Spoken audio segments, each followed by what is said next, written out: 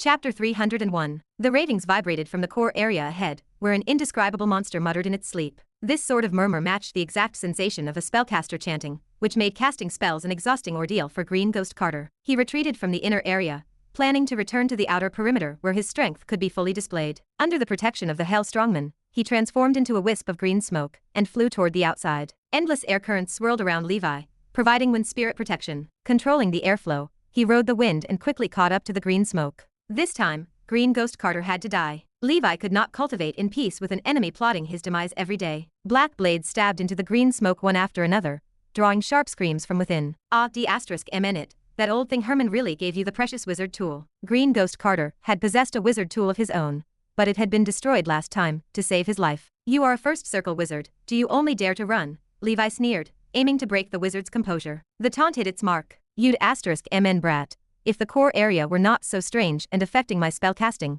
you would have died long ago. Levi frowned. He did not feel any adverse effects, but up until now, he had only used his night abilities, and had not cast many spells. What exactly occupied the core area? Curiosity gripped him, but he refused to investigate. The Shadow Realm earned its name from incomprehensible, strange, and indescribable phenomena. Levi had no intention of courting death just to satisfy his curiosity. Green Ghost Carter twisted through the air, changing directions repeatedly, yet the d*mn brat locked onto his position every single time. That is impossible. I'm not under any tracking spell. Could that guy have a dog's nose? The flying spell expired, forcing Green Ghost Carter to the ground. Although this was still the inner area, it was far enough from the core to lessen the interference on his magic. Levi descended on the wind. Taking advantage of the final moments of the Nine Swords form, he unleashed a golden cross slash from the sky. A dark green force field barrier ignited around Green Ghost Carter, while the Hell Strongman rose to intercept the strike. The collision shook the ground, shattering the Hell Strongman into pieces. Levi's momentum carried him forward, straight toward Green Ghost Carter. The dark green force field shone brightly before shattering under the power of the golden cross slash.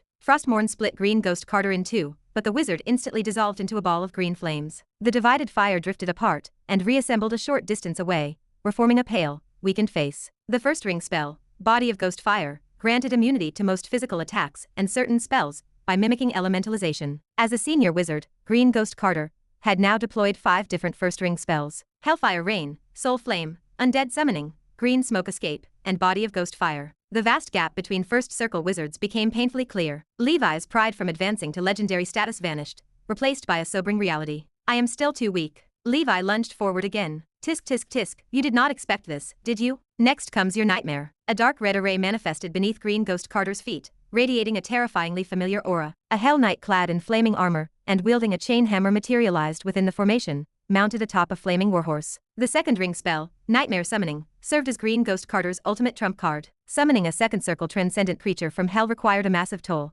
meaning the wizard would need to recuperate for at least a year to recover his spiritual force. To kill this d*mn kid, the price was worth it. Legendary Knights were far more troublesome than he had anticipated. Flames enveloped the Nightmare Knight, burning away the eternal fog. The terrifying hell creature charged forward. Spider sensing triggered a frantic alarm in Levi's mind. Avoiding a head-on clash, he used Bloodwing's explosion to vanish into the concealment of the mist. The Nightmare Knight paused, its burning gaze piercing the vapor. Pinpointing the target, it surged in Levi's direction. The pursuit was relentless. Levi shifted positions constantly, relying on his superior perception to weave through the fog. Although a second circle transcendent creature, this Nightmare Knight possessed no spell-like abilities, acting instead as a pure warrior-type monster. Its greatest assets were unparalleled strength and a powerful, resilient body. Chapter 302. Green Ghost Carter's expression remained gloomy as he focused on maintaining his connection with the Nightmare Knight. With his current mental strength, controlling the creature proved exhausting. If he slacked off, the Nightmare Knight might escape his control and return to the depths of hell or backfire on him. He could not allow that to happen. Across the field, Levi gripped Lion King's pride and ceased his retreat. As the Nightmare Knight charged, Levi unleashed the Mountain Giant's wrath. The earth-shattering strike collapsed the ground. Fissures erupted outward. The shockwave swept the field and knocked the Nightmare Knight's flaming warhorse to the ground. Flames scattered into the air. Cracks webbed across the skeleton of the fallen beast. The warhorse was merely a first circle transcendent creature, and stood no chance against such a fierce first-ring spell. Frost Giant's sigh froze the surroundings. Wave layering from the Ghost Shark Staff, Undead Bone Armor from the Viper Wand, Golden Protection, Frost Giant Armor, and solid-state black scales layered over Levi. No one below the second circle could shatter these defenses instantly. He could withstand physical attacks of the second circle for a time. With preparations complete, Levi burned his black gas and charged at the Nightmare Knight. A terrifying chain hammer whistled through the air, whipping up a gale. Levi's defenses shattered. Before the impact sent him flying, his Lion King's pride and golden cross collided with the flaming warhorse. The mount dissolved into dust. Levi realized the knight's mobility was mediocre. The flaming warhorse had provided the speed and agility. Its charges had been accurate and relentless. The Nightmare Knight swung its hammer. 2 cantrip barriers shattered instantly. Golden protection, comparable to a first circle defensive spell, flickered for a heartbeat before failing. Next, the pure mithril frost giant armor buckled under the raw force of the blow. Spell runes dimmed as the armor crumpled. The aftershock tore through layers of solid-state black scales. Levi spat a mouthful of blood as the impact sent him flying hundreds of meters. Rocks and trees splintered in his wake. This was the Nightmare Knight's power. It required no technique. It was pure strength. Levi shook his head and rose to his feet. His tongue darted out. A bruise bloomed on his chest, and his internal organs churned with injury. Such damage was a rarity for him. Still, to stand after a direct hit from a second circle Nightmare Knight was an achievement to be proud of. He had no desire to repeat the experience. Levi considered his options. Without a mount, the next step will be easier. I am no match for this Nightmare Knight. I must bypass him and strike the main body of Green Ghost Carter. I cannot use Red Lotus blood for the time being, and I do not know the status of the rock troll. Levi drew a deep breath. The black snake seed ignited within his heart. Other life seeds detonated in unison. Dense black scales spread across his skin, creating a sinister silhouette. Frost armor condensed on his arm as cold air rolled off him. His black ostrich feet bent like a bow, shaking the mountain earth beneath him. Crimson lava flowed through his veins and burned. As the night deepened, the strength granted by favored by the night swelled. Levi had transformed into a monster crawled from the pits of hell. He gripped a heavy hammer, erupted into motion, and flicked his snake tongue into the air. He laughed, a wild, demonic sound. He stripped off the shattered frost giant armor and stored the remains in his ring. The mithril armor had endured countless storms, but the Nightmare Knight had finally broken it. The runes were dark and useless. Unburdened, his speed increased. Levi leapt into the fog. Blood gushed from the surroundings. The Nightmare Knight's chain hammer smashed toward him with destructive force. Boom. Lion King's pride collided with the iron weight. The shockwave rippled outward. If Lion King's pride continued to take such blows, it would shatter. He used the momentum to vault away, landing at a distance. He ceased wasting time with the Nightmare Knight and scanned the area for Green Ghost Carter. If the wizard died, the summoned creature would vanish. Green Ghost Carter directed the Nightmare Knight to pursue. Lacking a mount, the creature ran slower, yet as a second circle hell entity, it steadily closed the gap. The wizard already counted Levi as a corpse. A massive gap existed between the first and second circles. That Levi had lasted this long defied imagination, but his time was ending. The hammer flew toward him. Levi parried with Frost Morn, but the blade shattered instantly. Even a weapon forged to the standards of a master smith could not withstand the blow. The Nightmare Knight was truly terrifying. Chapter 303. The remaining force of the hammer slammed into Levi's body. The terrifying impact shattered his layers of defense, sending him flying like a cannonball. Levi endured the intense pain, lunging forward with sudden speed. His bones threatened to snap under the pressure. As a defensive legendary knight with the attributes of an all-rounded warrior, he survived. Any other first circle wizard would have been pulverized instantly. Green Ghost Carter focused on the Nightmare Knight, his mind reeling with terror. This brat proved far too resistant to damage. Even he, despite possessing a first circle defensive spell, would not dare to tank such a blow from the Nightmare Knight. It would mean certain death. Yet this boy withstood 2 strikes. Carter prepared for a third attack, but Levi denied him the chance. If another strike landed, Levi knew he would crumble. He used the momentum to close the distance, arriving in front of Carter in a heartbeat. He unleashed the pre-prepared seal of flame. Colorless flame scorched the void, and the fog dissipated. A twisted, high-temperature tunnel formed. The attack, comparable to a first circle burning palm, poured over Carter. The wizard's defensive ward collapsed. Carter reached for the ghost fire body, but that powerful spell only permitted a single use per day. Levi's hand, wreathed in black gas, pierced Carter's left chest. Crack. The hand tore through his body, and Levi pulled out the heart. Carter stared in disbelief, agony twisting his expression. Beneath the ferocious black scales of Levi's face, a snake tongue flickered. Levi wore a cruel smile and crushed the heart. Carter's eyes dimmed, and he fell to the ground. With Carter dead, the Nightmare Knight ceased its assault. Deprived of its master's control, the creature no longer leveled a ruthless gaze at Levi. The red flames in its eyes dimmed. It stared at Levi, then a red hellish array bloomed beneath its feet. The knight and the skeletal warhorse faded into the light. It had the opportunity to strike, yet it merely watched. Levi's hell affinity clearly held sway, as the knight was a creature of the same domain. Levi panted, eyeing the spot where the knight vanished. He ignored the red lotus blood, though he suffered internal injuries from the 2 hammer blows. Even with his top-tier physique, recovery would take time. He cleared the battlefield and sought a secure location. He consumed sacred medicines and began to rest. It was the night of the 5th day, leaving only 1 day for travel. If I had a transcendent physique,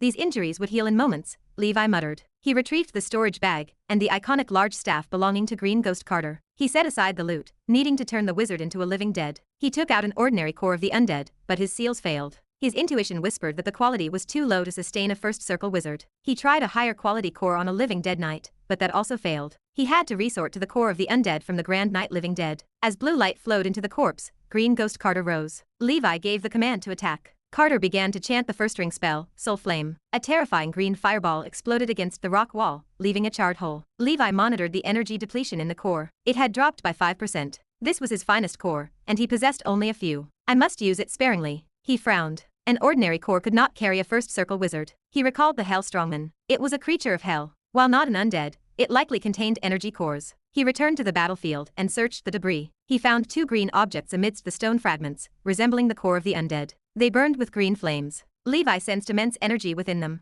The quality felt slightly lower than the blue frost, but the quantity was vast. The blue frost could grant immortality and constant healing, but once the Hell Strongman died, its energy remained. He extracted the Grand Knight level core from Carter's head and replaced it with the green energy core. Swaying, the wizard stood again. Levi commanded him to cast another soul flame. Chapter 304. He realized this energy core had consumed only 2% of its energy. This way, I do not have to worry about the energy problem of Green Ghost Carter for the time being. Most of the time, I do not need him to use a first ring spell. It will not consume much energy unless I am in a combat state. He recalled that Green Ghost Carter had summoned 2 Hellstrong men back at Silent Harbor. Unfortunately, he had been too busy running for his life to think of this. By the way, I can get Green Ghost Carter to summon the Hellstrong men and kill it myself. Would that not form a cycle? Levi suddenly thought of a problem. However, the undead summoning spell could only be cast once a day. Levi could only experiment with it tomorrow. Moreover, Green Ghost Carter had already become a living dead. Whether or not he could use a first ring spell like the undead summoning, which was much more complicated than the soul flame, was a problem. However, if it were possible, Levi would not have to worry about the core of the undead anymore. After resting for a night, Levi's injuries had not recovered, but his stamina had almost returned. I wonder how the battle on the rock troll side is going. Bane should not be able to withstand 2 first circle veteran wizard level rock trolls. Levi disappeared with Green Ghost Carter. He returned to the rocky beach where the rock troll was found. The place was filled with traces of a huge battle. Residual elemental energy lingered from last night's spell collision. He did not find the rock troll or Bane. He found only the corpses of 2 rock trolls. He used a storage bag to store the small rock troll. He had an idea to turn the rock troll family of 4 into living dead and reunite them in another way. This way, he would have 5 living dead with Green Ghost Carter. It was already the 6th day. Basically, most people were already rushing back. Levi searched for the whereabouts of the rock troll. As for Bane, Levi worried that he did not see the corpse. In the end, he relied on the black snake's message. He found the rock troll and Bane in a valley. Among the 2 rock trolls, one of the females was already dead. The other held Bane's corpse, gnawing on it and wailing from time to time. Dead. Levi originally wanted to capture Bane alive and see if he could get some information. Now it seemed like there was no hope. Although Bane was strong, he was caught off guard and sent into the territory of 2 adult rock trolls. In the end, after killing one, he was no match for the other strongest male rock troll and died. Very good. It will not be a problem to deal with a rock troll with the help of Green Ghost Carter. He was not in a hurry to go forward. He wanted to see if Green Ghost Carter could use a summoning spell. If he could summon a Nightmare Knight, he would directly kill the rock troll. Levi gave Green Ghost Carter an order to use the second ring spell, Nightmare Summoning. Green Ghost Carter stood rooted to the ground in confusion. The second circle should be out of the question. Let us try the first circle. Levi got Green Ghost Carter to use the first ring spell, Undead Summon. Green Ghost Carter muttered something, and a green array appeared in front of him. A Hellstrongman, burning with green ghost fire, appeared at the array. Only one. This old ghost can only summon 2 at a time. It seems that after becoming a living dead, the effects of spells have decreased. Levi was not discouraged. This was how the living dead were. They were not as strong as when they were alive. It was enough to be able to summon the Hellstrongman. In the future, when he ran out of the core of the undead, he would summon a Hellstrongman to kill it. It would be great if he could produce and sell it himself. He just did not know if the summoning would succeed in the future. After all, Levi had some knowledge about summoning. He knew that the summoned creatures in hell might communicate with each other. It would not be long before they discovered that the super big fish, Green Ghost Carter, would never return every time he was summoned. As time passed, Green Ghost Carter's reputation plummeted, and he could not be summoned. However, this was not Levi's concern. At that time, he would not need to use the living dead of Green Ghost Carter. With a wave of Green Ghost Carter's hand, the Hell Strongman charged into the valley. This strongman was 3 meters tall. In front of the 6-meter-tall rock troll, he could only be considered small. Boom. A collision. The Hell Strongman was sent flying. The rock troll took only a few steps back. The difference in strength between the 2 sides was obvious. Thankfully, the Hell Strongman was faster and more agile. It got up, dodged, and continued to attack. Green Ghost Carter also took this opportunity to finish casting the Soul Flame and attack the rock troll. With Green Ghost Carter's Hell Strongman as a meat shield to attract the fire power, Levi's body was covered in black scales. Karmic flames burned his body. Frost condensed on his arms, his black feet bent, and his blood wings spread open. The 9 swords Azura evil spirit appeared behind him. He held Lion King's pride, the only weapon he could still use, and charged at the rock troll. The 6-meter-tall rock troll was extremely strong. It sent the Hellstrongman flying again and again. Cracks began to appear on the Hellstrongman's body. Clearly, it would not be long before it was torn apart by the rock troll. However, the rock troll had just experienced a huge battle last night. There were still many wounds on its body, and earth-yellow blood flowed out. This blood was rich in earth elemental energy, and was also known as stone blood. Although it was not as precious as the stone heart, it was still a rare good thing. An intense battle resounded throughout the valley. Under the siege of Levi and Green Ghost Carter, the rock troll was defeated and killed by Levi. The Hellstrongman had been torn apart again. Green Ghost Carter's reputation among the Hellstrongman group continued to decrease, and its favorability decreased by 1. Levi looked at the big fellow that had breathed its last. The most important thing for him to enter the Shadow Realm this time was the stone heart. He got Green Ghost Carter to guard the valley, while he dug out the stone heart from the 2 rock trolls. It was a translucent stone ball. One of the stone hearts was larger, and contained an extremely rich earth elemental ability. A cocky aura rolled in the stone ball. This was the alchemy material that the Tower Master needed. The other one was slightly smaller, but it should be enough as alchemy materials. After some thought, Levi decided to give the bigger one to the Tower Master. This might increase his chances of advancing to the 3rd ring. After putting away the stone heart, Levi collected the rock troll's blood. These things were valuable, whether kept as casting materials or potion materials in the future, or sold for money. I have really made a killing. Levi was overjoyed. He used the seal of hell to inject the green energy core he had just taken from the Hellstrongman into the brain of one of the rock troll mothers. After a while, the rock troll mother stood up. Its 5-meter-tall, burly body was filled with pressure. Ha ha ha ha, the 7 generals of the living dead family can finally make a comeback. Levi was a little excited. Even though these 2 adult rock trolls had become living dead, and had reduced their combat power, they definitely had the strength of a first circle wizard, or even stronger. It could only be said that they were no longer as powerful as experienced wizards. In addition to Green Ghost Carter, he had 3 living dead servants with the strength of a first circle wizard. Who below the 2nd circle could defeat them? In a non-combat situation, the energy consumption of the rock troll was much higher than that of Green Ghost Carter. However, as long as he did not use spell-like abilities, the energy core of a Hellstrongman was enough to last him for a period of time. He took away Bane's storage item. Bane's body had been torn apart, and half of it had been eaten. He could not be a living dead anymore. He had completed the Tower Master's mission perfectly, and even obtained an extra stone heart. It could be said that he had gained a lot. He had to hurry back to the entrance. Along the way, there were basically no apprentice wizards still in this Shadow Realm. He did not find Jagri, so he must have left. Although that kid was only a mid-level apprentice wizard, as an apprentice of the Island Master of Whalesong Island, he had a lot of good things on him. If Jagri and Levi were not enemies, Levi felt that he could become good friends with him. However, their factions were different. If they met again in the future, Levi would still kill him without hesitation. Otherwise, it would be troublesome if he grew up. Levi arrived at the entrance without any obstructions. After making preparations, he left. Chapter 305. A pitch-black mist cave opened above the sea, spitting out a figure. Levi landed on the surface of the water, using his heightened senses to scan the surroundings. The Dragon King whale Leviathan, previously on standby in the deep sea, rose to the surface at his presence to catch him. Levi collapsed onto the back of the beast, needing to replenish his strength. Almost all the surviving members of the Magus organizations had gathered on the water. Levi estimated that roughly 1/3 of the people had perished. The death rate far exceeded the exploration of the Black Fog realm. Some fell to monster attacks, but the majority turned on each other, or succumbed to the handiwork of Levi and the Whalesong Island. The sacred blood potion lessened his injuries, allowing him to fight if necessary. He would need to recuperate slowly to deal with the lingering internal damage. After resting for a while, Levi prepared to depart on the Dragon King whale. Gagli was nowhere to be seen, likely having departed long ago. The Star Tower law enforcer had vanished. 2 members of the Sighing Sea Breeze lay dead. Docket stared at Levi, shock etched onto his features, unable to believe the man remained unscathed. He had not expected Levi to emerge alone. Perhaps Levi had merely wandered the outer perimeter, avoiding the dangers of the inner reaches. He could not have gained anything. Otherwise, it seemed impossible for him to have killed his way out of the inner area alone. Including the Fist of the Empire, they possessed the combat power of 2 official wizards, yet they had encountered significant danger. One of their group had even crossed paths with people from Whalesong Island and the undead ship. If not for a hidden trump card, the Fist of the Empire felt his team might have been wiped out. The exploration of the Shadow Realm this time differed from the past. A dark wizard organization like the undead ship had infiltrated it. Docket smelled a conspiracy. He planned to report the situation to Island Master Sage Mason upon his return. The Fist of the Empire watched Levi preparing to depart. He rushed forward, shouting for him to wait. Levi kept his expression neutral,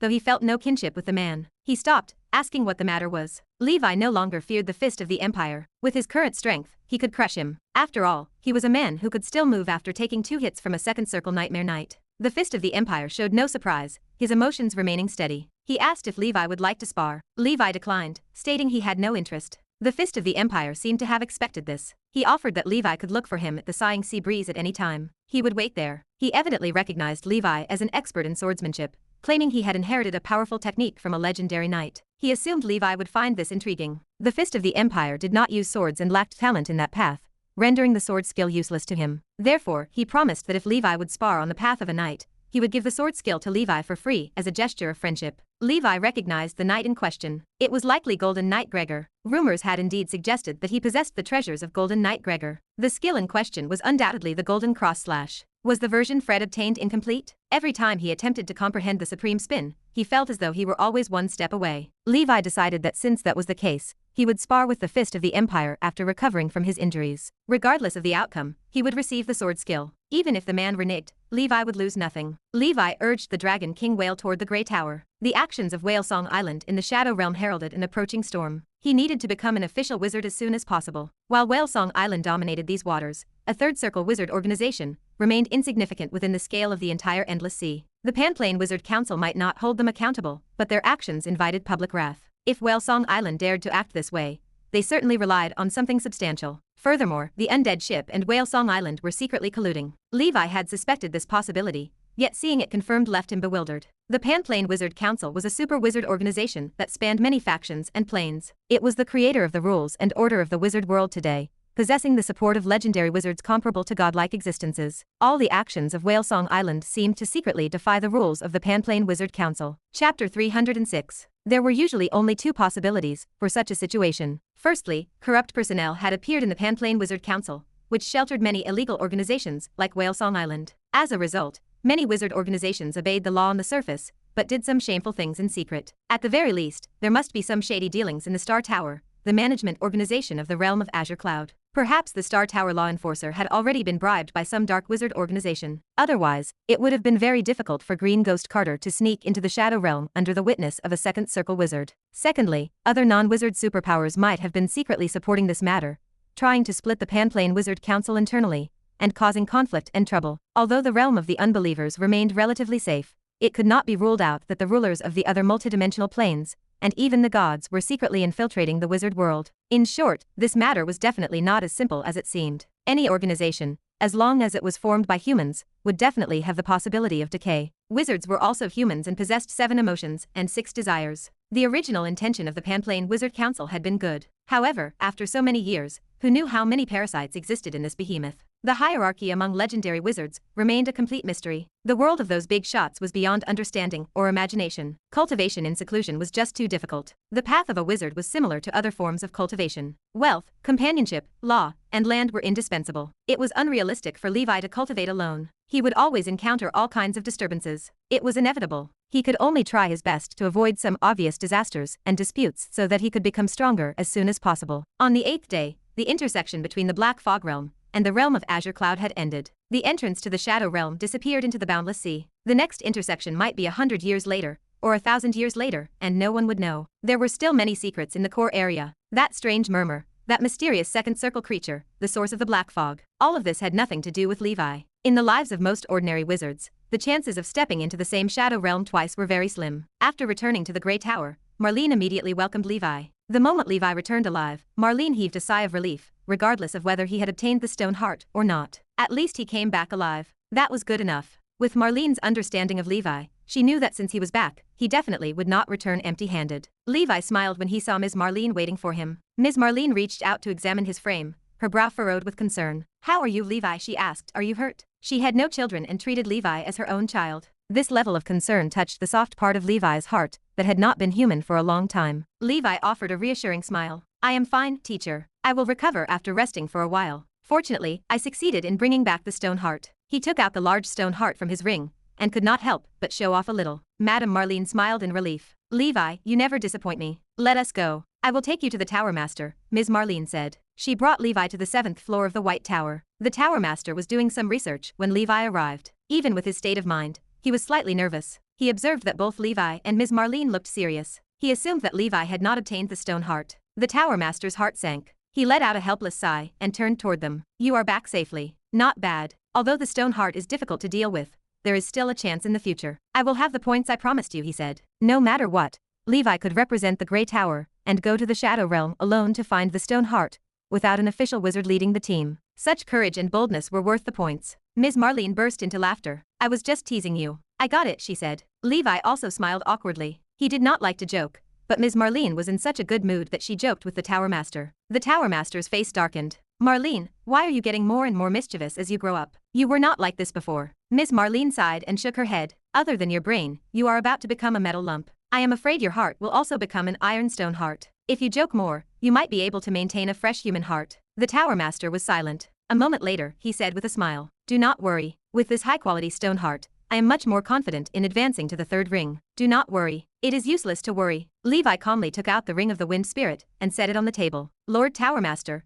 I will return this ring to you. After all, it belongs to your lover. It is not appropriate for me to take it. Besides, I have returned safely from the Shadow Realm. I do not think I will need it anymore. Chapter 307. The ring had belonged to the Tower Master's lover. An uneasy weight settled in his chest. The Tower Master shook his head. Take it. It is a gift. There is no need to be polite with me. Levi saw no room for refusal and accepted the gift with a smile. The Tower Master studied him. The stone heart is very valuable. Do you want any rewards other than the points I promised you? Levi thought for a moment, then shook his head. No. Under normal circumstances, resources retrieved by apprentice wizards from the Shadow Realm required handing over to the tower for uniform distribution. Yet, neither the Tower Master nor Ms. Marlene had inquired about his harvest. They kept their promise. Levi would enjoy all the resources he brought from the Shadow Realm. Putting aside the other stone heart, the various resources and items he obtained in the past 7 days were worth thousands of ether stones. Levi had already gained a lot, so he did not covet more rewards. The leader might just be asking politely. If he truly dared to ask for more, the leader's impression of him might plummet. Levi understood this logic. The Tower Master smiled.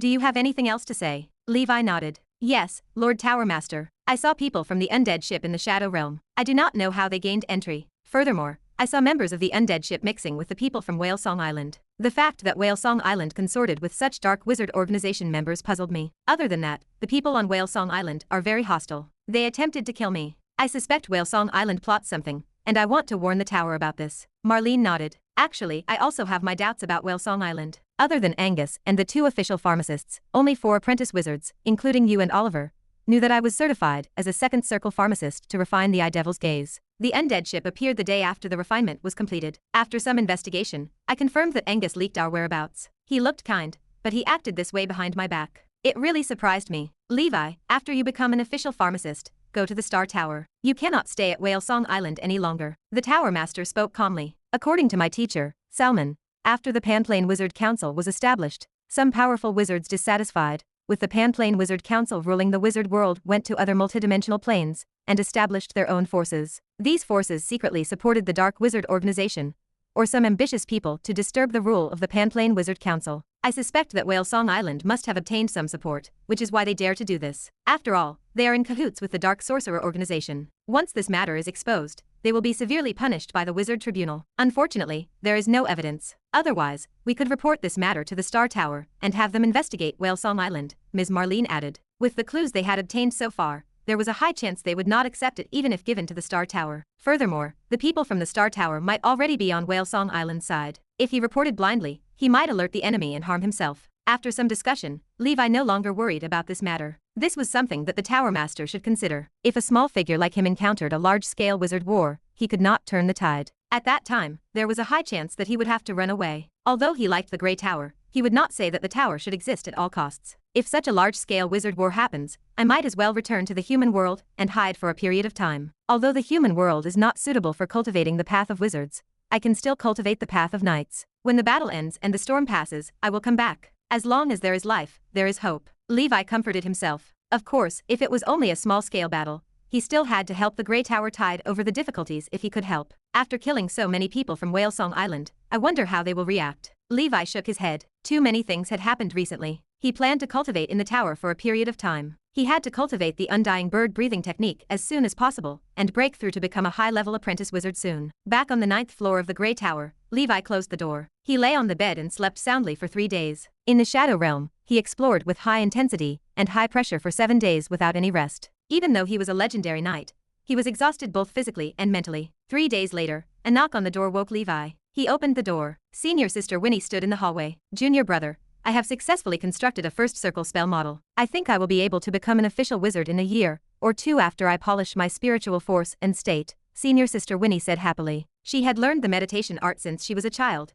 and it was a triple affinity talent. Now, she could finally touch the threshold of an official wizard. Chapter 308. Congratulations. Levi offered a genuine smile. Let me tell you about my experience, Winnie said. Levi paused. He recalled mentioning that once she successfully constructed the model, she might share her experience with him. He had said it casually, never expecting her to hold on to those words. She was a good person. He exhaled, wishing her safety as she pursued her goal of becoming an official wizard. After absorbing the wisdom Winnie shared, Levi saw her to the door. Her insights proved valuable. They would surely help him when the time came to construct his own first circle spell model. Now, it is time to count the gains from this trip to the Shadow Realm. Excitement buzzed in his chest. He retrieved the black flame demonic bird from the bug house. The creature lay weakly on the floor, its eyes drooping. Levi possessed the dragon affinity, not the undying bird. He wondered if the wild heart could tame the creature. Given that the black flame demonic bird was not a first circle transcendent creature, hope remained. If that failed, he would learn a beast taming spell from the school of spiritualism. Cultivating the undying bird breathing technique required long-term dedication,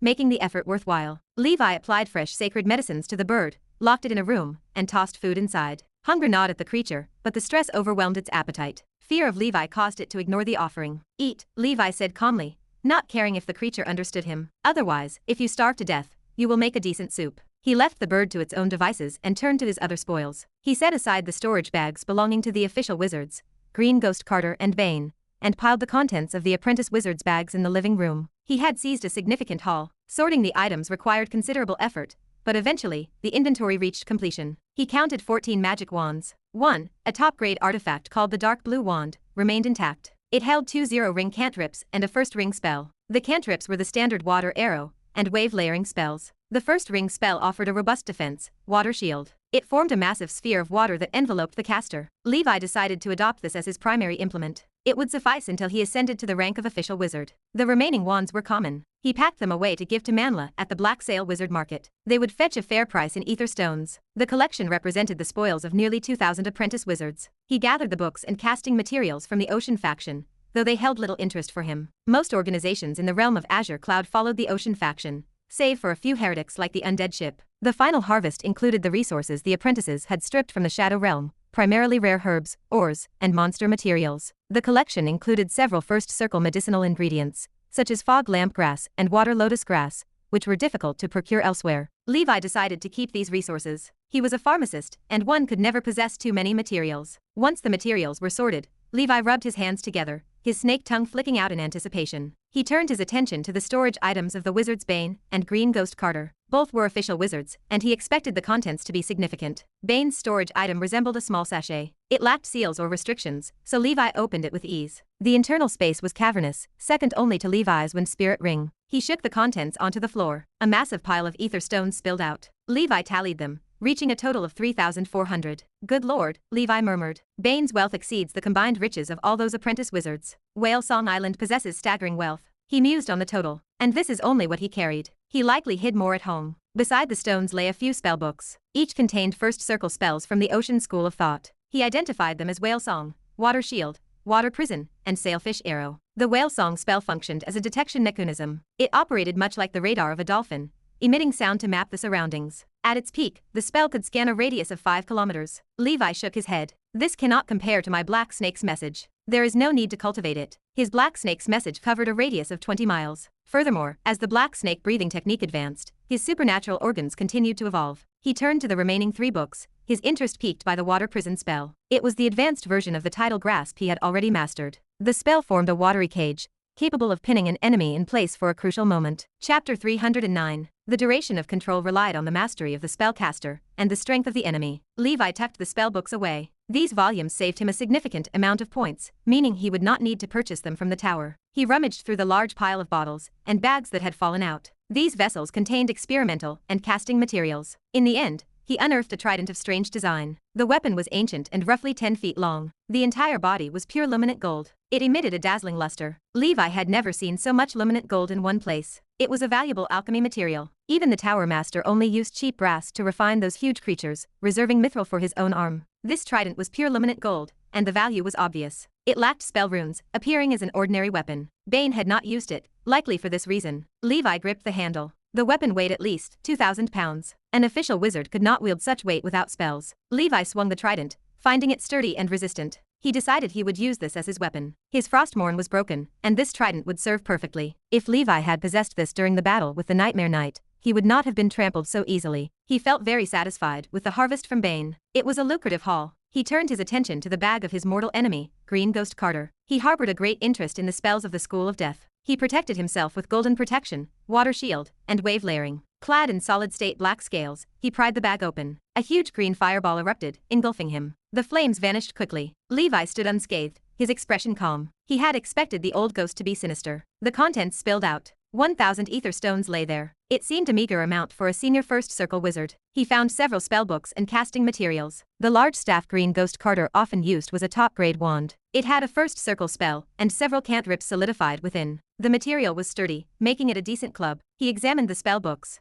Green Smoke Escape, Body of Ghost Fire, and Nightmare Summoning drew his focus. Green Smoke Escape offered a way to turn into a cloud of green smoke. It granted immunity to physical damage. The drawback was the once daily limit. Body of Ghost Fire elementalized the body into erratic ghost fire, granting immunity to physical attacks and reducing spell impact. These were essential life-saving techniques. After counting the spoils, Levi organized the items he planned to sell. He went to White Sail Alley and handed them to Manla. Manla opened the storage bag, shock widening his eyes as he stared at the contents. He asked if Levi had obtained all these in the Shadow Realm. Levi nodded. He asked Manla to keep the matter secret. He requested that Manla deal with the items separately to avoid drawing attention. Levi promised 1/10 of the ether stones as payment. Manla gasped. His breathing quickened. He estimated the value at 1,000 ether stones. Levi reaffirmed the offer. It was a price worth paying for trust and future cooperation. Manla grew emotional, thanking him. Levi patted his shoulder and departed, leaving Manla standing in a daze, wondering how many people the junior brother had robbed. Jagri had returned to the island alone. Now he stood before Morpheus,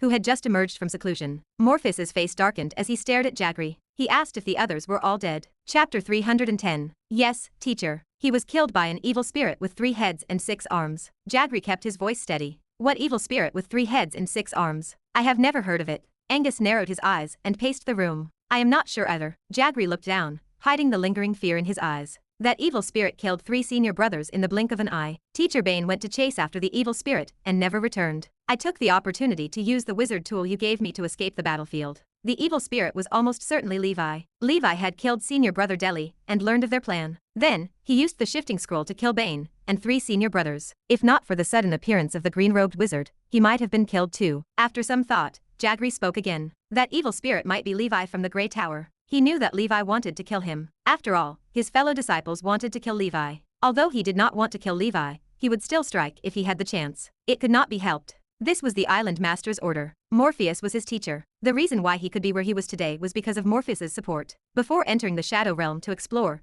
Morpheus had even given him a real wizard tool to save his life. No matter what, he could not betray Whalesong Island. I did not expect a mere legendary knight to kill Bane, and 4 high-level apprentice wizards. Angus, do you not think this is ridiculous? Morpheus was so angry that he laughed. Angus felt his heart tremble and he hurried to echo his teacher. Perhaps that old fellow Herman gave him some trump card. Otherwise, it would indeed be unbelievable. However, that Green Ghost Carter is really useless. I just received news from Demon Harland that Green Ghost Carter was confirmed to have died in the Shadow Realm. There is a high chance that it was Levi who did it. Now, Demon Harland is still asking us for an explanation. No matter what, we underestimated him. In the future, you have to be careful when facing this person. Morpheus spoke coldly. Whalesong Island had suffered heavy losses this time. A senior first circle wizard was already their backbone. Although there were more than 10 wizards on Whalesong Island, they could not withstand such a consumption. Moreover, 4 elite high-level apprentice wizards had also died inside. This was simply adding insult to injury. The only thing that made Morpheus a little glad was that his apprentice, whom he had high hopes for, Jagri, had returned alive and brought out a lot of resources. While Whalesong Island was brewing a new scheme, Levi had returned to his normal cultivation life. Half a month later, his internal injuries had almost healed. His strength had returned to its peak. He had agreed to spar with the Fist of the Empire a year later. He planned to focus on cultivating the breathing technique that had yet to reach the maximum during this period of time. 3 months later, Levi's Blood Beast breathing technique was successfully cultivated to the maximum, level 10. Levi stood in front of the mirror. He looked at the 2-meter-long blood wings on his back with a calm expression. The blood energy gathered behind Levi's back like a pool of blood, forming a pair of liquid bat wings. Levi tried it out. Now that his blood wings had accelerated, his speed had increased by half compared to before. His current speed was almost as fast as Ms. Marlene's flying spell. However, the liquid blood wings were still not enough to fly. He estimated that he would only be able to master the ability to fly short distances after reaching the solid state. Levi tidied up the proficiency panel. He was determined to integrate the siren breathing technique and some shallow-grade speed-type breathing techniques that he had learned previously into the blood beast breathing technique so that it could break through the limit. After the breakthrough, the blood beast breathing technique underwent an unexpected change. Levi's status updated. Blood beast breathing technique, level 10, 1/200,000. Special effects included blood wings in liquid form, blood contract, and 1,000 faces. After fusing the level 8 maximum siren breathing technique with the blood beast breathing technique, the original transcendent speed disappeared. Like the transcendent defense, transcendent speed overlapped with blood wings and was absorbed. As for the second special effect of the siren breathing technique, bone shrinking transformation, after fusing with the blood beast breathing technique, it shockingly became a new special effect. 1,000 faces. It evolved from the bone shrinking transformation and the characteristics of the blood beast. You have the ability to change the appearance of the blood beast at will. In the eyes of 1,000 people, there are 1,000 different versions of you. This special effect cannot be upgraded. Is this not the ability of the blood clan to change their appearance? Levi knew that the blood clan could change their appearance at will. Anyone they had seen could change their appearance and body shape. This was also why the blood clan could hide so deeply in the human world. He never expected that after incorporating the second special effect of the siren breathing technique, he would actually activate the third special effect of the blood beast breathing technique. This ability was much stronger than the bone shrinking transformation. Bone shrinking transformation was just a simple change in body shape. By changing his body shape and makeup, he could slightly change his appearance. As long as one looked carefully, one could still see Levi's appearance. However, this was a complete blood clan superpower. This blood beast breathing technique is constantly evolving in the direction of the blood clan. Although I am not a member of the blood clan, I now have bat wings, a blood contract, and the ability to change my appearance. Moreover, while Levi had these abilities, he did not have the weaknesses of the blood clan. He was not bloodthirsty, and did not fear sunlight. After breaking through the limit, the blood beast breathing technique allowed Levi's strength to advance further. The next step was to slowly cultivate to level 11. By then, he would be a legendary knight in both defense and speed. His overall strength would not be as simple as 2 legendary knights combined. After the blood beast broke through, Levi's focus was on the red lotus breathing technique and the undying bird breathing technique. Although the red lotus breathing technique was the most difficult, with a high-quality secret medicine, it was not slow to cultivate. He could cultivate to level 10 this year. The undying bird breathing technique only gradually improved after Levi completely tamed the black flame demonic bird a month ago. The black flame demonic bird was not big, so Levi did not dare to take its blood wantonly. The production of the undying bird secret medicine was relatively limited. However, compared to before, the speed of his cultivation experience was still much faster. Holy Brilliance calendar year 1020, month of northern wind. The undying bird breathing technique had successfully reached level 8, giving birth to the special effect that Levi had been looking forward to for a long time. Levi's status read, undying bird breathing technique, level 8, 1/100,000. Special effect, transcendent physique. After giving birth to the transcendent physique, Levi finally possessed an extraordinary and powerful physique. Most poisons in the mortal world were ineffective against him, and plagues and viruses could not do anything to him. Moreover, his body had super strong self-healing abilities. The most exaggerated thing was that theoretically, even if Levi's finger was cut off, it could grow back within a month. Although such a transcendent physique was far inferior to the blood clan's immortal body that relied on the blood river, this ability to regenerate broken limbs was already a qualitative leap. As far as Levi knew, only low-level spells from the life school of thought or the school of death had such abilities. After all, they studied these fields all day long, so they were very good at it. Apart from the 2 schools above,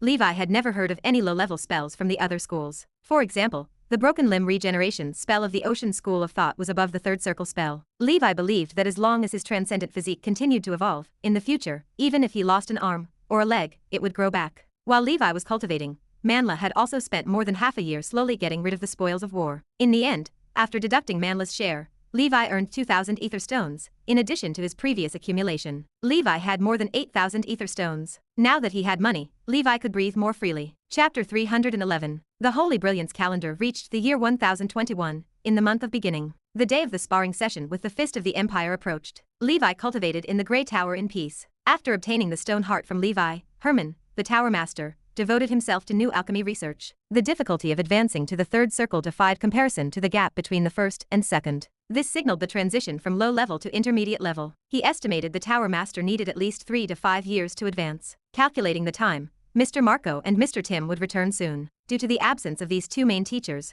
most classes in the Grey Tower stopped over the past year. Levi paid little attention to the absence. He only needed to replenish the knowledge he lacked. Most days, after completing his daily cultivation, he studied the theoretical knowledge of spells alone. Wizards valued learning from one another, yet independent research remained necessary. Levi remained an apprentice wizard, still laying the foundation. When he advanced to an official wizard, he would start experimenting with spell research. This work involved more than learning existing spells. It required the creation of new ones. If Levi created his own spells, and the Pan-Plane Wizard Council certified them, other forces would theoretically pay intellectual property fees to use his work. The council collected a portion to protect these rights, while the rest went to the original creator, Levi. Official wizard organizations, or members registered with the Pan-Plane Wizard Council, purchased authorization to use spells. This act provided protection for wizards. These protections included time limits. Usually, after the council confirmed a wizard died, the Wizard Research Results Protection Act applied. This prevented excessive protection of intellectual property from shackling the progress of the wizard world. The protection lasted for the lifetime of the wizard and 100 years after death.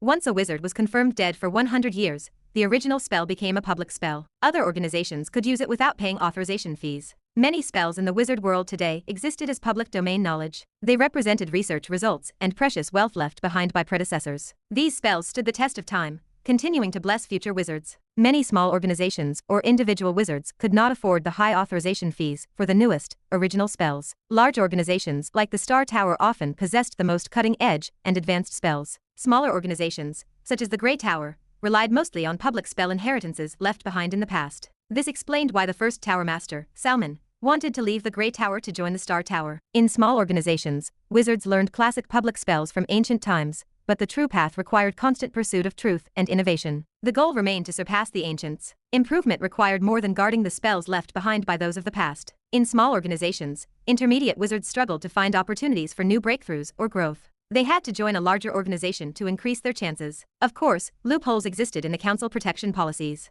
Generally speaking, a wizard holding original spells purchased by many organizations would not lack money, much like an official pharmacist. Researching original spells presented immense difficulty. In theory, first circle wizards could research them, but few truly created even first ring spells. The principles of original potions, wizard tools, and arrays remained similar. Wizards capable of creating original spells earned the respect of their peers. These wizards received profits from their inventions. If the level of the spell was high enough and sales were strong, they could obtain a scholar seat on the Pan-Plane Wizard Council. That achievement remained the dream of countless wizards. Levi knew the Tower Master's next research project involved an original spell. To be precise, it constituted an original alchemy style. Once this alchemy method succeeded, the Tower Master might become the first wizard to develop alchemical heart prosthetics. Only a crazy person like the Tower Master would attempt such a thing. Even though wizards practiced openness and tolerance, the idea of changing a heart to an alchemical prosthetic seemed unimaginable. The school of alchemy had existed for only a short period. Most wizards in that school remained at the exploration stage, and changing the mindset of wizards required time. Soon, the month of Germinal arrived. Chapter 312. Marco and Mr. Tim returned from their studies in the Star Tower. The apprentices welcomed the two teachers with enthusiasm. Marco had attained the rank of a senior first circle wizard. During his studies,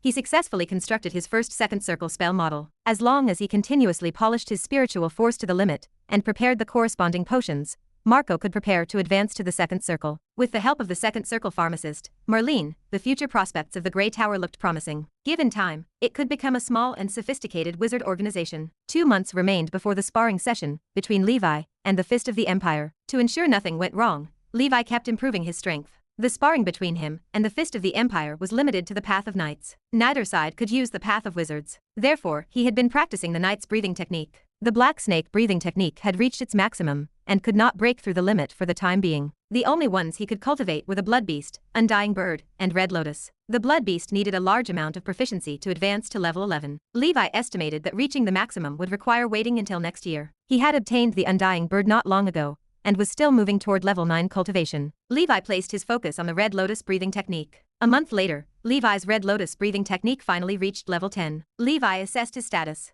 Red lotus breathing technique, level 10, 1/200,000. Special effect, flame body, liquid, red lotus blood. Finally, level 10. Levi breathed a sigh of relief. Before the battle with the Fist of the Empire, he had cultivated the red lotus breathing technique to level 10, a rank second only to legendary status. The liquid flame body proved even more exaggerated than the gas flame body. Explosive power surged through his limbs, as if countless rivers of lava flowed within him. He picked up a piece of paper and placed it on his chest. Moments later, the paper curled into ashes. Young people are indeed hot-tempered, Levi said with a smile. He picked up his Poseidon trident and waved it at the space where he practiced his martial arts. The 1,000-kilogram Poseidon trident swung at his will. The trident moved in a blur, the whistling wind cutting through the void. A terrifying power radiated outward, causing the black flame demonic bird in the next room to shudder. It wondered what its master was doing all day. Levi focused his mind. Frost armor manifested on his arms, spreading a chill. Liquid flames flowed through the frost arm, clashing with the lava of his flame body. A strange scene of ice and fire emerged. The aura of ice and fire swirled,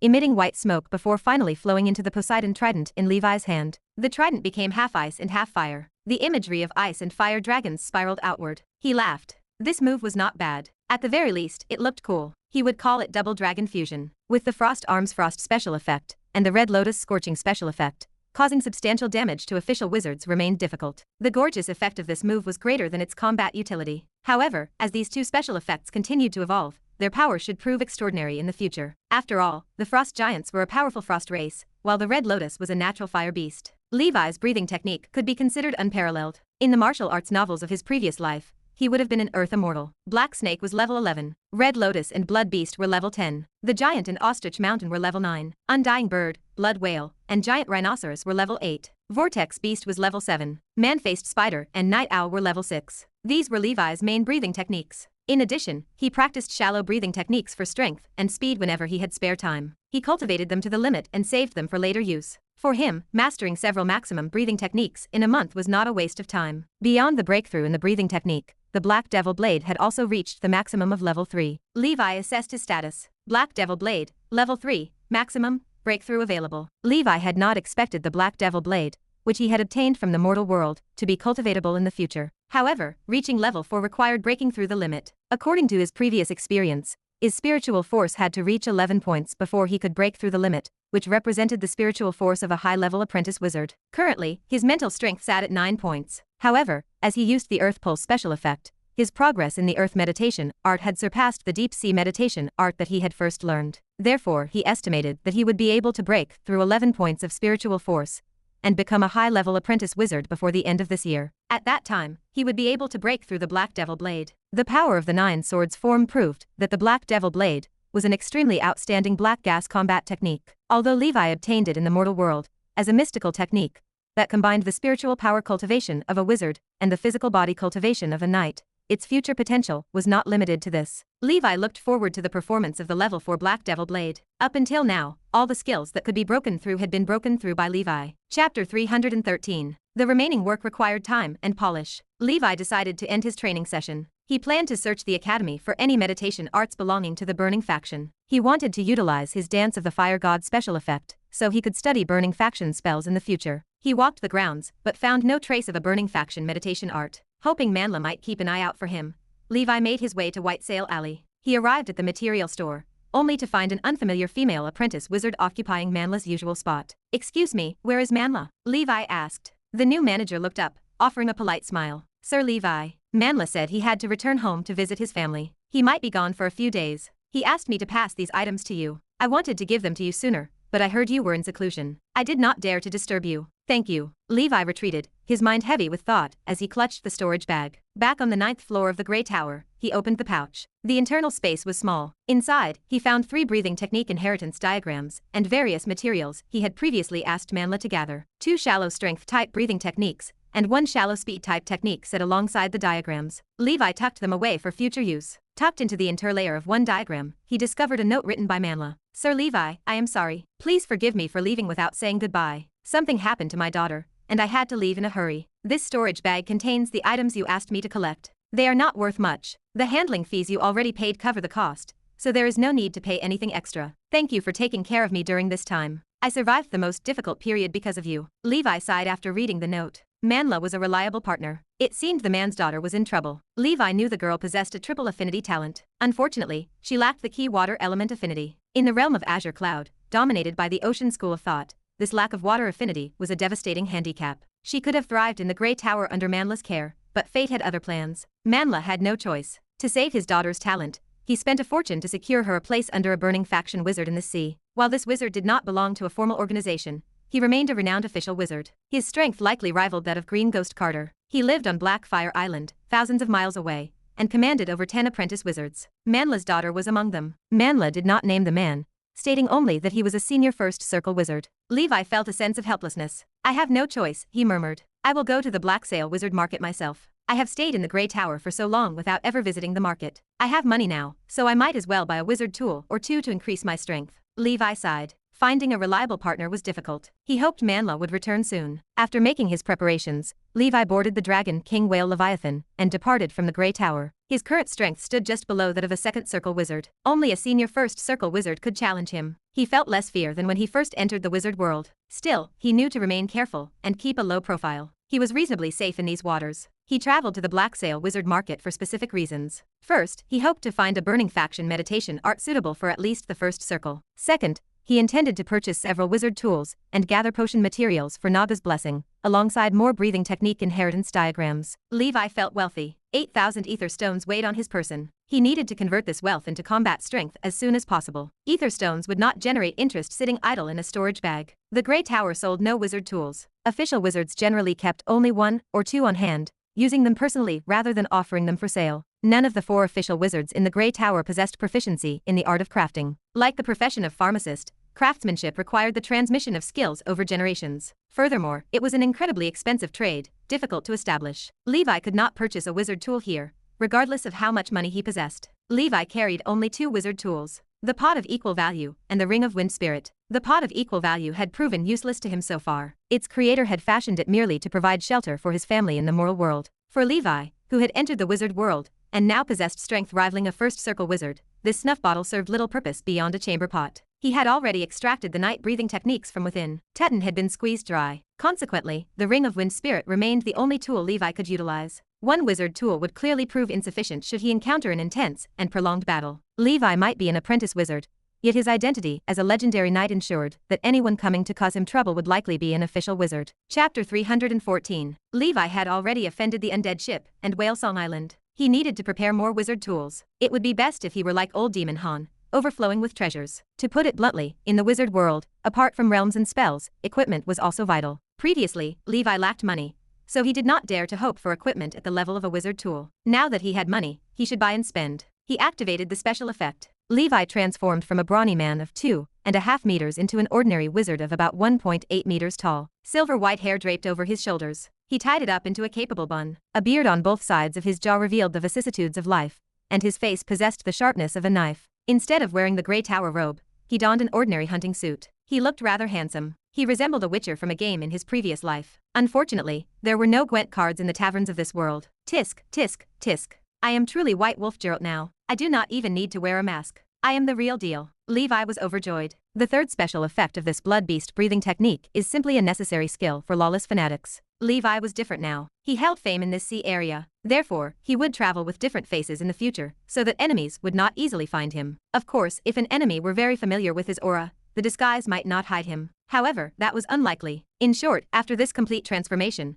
Levi's safety improved greatly. The Black Sail Wizard Market lay a distance from the Grey Tower. Levi rode the Dragon King whale for about a day. In the distance, he saw an island covered in black forests. It stood like a giant sail, towering over the sea. This island was much larger than the one housing the Grey Tower. This was Black Sail Island, the largest wizard market in the sea region. It served as the trading center for large amounts of casting materials, sea beast meat, and cultivation resources. The breathing techniques Levi had asked Manla to find previously came mostly from the Black Sail Wizard Market. Therefore, he held interest in seeing if he could find other breathing techniques useful to him in this market. While they were still some distance away from Black Sail Island, Levi asked Leviathan to wait for him in the deep sea. Leviathan was one of the signature characteristics of the legendary knight Levi. Some people had already given him legendary titles he despised, such as Whale Knight and Dragon King Knight. Hence, to avoid attracting enemy attention, Levi chose to swim over. Whale Song Island law enforcers patrolled the Black Sail Wizard Market. Levi did not want to expose himself to the enemy. He listened to the sounds of hawking coming from the Black Sail Wizard Market with his advanced hearing. It felt as if he were dreaming of his childhood at the market in the town. Silver scaled wizard robe, 5 ether stones for 1. Moonlight greatsword,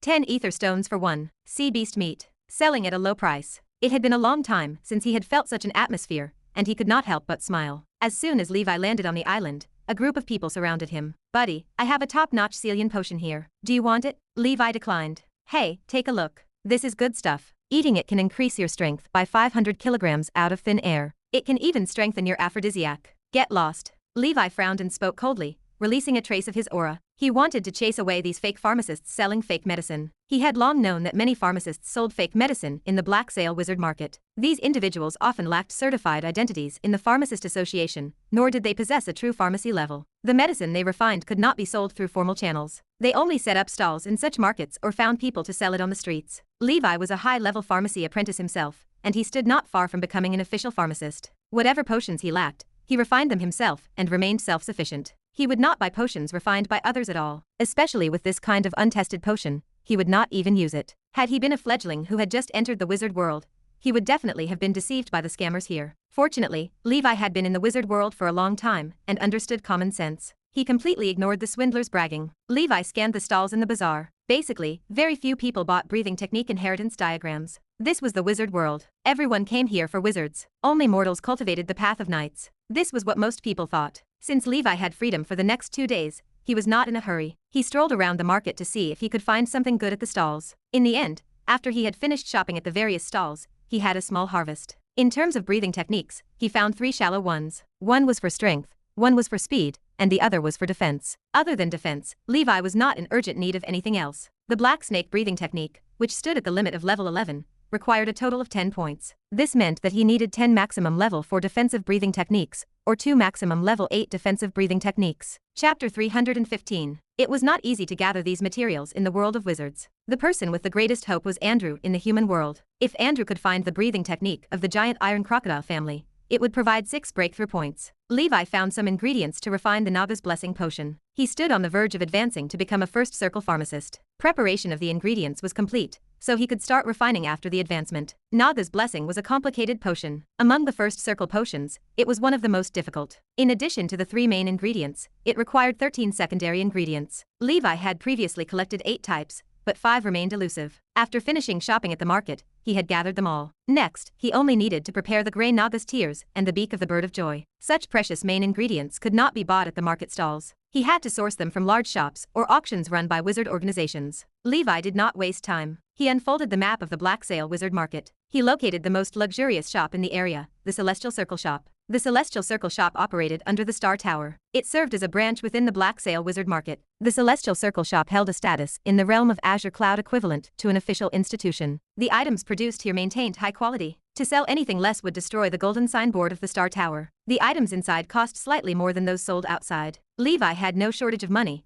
so he walked in boldly. "Hello, server 007 of the Star Ring Shop, Irene, at your service." A witch with a sweet voice approached. She wore a translucent black silk robe and a short, low-cut wizard robe. The outfit appeared innocent and seductive. Beautiful saleswomen encouraged spending among male customers. The wizard world was no different. The Celestial Circle Shop in the Black Sail Wizard Market possessed the most comprehensive collection of items. Levi handed a list of his desired purchases to Irene. "Wow, this customer wants to buy quite a lot." Irene covered her mouth with a pretentious giggle. The items on the list were varied. They included wizard tools, breathing technique inheritance diagrams, meditation art, spell books, potion materials, and alchemy supplies such as mithril and luminant gold. Irene produced a piece of parchment. She chanted an incantation, and the list of goods from the shop began to appear upon the surface. Irene glanced at the list. "Sorry, we do not have the breathing technique inheritance diagram, nor do we have the grey Naga's tears at the moment. We have everything else. Let me show you our wizard tool shop first to see what you need." Excitement washed over Irene. Such a rare customer was a windfall. She took Levi's arm with noble etiquette and guided him to the wizard tool shop on the 2nd floor. If Levi bought a wizard tool, she would receive a 1% commission. That meant at least a few ether stones. For an ordinary witch like Irene,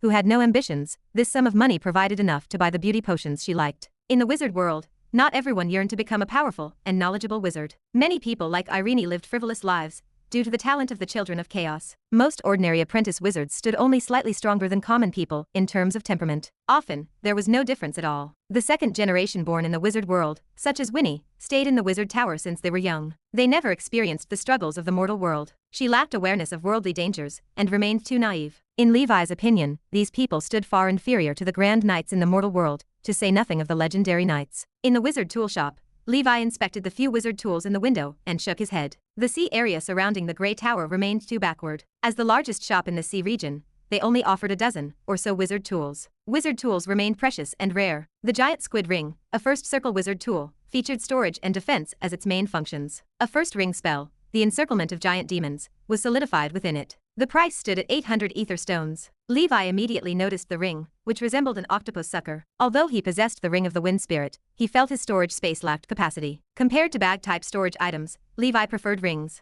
They felt more convenient, flexible, and provided more space. Ring-type storage items cost more, of course. The manufacturing process for storage rings far exceeded that of bags. All storage rings started as first circle wizard tools and sold for hundreds of ether stones. A ring like this, solidified with practical spells, was even more precious. "I will take this," Levi pointed at the giant squid ring. His ultimate goal involved filling all 10 fingers with spatial rings and becoming a 10-ringed knight to maximize his storage capacity. This would make shoplifting much easier in the future. Irene beamed with excitement. Hee, 8 ether stones. Is this the world of the rich? She could not help but feel envious. Chapter 316. The white-haired middle-aged man appeared weak. Why was he so rich? Could he be the descendant of an official wizard? Levi took a fancy to the giant squid ring because of the first circle defensive spell solidified within it. The shop described the encirclement of giant demons as an ocean faction spell. After casting it, the spell transformed into 8 tentacles of the water element giant demon that tightly surrounded and protected the spellcaster. The defense strength rating was B. The casting cooldown was 1 day. The Celestial Circle shop created this classification system after a long period of testing and evaluation of spells of different rings. The defensive strength of each ring fell into 3 levels: Grade A, Grade B, and Grade C. Most wizards recognized this relatively authoritative classification system. Levi did some calculations. If he evaluated his own defense according to this standard, his defensive spells, including Golden Protection, Water Shield, and Wind Spirit Shelter from the Ring of the Wind Spirit, were all Grade C defensive spells. This represented the defensive strength of most simple first circle defensive spells. The encirclement of Giant Squid was a more complicated first circle defensive spell, so its defense was slightly stronger. His solid-state black scale defense reached Grade A. The defense of the solid-state black scale equaled the top first circle defensive spell. That was why Levi managed to withstand the Nightmare Knight's second circle attack. After buying the giant squid ring, Levi felt his current defense sufficed. Next, he needed an escape and attack option. He looked at the remaining wizard tools. No room for selection remained. Only one wizard tool in the shop had been solidified with escape spells. The flying fish robe functioned as a first circle wizard tool. Its main functions included defense and movement. It contained a solidified first ring spell, Water Shield, and a first ring spell, Flying Fish Ocean Leap. The price was 900 ether stones. This robe stood as almost the most expensive wizard tool in the shop. It consisted of the skin of a first circle sea beast, strong enough to withstand most cantrips. In addition, it held 2 practical spells, Water Shield and Flying Fish Ocean Leap. Water Shield was the most common first circle defensive spell of the Ocean faction. Flying Fish Ocean Leap had a Grade C speed rating, similar to the flying spell of Ms. Marlene. Its speed did not match the green smoke escape of Green Ghost Carter, or the Wind Spirit Shelter of the Wind Spirit Ring, but the spell of Flying Fish leaping into the sea lasted longer. It allowed for gliding over a long period. Levi did not reject it. He had money now. To deal with people from Whalesong Island or the undead ship who might appear, he had to remain fully armed. With the giant squid ring and the flying fish robe, Levi's life-saving ability improved greatly. He also bought a control-type wizard tool worth 600 ether stones called Green Gloves. This wizard tool originated from the Life School of Thought. He did not know how it ended up in the realm of Azure Cloud. Wearing this glove could increase casting speed and power for the spellcaster. In addition, it held a solidified first ring spell called Green Vine Love. The effect involved casting spells that grew vines under the feet of an enemy to entangle them. These control spell effects did not fall behind the water prison spell of the Ocean School of Thought. Both were classic and powerful control spells. Levi had defense, escape, and control options now. As for attacks, he possessed night abilities and the Seal of Flame,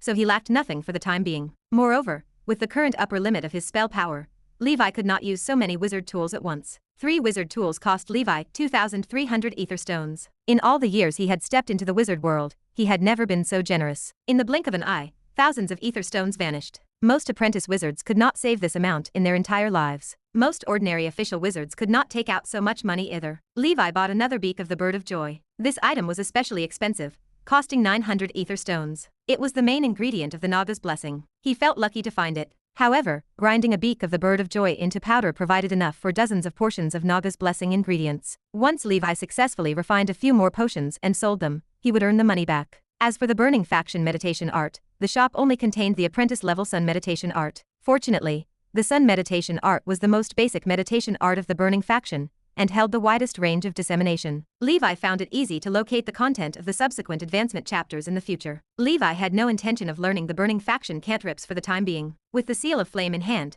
he felt no interest in them. He prepared the Burning Faction meditation art to become an official wizard in the future. By then, he could learn powerful Burning Faction classic spells, such as the Omnipotent Fireball Technique, Big Fireball Technique, or even 5 Fireballs Technique. In the end, he bought some miscellaneous items. Levi spent a total of 4,000 ether stones in the shop, and lost half of his wealth before leaving. After this purchase, he immediately became a platinum member of the Celestial Circle shop and obtained 40 points. These 40 points could serve as 40 ether stones during his next purchase. It was better than nothing. Chapter 317. Levi wandered through the various shops in the Black Sail Wizard Market. Unfortunately, he failed to find the Grey Naga's tears even by the next day. The Grey Naga was not strong to begin with. It was only at the level of a first circle transcendent creature. These creatures usually appeared in dangerous sea areas on the endless sea. Many powerful transcendent creatures entrenched themselves there, including some second circle transcendent creatures. It was difficult for ordinary official wizards to capture the Grey Naga. Wizards with the strength to capture the creature typically did not value this specific item. Consequently, Grey Naga's tears remained difficult to acquire. After a while, I will visit the wizard markets in other places. If that does not work, when I've Red Lotus and the Blood Beast have all reached level 11 legendary status and become high-level apprentice wizards, I will hunt the Grey Nagas myself. I possess the Black Snake's message. As long as I avoid the second circle transcendent creatures, I should be able to capture them safely. Levi left the Black Sail Wizard Market with his harvest. He found a deserted spot and changed his appearance to that of Knight Anderson to prevent anyone from targeting him. Even with such caution, his Black Snake's message sensed pursuers. From the moment Levi left the shop, 3 people had kept a consistent distance. They glanced around like passers-by, but Levi's intuition remained sharp. Coupled with his spider sensing, he knew for certain that those 3 people were following him. Could the people from Whale Song Island have discovered me? That seems impossible. If Whale Song Island wanted to deal with me, why would they send an apprentice wizard? At the very least, they would send an official wizard. I assume they are just criminals in the wizard bazaar. Forget it. Since they want to harm me, they should prepare to die. Levi's heart turned cold. He had long heard that all kinds of people prowled the wizard bazaar, including lawless fanatics. He had not expected to meet them today. He quietly changed his direction and headed toward the depths of Black Sail Island. The 3 strangers followed closely behind. Levi stopped in an uninhabited forest in the center of Black Sail Island. His expression remained calm. He sat on a huge rock and waited with his eyes closed, projecting the demeanor of an expert. The 3 apprentice wizards followed him into the clearing. All wore black magic robes. It was impossible to determine which organization they belonged to. They could just as easily have been nomadic wizards. The apprentice wizard in the lead smiled. Your perception is not bad. It seems that you have also discovered us. Levi remained calm. Are you following me? The 3 apprentice wizards looked at one another. They immediately launched various cantrip attacks, including Water Arrow, Tidal Grasp, and even a Fireball spell. This was a cantrip version of Fireball, likely the most powerful among the cantrips. Levi waved his dark blue wand and cast the first ring spell, Water Shield. A blue water barrier protected him. The shield blocked all the cantrips. His body remained covered in the black scale. He shot forward like an arrow released from a bow. Accompanied by a cloud of dust, Levi arrived in front of the strongest high-level apprentice wizard among the 3. He gripped the Poseidon trident and stabbed at the apprentice. The high-level wizard saw the trident, and his expression shifted. That belongs to Wizard Bane. You are the person who killed Wizard Bane. How is that possible? The defensive wave layering lit up on the wizard's body. However, that defense proved useless against the Poseidon trident. Levi drove the trident through the abdomen of the high-level apprentice wizard, piercing through his internal organs. He raised the apprentice wizard high and threw him to the ground. The Poseidon trident tore through him, splitting the body into 2. Killing a high-level apprentice wizard was as easy as flipping his hand. He wondered who gave these people the confidence to rob him. The fact that this high-level apprentice wizard recognized Bane's Poseidon trident suggested he most likely belonged to Whale Song Island. This development was intriguing. Whale Song Island acted as one of the law enforcers of the Black Sail Wizard Market, yet their disciples secretly guarded and stole. They committed unlawful acts. One could imagine the chaos hidden behind the seemingly calm market. Had he been short of points in the past, he might have chosen to work as a law enforcer in the Black Sail Wizard Market. In that case, he would likely have fallen victim to these criminals. Levi's Poseidon trident tore the high-level apprentice wizard in half. The Saint Scorpions immediately swarmed forward. Levi flicked his snake tongue and looked at the remaining 2 people with a ferocious smile. These 2 individuals were also high-level apprentice wizards. At this moment, they stood completely dumbfounded. The 3 of them came from different forces. Usually, the law enforcer of Whale Song Island acted as the leader. He would use the convenience of his position as a law enforcer to secretly commit illegal acts. The person killed by Levi served as the captain of the police team sent by Whale Song Island to the Black Sail Wizard Market. He possessed some authority. Through this method, they tasted the sweetness of profit. Today, they chose Levi, the supposed simpleton who had just emerged from the Celestial Circle shop. Chapter 318. Levi's strength seemed unremarkable. He appeared to be just a mid-level apprentice wizard, yet he harbored evil intentions. Unexpectedly, while he appeared as a mid-level apprentice wizard on the surface, he was actually a legendary knight. Levi's destructive attack killed a high-level apprentice wizard instantly. That terrifying strength brought back the fear of being dominated by an official wizard. The apprentice wizard who cast the small fireball technique shook with terror. Do not kill me. I admit defeat. I will give you all the money I have. My father is Fireplay Master Kane. If you kill me, my father will hunt you down personally when he emerges from seclusion. Do not do anything stupid on impulse. He glanced at the corpse of the Whale Song Island law enforcer, now being devoured by the poisonous scorpion. It was tragic. He did not want to die. Levi's expression turned fierce. I did not expect a law-abiding wizard like me to encounter thieves like you. To protect myself, do not blame me for being too defensive. He acted on his words. The Poseidon trident opened and closed as he charged toward the 2 apprentice wizards. The apprentice wizard claiming to be the son of Cain realized the man ignored his warning. Ruthlessness took over his features. He decisively pulled out a scarlet scroll,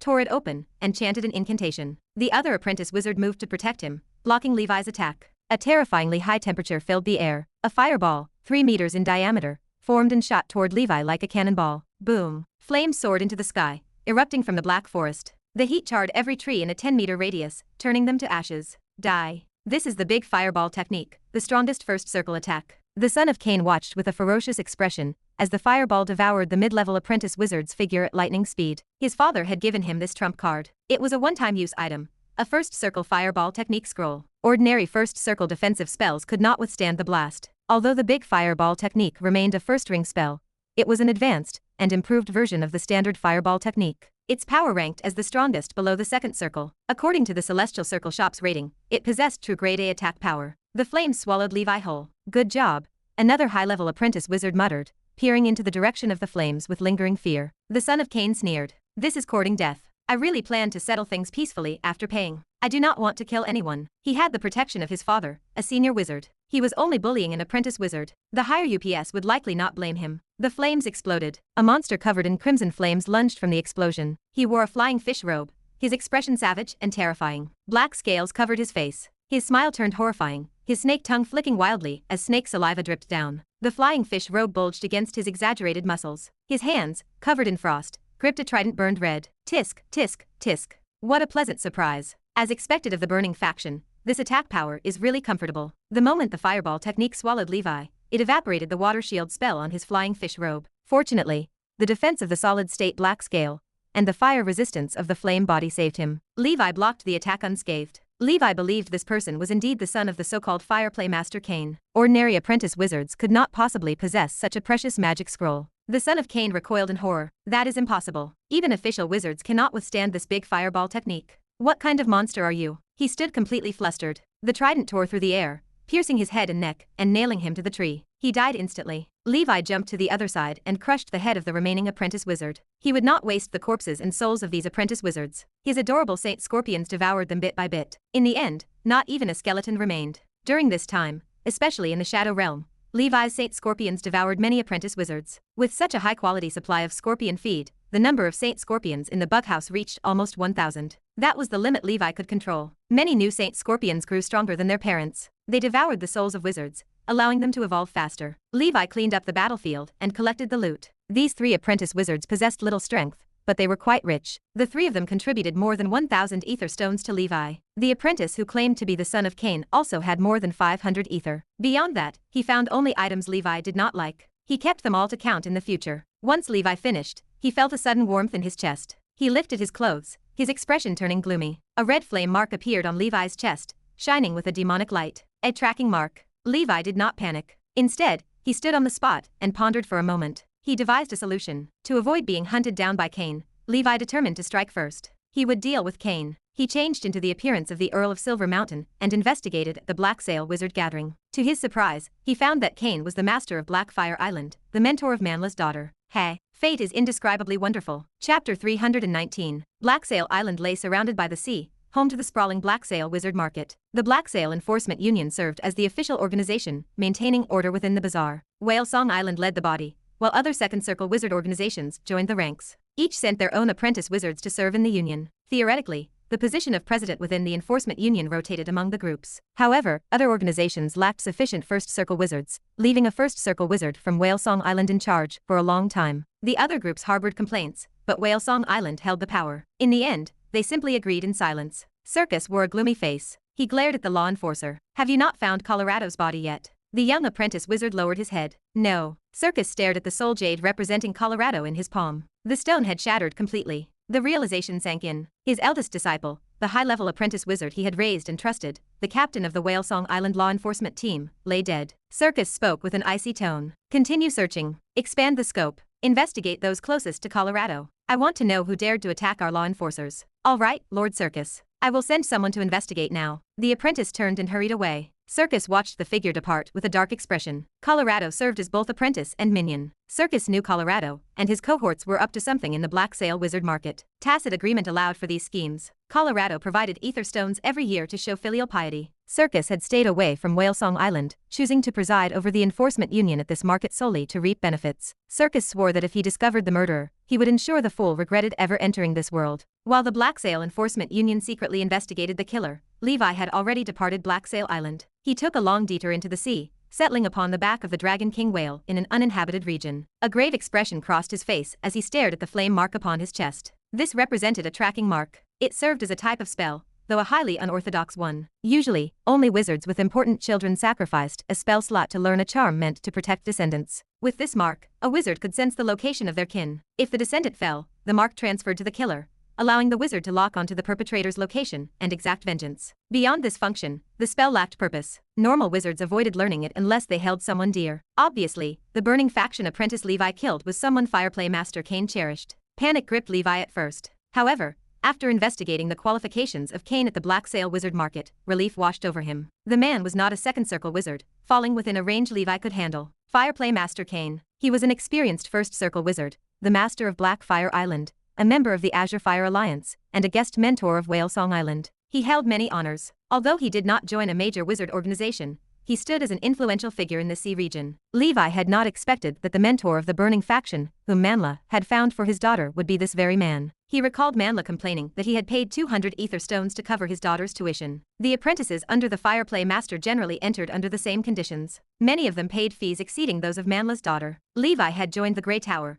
where he not only avoided tuition fees, but also earned points. Supply and demand dictated the price. The rarer a skill, the more precious it became. In the territory of the realm of Azure Cloud, wizards of the burning faction remained scarce. Fireplay Master Cain naturally used this identity to amass a fortune. That person likely already knows his son is dead. He also knows my location. Escape serves no purpose. Two paths lie before me. I must remove this mark, or I must eliminate Cain. I do not know how to remove the mark. I have never studied this spell, and a mark left by a first circle wizard should not be something a mid-level apprentice wizard like me can resolve. Therefore, I must kill Cain. The mark will naturally fade. However, if I take the initiative to attack an official wizard, I face the risk of judgment by the Wizard Tribunal of the Panplane Wizard Council. That creates trouble. It is a difficult situation. Levi had been a lawyer in his previous life. He had specially researched the laws of the wizard world, particularly the Charter. He understood what constituted a violation of the law. Outside the Shadow Realm, one could not easily take the life of an official wizard. Any grudges between two parties required a trial by the Wizard Tribunal. That prevented Levi from hunting Cain just yet. All official wizards held membership in the Panplane Wizard Council. Unless a death occurred within the Shadow Realm, or involved dark wizards,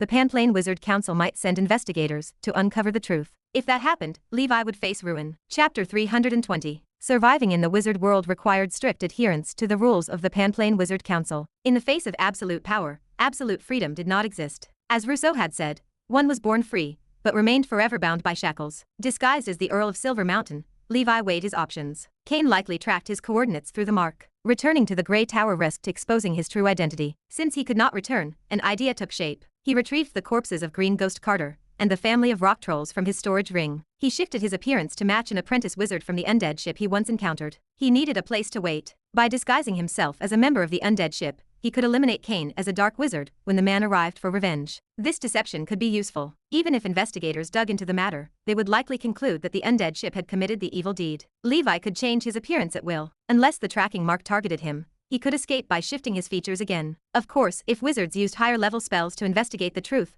or saw through his disguise, he would be helpless. He was only an apprentice wizard. Levi lacked a better solution. Cain had locked onto him, and he had killed the man's son. Although he had acted in self-defense, the bereaved father would never believe him. Levi did not intend to let the Wizard Tribunal handle this matter. The tracking mark basically provided objective proof that Levi had killed Cain's son. Otherwise, such a specific tracking mark would not have attached itself to Levi. Wizards might lie, but objective spells usually did not. Levi had investigated similar cases. In many trials before the Wizard Tribunal, the court used such tracking marks to prove the suspect was the murderer and convict them. Although Levi had acted in self-defense, he possessed no evidence. He lacked spells or tools to record the situation objectively. Under the strict letter of the law, Levi would at most be found guilty of excessive defense, yet he would likely not be severely punished. However, given Cain's status as an official wizard, the Wizard Tribunal would probably favor him. Walking into the Wizard Tribunal would be walking into a trap. The solution Levi had devised might violate the laws of the Panplane Wizard Council and risk his classification as a dark wizard, but he had no choice. If the worst came to the worst, he would hope the Grey Tower would protect him. If that failed, he could hide in the human world and wait for the case to pass the prosecution period before returning. When trouble arose, he would hide in the human world. According to the law,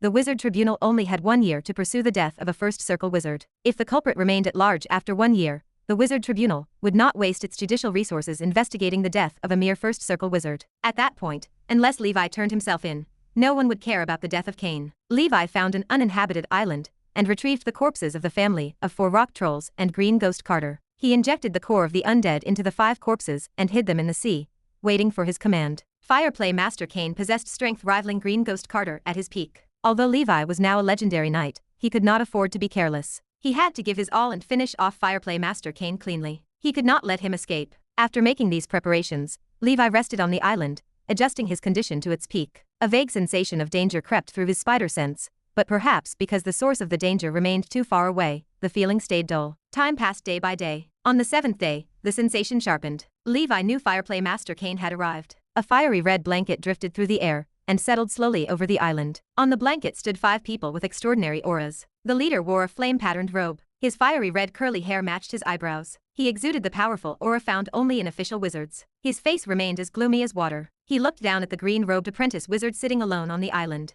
"Do you know who I am?" the man asked condescendingly. Levi looked up and shook his head. "I do not know." Fireplay Master Cain sneered, his eyes narrowing. "You killed my son. Do you not know who I am? Why did you kill my son?" Levi spoke without expression. "Why should I explain my actions to you, member of the undead ship that I am?" "How arrogant," Cain barked, his voice laced with rage. "I know you are definitely not from the undead ship. If their people commit a crime, they escape instead of sitting on an island waiting for me. In this sea region, too many people use the name of the undead ship to commit evil deeds. I do not care who you are. In any case, no matter who you are, after killing my son, I must roast you in the earth fire on Blackfire Island. I will eat your flesh and blood and suck your bone marrow to vent the hatred in my heart." Chapter 321. Cain wasted no time. He ordered the 4 apprentice wizards under him to charge at Levi. Of those 4, 2 were high-level and 2 were mid-level. They were all from the Burning faction. They began their attack by shooting 4 small fireballs at Levi. The barrage looked intimidating. Levi waved his viper wand, wrapping his body in undead bone armor as he moved. The speed of a level 10 blood beast allowed him to far surpass the speed of wizards, who had not buffed themselves with spells. He dodged the fireballs, one after another. He struck one of the mid-level apprentice wizards with a soul flame. Since Levi wanted to pretend to be a member of the undead ship,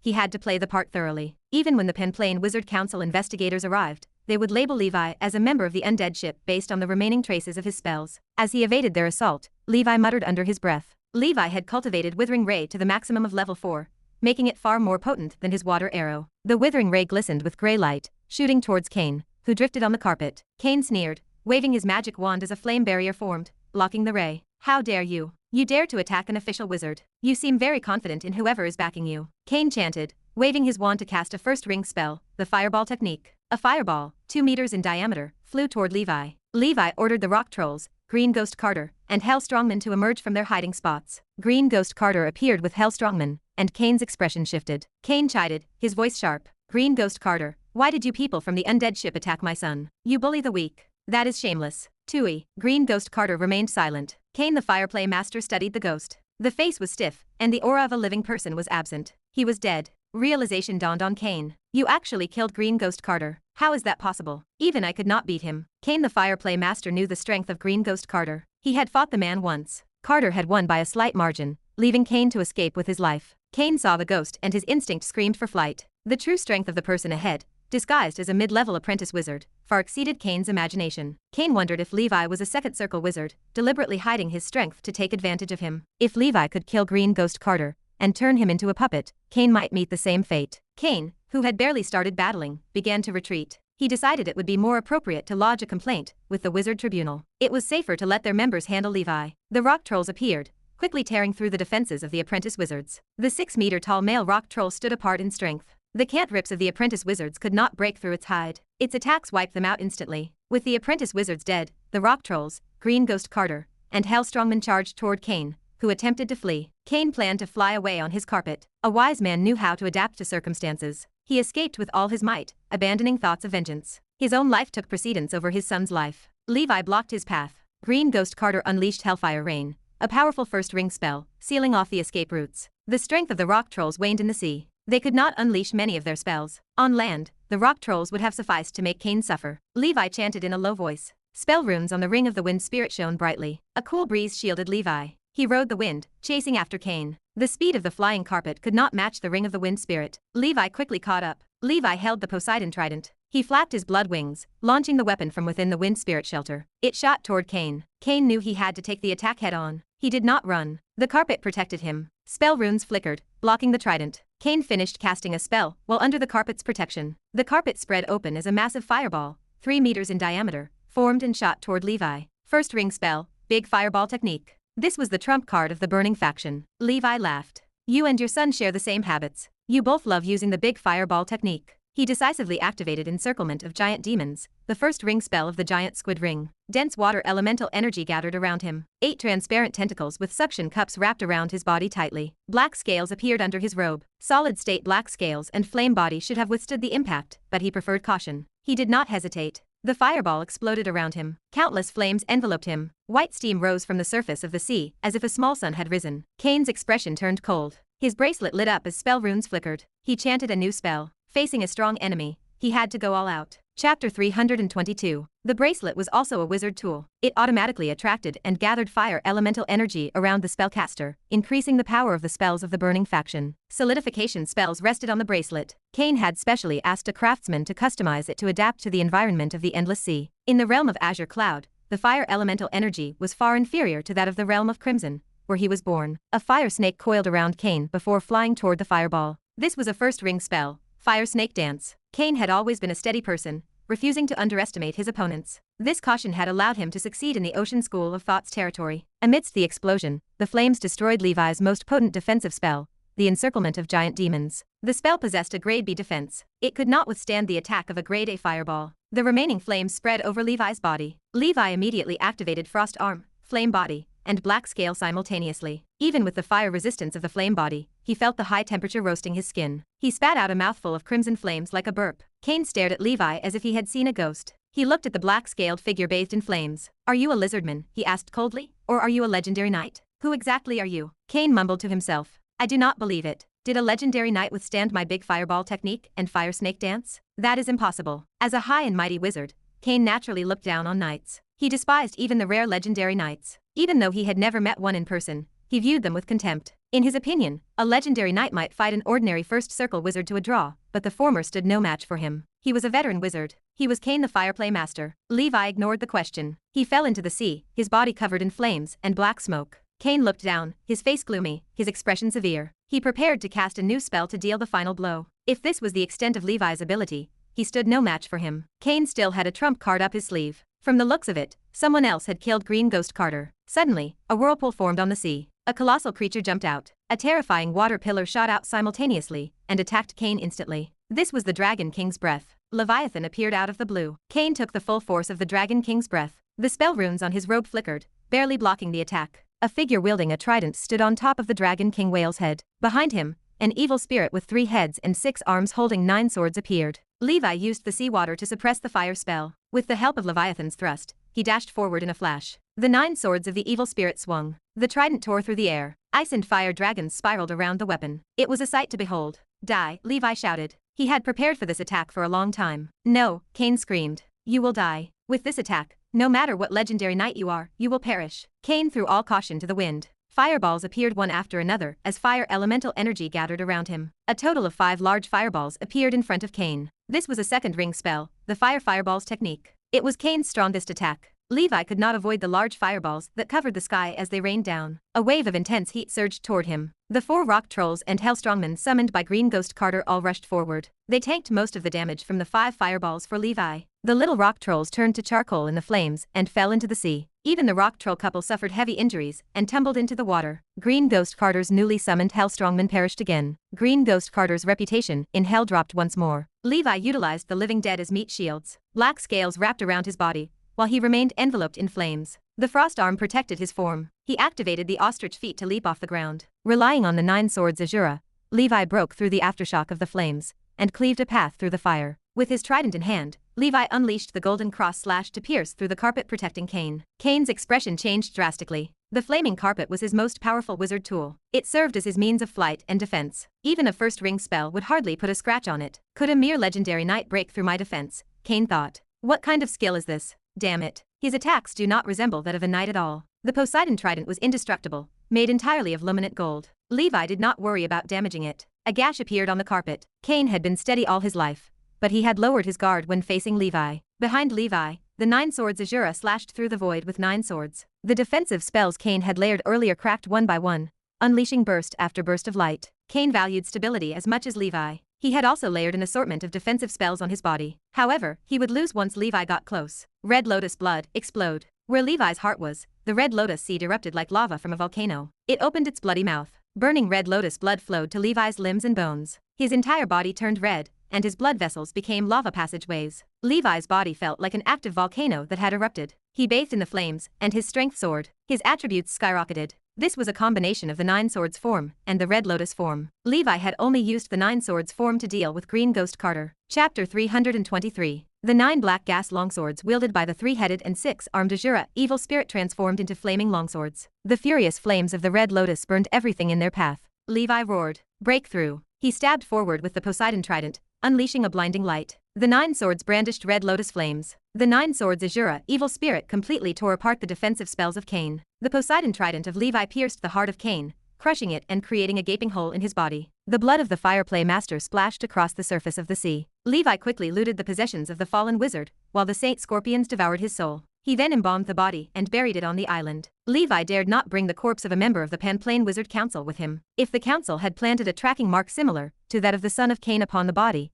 Levi would be courting death by carrying it around. The encounter with Cain taught Levi to be even more cautious. There were too many strange spells in this world. He could not afford to be careless. He planned to revisit this island after some time. If the body remained, it meant either the Panplane Wizard Council had not investigated the death, or they could not locate the corpse. By then, the prosecution period would end. Levi could turn the corpse into one of the living dead. He would have Green Ghost Carter and Cain the Fireplay Master as his left and right guardians. With the Rock Troll couple, Levi would be more than halfway to achieving his dream of assembling the 7 generals of the living dead family. He would be almost invincible among those at the second circle. Following the death of the wizard, the tracking mark upon the chest of Levi disappeared. He inspected himself, finding no other strange marks, and heaved a sigh of relief. He recalled the corpses of the rock trolls that had fallen into the sea. The adult rock trolls possessed a solid defense that matched his own solid-state black scale. Although they suffered injuries after taking a big fireball head-on, they could still be used. The 2 small rock trolls had turned into piles of charcoal. They were utterly useless. He sighed. He had wanted to reunite their family, but his plan was thwarted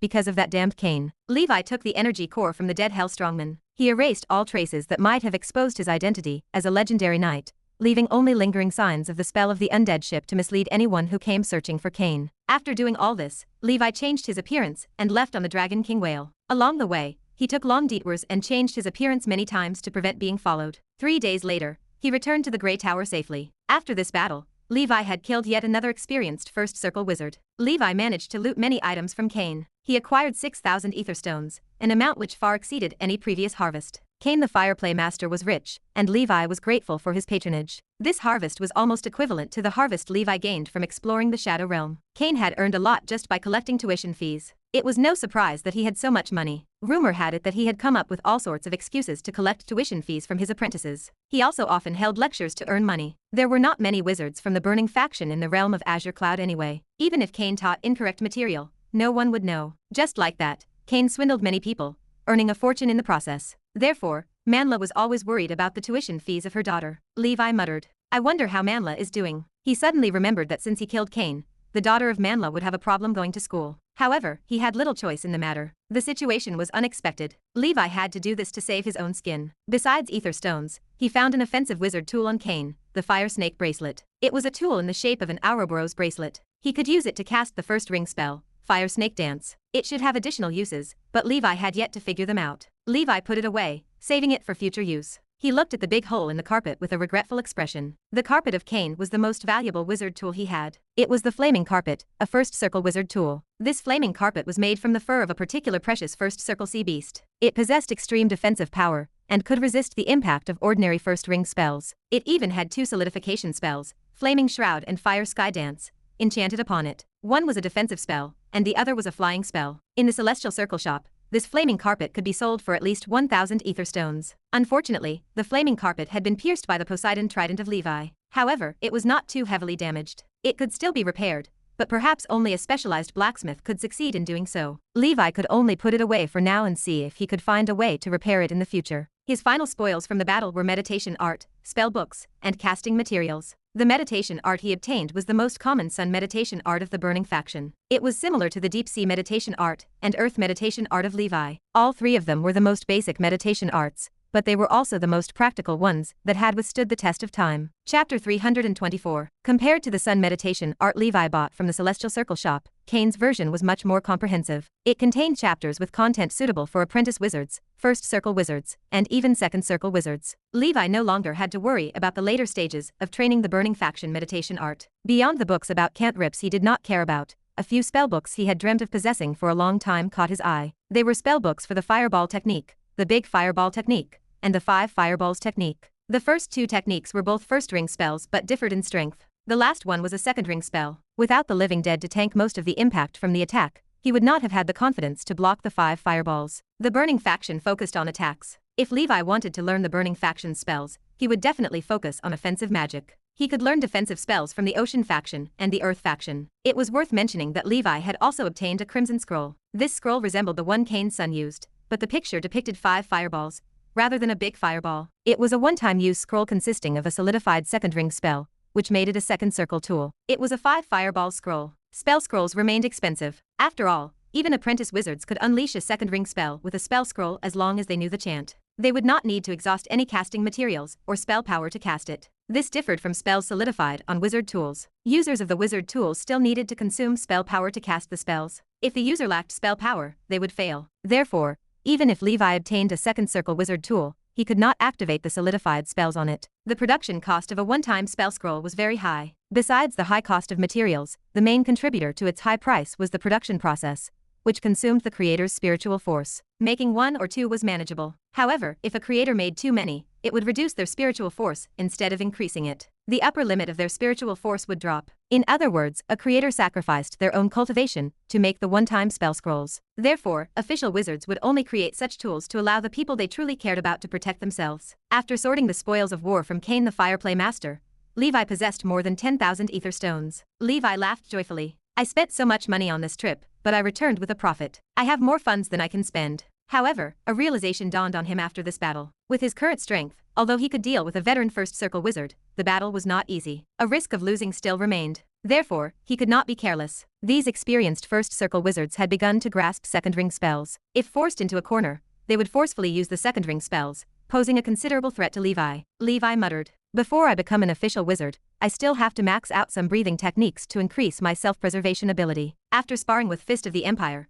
I will have to go into seclusion for some time. Right now, I lack nothing. I have money. I have wizard tools. I have meditation arts. I have spells. I have enough of everything except cultivation. Would the Panplane Wizard Council find out I killed Cain?" Levi remained worried. If the Panplane Wizard Council sent out mid-level or even high-level wizards to investigate this matter, their spell abilities could expose him. As far as Levi knew, among the high-level spells, one existed that could even replay recent events in a region. If someone who had mastered this spell was sent to investigate the matter, Levi might be exposed. Of course, this was highly unlikely. Very few high-level wizards existed. They usually held high positions in the Panplane Wizard Council and remained busy with their own spell research or traveling between different planes. The Panplane Wizard Council would not disturb such existences just because of the death of a mere first circle wizard. It was the same in the cultivation world. A sect would not send out an apotheosis patriarch to investigate the cause of death of a chi cultivation stage cultivator. Therefore, Levi decided not to be so paranoid. There was no use regretting a deed that was already done. He would have been killed if he did not kill Cain. He had done his best to keep a low profile and remain cautious. If he wanted to blame someone,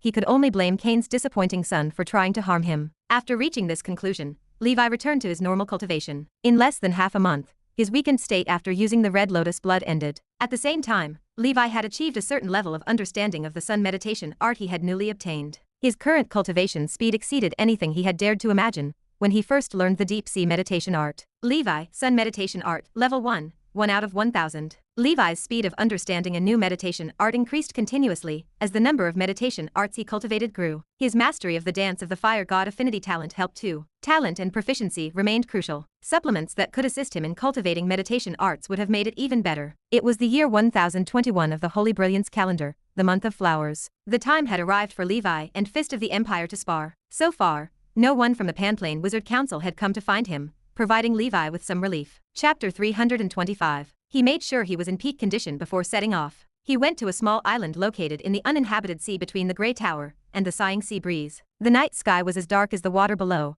and the sea surface was calm. The waves crashed against the rocks on the shore. Fist of the Empire sat patiently on a boulder on the deserted island. His imposing body was as stable as the boulder under his feet. He stood firm and unmoving as the waves hit him. The Dragon King whale broke through the waves on the sparkling sea surface in the distance. Whale Knight Levi stood majestically on its back. "You have come," the man on the boulder rumbled. Levi nodded from the whale's back. "Yes. Are you ready?" "Of course. I am Emperor Mu, legendary knight and storm destroyer of the Tuva Empire," he announced, his voice carrying across the water. "Do you have any legendary titles?" Levi shrugged. "I do not have legendary titles. I am just a nobody. If I were to claim a title, it would be Supreme Knight. By the way, are you not of Storm's birth? How did you become a storm destroyer?" "That is a thing of the past," Mu replied. "From now on, I am no longer Fist of the Empire. I am just Emperor Mu, the gravedigger of the Church of Storms. Speaking of which, the title of Supreme Knight is not bad. You and I are both the pinnacle of knights. I am not overstepping my boundaries by calling you a friend, right?" Levi laughed. "Of course not. I think that compared to friends, soulmates sounds better." "Soulmates. Yes, soulmates. Interesting," Mu said. "Soulmate, please enlighten me in this battle." "Come on," Levi beckoned. "Our battle will be legendary." Levi leaped from the Dragon King whale, covering dozens of meters to land on the island. He struck like a hungry tiger pouncing on its prey. Emperor Mu laughed and pounded his chest. Thunder rumbled, the sound of a war drum reverberating throughout the area. As he stood, the island shook. The huge rocks under his feet shattered into pieces. Black scales coated Levi's body. He flicked his tongue, staring menacingly at Emperor Mu. "Black scales," Mu noted. "I have never seen such black gas in the Tuva Empire." Emperor Mu remained calm. Countless black hairs sprouted across his body. His back broadened, and his chest thickened. He transformed into a huge black ape. "The breathing technique I cultivate is called the Saint Ape breathing technique," he explained. "In ancient times, only the Red Lotus breathing technique of the Red Lotus family could compare to it. Since you have cultivated to the legendary realm, your breathing technique must also be famous." The giant black ape clenched his fist and struck at Levi's scaled fist. Levi held back, unwilling to reveal too many techniques. This opponent was different. He understood the way of the night well. For now, Levi relied only on his level 11 black snake breathing technique. The legendary clash was epic. Levi laughed, his aura piercing the heavens. "Emperor Mu, you still do not understand," Levi said. "The quality of the breathing technique means nothing. All past glories will eventually be forgotten. I believe you also feel it. Being a legendary knight is not the limit for us. I, Supreme Knight Levi, will never be satisfied with being a legendary knight. I want to surpass wizards with the body of a knight and beyond par with the gods." He stepped closer. "Emperor Mu, I wish to establish an organization called the Twilight Knights. After this battle, I wish to invite you to join us. We can interact and improve ourselves together. So far, there are only 2 people in this organization, the Blood Knight and me. Emperor Mu, will you accept my invitation?" The 2 muscular men remained locked in a fierce fight. Levi had gradually acknowledged Emperor Mu. During the war, an idea had taken root. He wanted to establish a force entirely made up of legendary knights. He wanted to invite like-minded warriors to exchange their experiences and breathing techniques to seek more breakthrough possibilities. "Very good," Mu boomed. "You are crazy enough to want to break through that legendary shackle. Levi, I, Emperor Mu, have acknowledged you. I will join the Twilight Knights. By the way, did you say the Blood Knight is in this organization? Was he not dead? Can you bring me to meet him? He was my idol when I was young." Emperor Mu stared in disbelief. As Levi exchanged punches, he kept a straight face. "Yes, the Blood Knight is also part of the organization, but he is in the human world now." Levi did not care whether the Blood Knight agreed. He would pull him into the team first.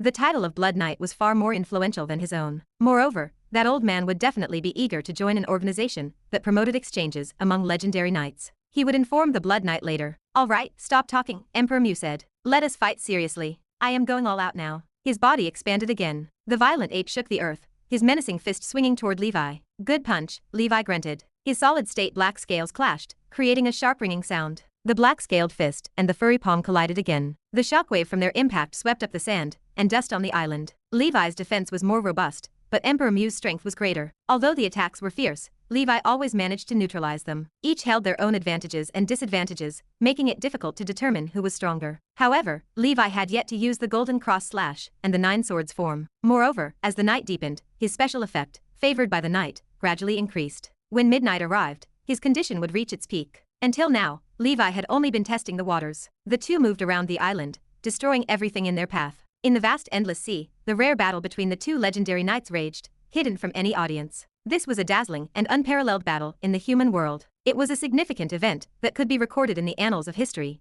and praised by countless bards. Unfortunately, this was the wizard world. In the eyes of the proud, powerful, and busy wizards, legendary knights were insignificant. Yet here, Levi and Emperor Mu, struggling at the bottom of the hierarchy, felt mutual appreciation. Even burly men like them were sentimental. The 2 insignificant yet legendary figures clashed repeatedly, but it remained difficult to determine a victor. Levi could tell that Emperor Mu had learned many breathing techniques, but they were all superficial, non-bloodline methods. It seemed that Emperor Mu also wanted to become an all-rounded warrior, or surpass the level of a legendary knight by learning multiple techniques. Unfortunately, Emperor Mu did not have a proficiency panel, and could not break through the shackles of his bloodline. Therefore, Levi refrained from using the Red Lotus, Blood Beast, and other breathing techniques. It would be meaningless to bully a soulmate like that. The battle continued. As the night grew darker, Levi's body became stronger under the special effect, favored by the night. He honestly did not want to become stronger, but this passive effect was beyond his control. On the other hand, Emperor Mu found it increasingly challenging to keep up. When it was almost midnight, Levi sighed internally. Then, his fighting spirit rose, and he laughed. He did not put a lot of force into his golden ripple divine palm,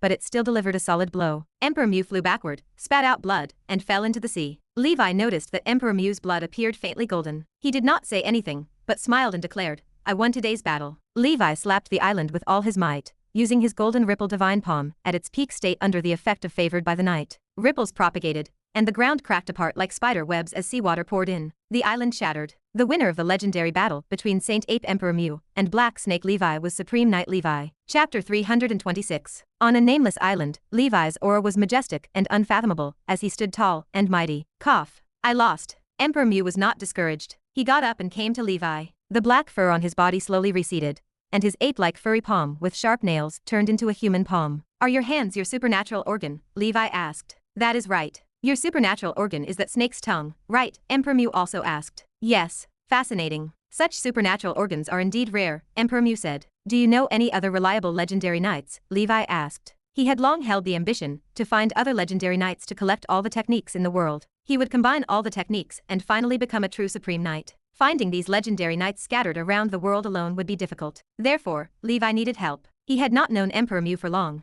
but Emperor Mu was a pure martial arts maniac worth befriending. "No." Emperor Mu shook his head. "I have just reached the legendary realm. You are the only legendary knight I have met. Legendary knights are too rare," Levi lamented. "Oh right, this is the sword skill inheritance book I found on Golden Knight Gregor's lost treasure ship. As per our agreement, it is yours." Emperor Mu took out an ancient and derelict book. There were traces of green algae on it. The salty and wet smell of the sea drifted from it. This was the crowning achievement of Gregor's life. He earned his title of Golden Knight because of this powerful sword skill. It should not be lost sitting at the bottom of a dark seabed. "Alas, I am not powerful enough to force you to use your sword skill." Levi accepted the ancient sword technique manuscript. "Thank you very much," Levi said. Emperor Mu nodded. After that, Levi and Emperor Mu talked about their experiences as legendary knights on the island. They had a good time and were inspired by each other. By the time they finished chatting, it was already daybreak. The golden sun appeared on the horizon. "It is time for us to leave." Levi used the Dragon King whale to bring Emperor Mu to the Azure ship before he left. He and Emperor Mu agreed to meet and spar once yearly to exchange their knowledge on the way of knights. Emperor Mu's Saint Ape breathing technique was a powerful breathing technique on par with the Red Lotus breathing technique. They were both strength-based. The Saint Ape was a powerful mythical creature. Legend had it that the Saint Ape had boundless strength and received the world's blessings. Mountains and rivers trembled at its breath. With a wave of its hand, the stars, the sun, and the moon dimmed. At Levi's current realm, every breathing technique, especially those of excellent or perfect quality, had unlimited potential to tap into. With the proficiency panel, he could cultivate the breathing techniques to their limits and break through again and again. In the process, he attempted to break through the shackles of the legendary realm repeatedly. How could Emperor Mu, Blood Knight Anderson, and the others break through these shackles without the proficiency panel? Their chances were slim. Assuming the breathing techniques continuously purified one's bloodline and continually evolved towards their supreme form, logically speaking, Anderson, who was a legendary knight from the Blood clan, should also be able to cultivate the Blood Beast breathing technique. Perhaps Levi could exchange his Blood Beast breathing technique for Anderson's breathing technique. Emperor Mu's blood was light golden. He had bled before, but it was not light golden then. Now that it had turned pale gold, there were only two possibilities. The first possibility was that after Emperor Mu advanced to the legendary realm, his blood changed due to the effects of the Saint Ape breathing technique. The second possibility was that Emperor Mu had inherited Golden Knight Gregor's legacy. Emperor Mu was somehow granted a part of the golden bloodline through the latter's legacy. It was even possible that Emperor Mu was practicing the breathing technique of Golden Knight Gregor. Levi thought aloud. Let's say the conditions to advance to the legendary realm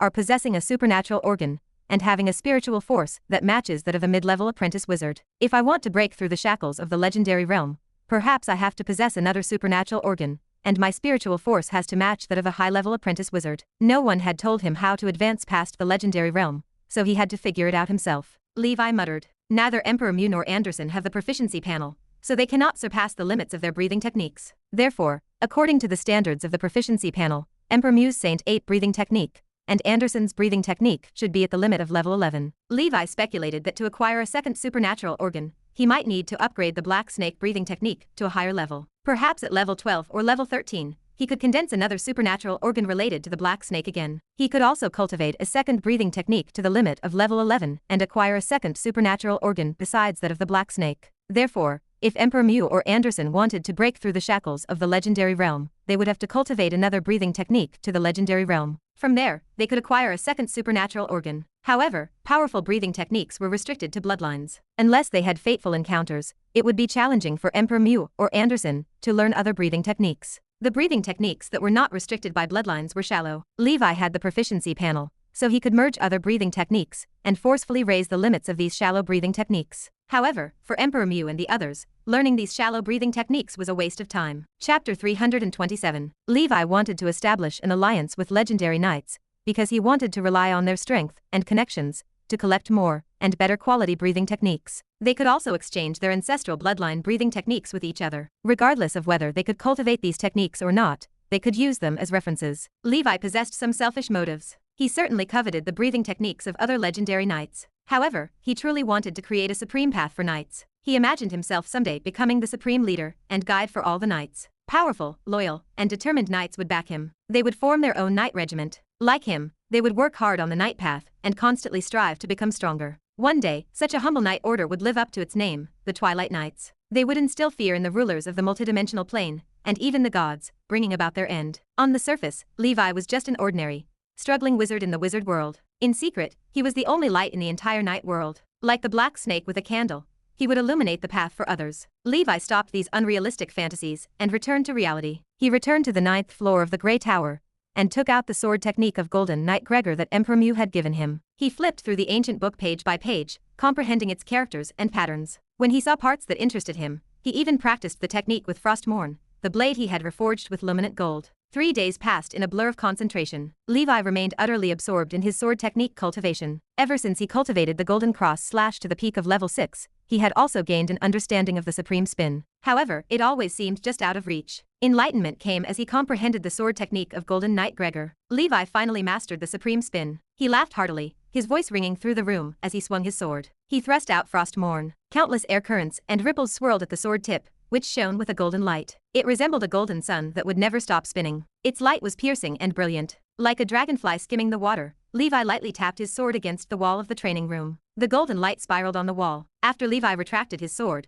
the golden light did not dissipate. It continued to spin. Levi watched it quietly, whispering, "So this is the revolving force." He had applied only a little bit of revolving force, yet the power seemed infinite. The golden light continued to spin on the wall. It acted like a spinning black hole, moving rhythmically as it drilled deeper into the wall. This sturdy wall, specially made for apprentice wizards to test the power of their spells, was completely penetrated by the seemingly weak golden revolving force. Only then did the golden revolving power slowly dissipate into the void, leaving behind ripples. If I applied more force, this revolving force would have lasted longer, and be even more terrifying, Levi speculated. A black bird eye peered through the hole. The black flame demonic bird looked on, dumbfounded, wondering what Levi was doing. Levi used some snacks to appease the frightened black flame demonic bird. Only then did it calm down. "This is the golden revolving slash," Levi declared. "The highest realm of the golden cross slash." He opened his proficiency panel. The golden cross slash interface had changed. Levi, golden cross slash, level 7, maximum. Special effect, advanced vibrations, advanced waves, golden revolving slash. Golden revolving slash, an unparalleled technique. After exerting force, the revolving force will last for a long time. This special effect cannot be leveled up, but its power and endurance will increase as your strength increases. After nearly 20 years, this powerful sword technique created by Golden Knight Gregor had finally been comprehended by Levi to the highest realm, the golden revolving slash. The revolving force was even more powerful and magical than the ripple force. It was truly extraordinary. Golden Knight Gregor had managed to exceed the ordinary even though he was just a mortal knight. Levi thought of Sir Fred. "It is a pity that my comprehension took so long," he lamented. If Sir Fred saw that I had mastered this supreme golden revolving slash, he would have been extremely gratified.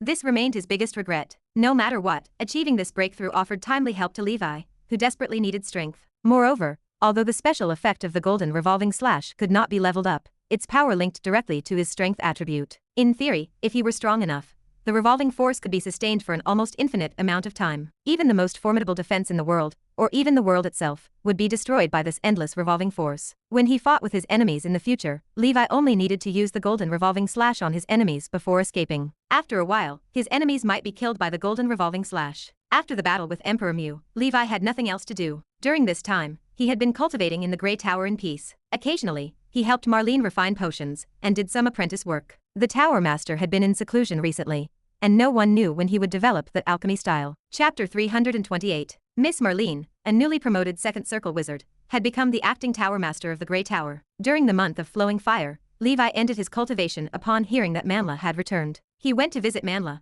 whom he had not seen for a long time, to discuss their future cooperation. He met Manla at the materials store in White Sail Alley. Beside Manla stood a young girl who looked to be in her 20s. She was lovely, and her eyes resembled Manla's. She did not look well. Her gaze remained dull as she performed her chores. "Manla, long time no see," Levi greeted as he approached them. Manla appeared sad at the sight of Levi, but still forced a smile. "Sir Levi, long time no see. I am really sorry for leaving without saying goodbye." "It is fine. It is good that you are back." "What happened?" Levi asked. "Why did you not seek my aid? With our relationship, I would have helped you to the best of my abilities." "I do not like to trouble others," Manla said, shaking his head with a bitter smile. "Especially since this matter involves an official wizard, who is my daughter's mentor." "Oh, what happened to your daughter's mentor?" Levi asked. He considered whether the incident had something to do with Cain, the man he had killed. "Sigh, I truly regret what I have done," Manla said. "Cain the Fireplay Master, the island master of Blackfire Island, is scum. I thought he was merely greedy for money, and advocated the principle of equal exchange. I believed that he would teach my daughter responsibly if I gave him enough money. However, that scumbag did not keep his end of the deal after receiving the money. Instead, he gave my daughter to his playboy son as a concubine without her consent.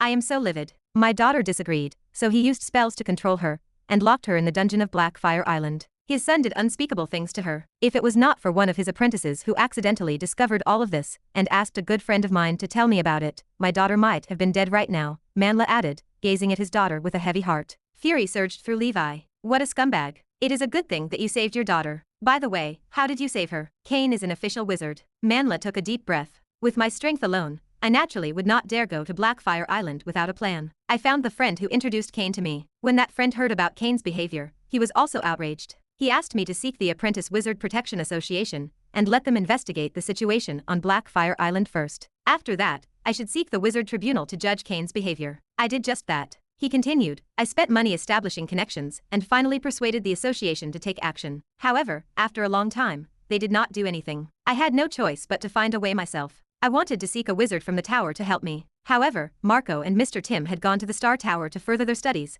and the Tower Master was busy with his research. Granny Marlene served as the acting Tower Master in his place. Left with no choice, I went to Blackfire Island alone to rescue my daughter." Manla's face grew bitter as he recounted the incident. "Just as I expected, Cain locked me up as well. Fortunately, I got to see my daughter. She was still alive. I thought that even though I could not save my daughter from the Devil's Den, at least I would get to die with her. However, to my surprise, investigators from the Bureau for the Unnatural Wizard Deaths of Star Tower came soon after. I learned from an investigator that this scumbag Cain had mysteriously disappeared for some time. He had been confirmed dead, but no corpse had been found. After going through the procedure, the investigators left. Before they departed, they confiscated Cain's property on Blackfire Island. After investigating the truth of our imprisonment, they released us. We and the other apprentices of Cain went our separate ways. Blackfire Island is now surrounded by law enforcers from the Star Tower. No one is allowed to enter. They said that after the investigation, Blackfire Island will be auctioned off by Star Tower. Sigh, this is the realm of the unbelievers, and I am a wizard. By right, I should not believe in the gods. However, after I learned of Cain's death,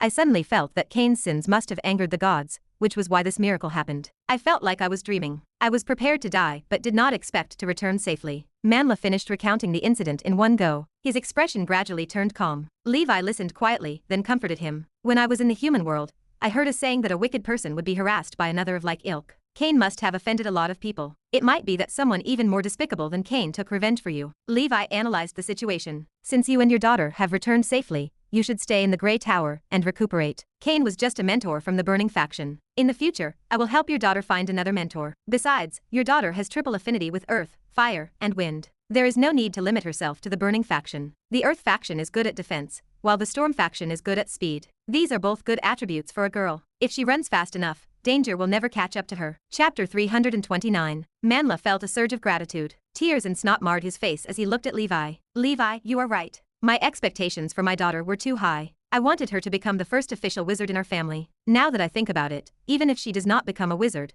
living a peaceful life as a mortal will not be bad. Manla let go of his grip and patted his daughter on the shoulder. He gestured toward his companion. Dora, this is the legendary knight I have been telling you about. Uncle Levi is also my friend. Dora stood like a puppet. Her face remained frozen in an expression of lingering pain. Manla sighed, his shoulders drooping. Levi offered a kind smile. Dora, you have a very nice name. I am relieved that you have returned safely. I am leaving now. I hope you can overcome this trauma soon and welcome a new life. Levi turned and walked away, waving his hand in farewell. Manla wept, overwhelmed by his emotions. He finally let it all out. Once he calmed down, he noticed a small bag sitting on the table. He opened the bag with a trembling hand. A total of 100 ether stones rested inside. Back on the 9th floor of the Grey Tower, Levi became solemn. He had learned significant information from Manla, and things seemed to have progressed exactly as he expected. He mumbled. The Pantplane Wizard Council is investigating the death of Cain. The Bureau for Unnatural Wizard Deaths was an organization responsible for investigating the unnatural deaths of wizards. Levi wondered if the Bureau could uncover his involvement.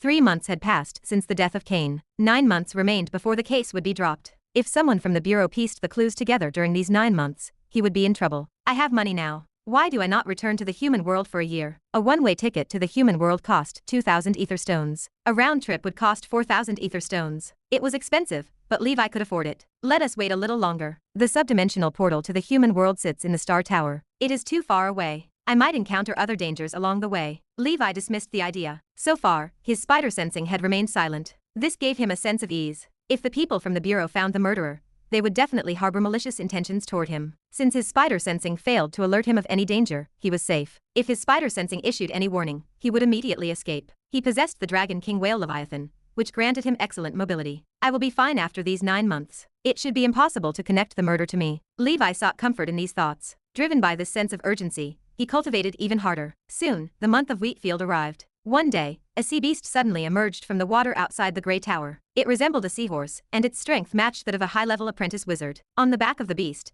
2 official wizards, a man and a woman, rested with their eyes closed. They were the enforcer robes of the Star Tower. They reached the shore. The male enforcer chanted a spell, and a golden envelope flew from his hand toward the Grey Tower. Written on the envelope appeared the words, I, Callius from the Star Tower, hereby request access to the Grey Tower for official business. On the 7th floor of the White Tower, Tower Master Herman frowned at the golden envelope. He recognized such missives. He summoned Ms. Marlene. Enforcers from the Star Tower. What are they doing here? Marlene, I am busy and cannot meet with them. Go and welcome them. All right, Tower Master. Marlene approached the shore to welcome the enforcers. May I know who you are looking for? The enforcer, Callius, spoke. Manla and Dora are apprentice wizards here, are they not? We have something to ask them. We will leave after we are done. Marlene knew the identity of Manla. He was once her apprentice. All right then. She could not intervene in the investigation of the Star Tower. They were to be allowed free rein. Thank you. We will be quick. We will not stay here for long, the female enforcer said politely. It is okay. We will cooperate with your investigation, Marlene replied with a confident smile. The official wizards in the Grey Tower had always behaved well, and the apprentice wizards under their command avoided the trouble so common in other organizations. They formed a group of law-abiding citizens. Levi was especially obedient. On the 9th floor of the Grey Tower, Levi continued his cultivation,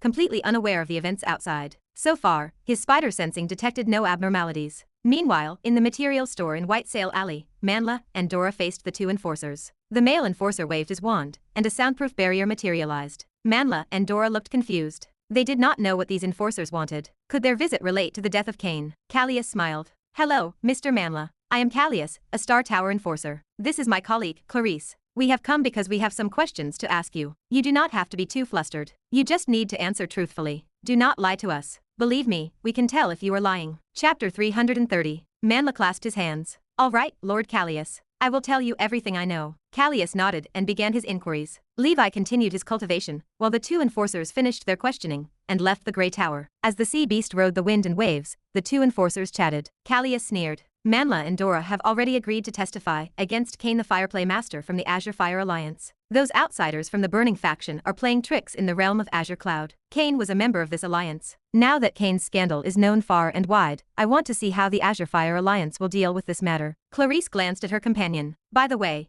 did the Bureau discover the cause of Cain's death? Callius sighed. No, we can only confirm that Cain is dead through the Soul Jade, but we cannot find his body. Ordinary investigators would not be able to find anything in the Endless Sea. Those people from the Azure Fire Alliance have joined forces to put pressure on us, claiming that we do not respect the rights of the minority groups, and that we are too perfunctory in investigating Cain's death. Clarice sneered. They dare make such claims. These people do not know how busy we are right now. Recently, more and more dark wizard organizations have appeared all over the wizard world, not just in the realm of Azure Cloud. There seems to be a mastermind behind the scenes. What manpower do we have to spare to investigate the cause of death of a burning faction wizard? Moreover, Cain was a complete scumbag. In my opinion, no one will mourn his death. The two enforcers left the Grey Tower while exchanging their opinions on this issue. Levi only learned about the enforcers' visit a month after they left. He had been engrossed in cultivation during this period and tried his best to improve his strength. After he came out of seclusion, he went to look for Manla and learned about this from the latter. Interesting. It seems like there is a feud between the Star Tower and the Azure Fire Alliance. The Azure Fire Alliance was an alliance formed by all the burning faction wizards in the realm of Azure Cloud.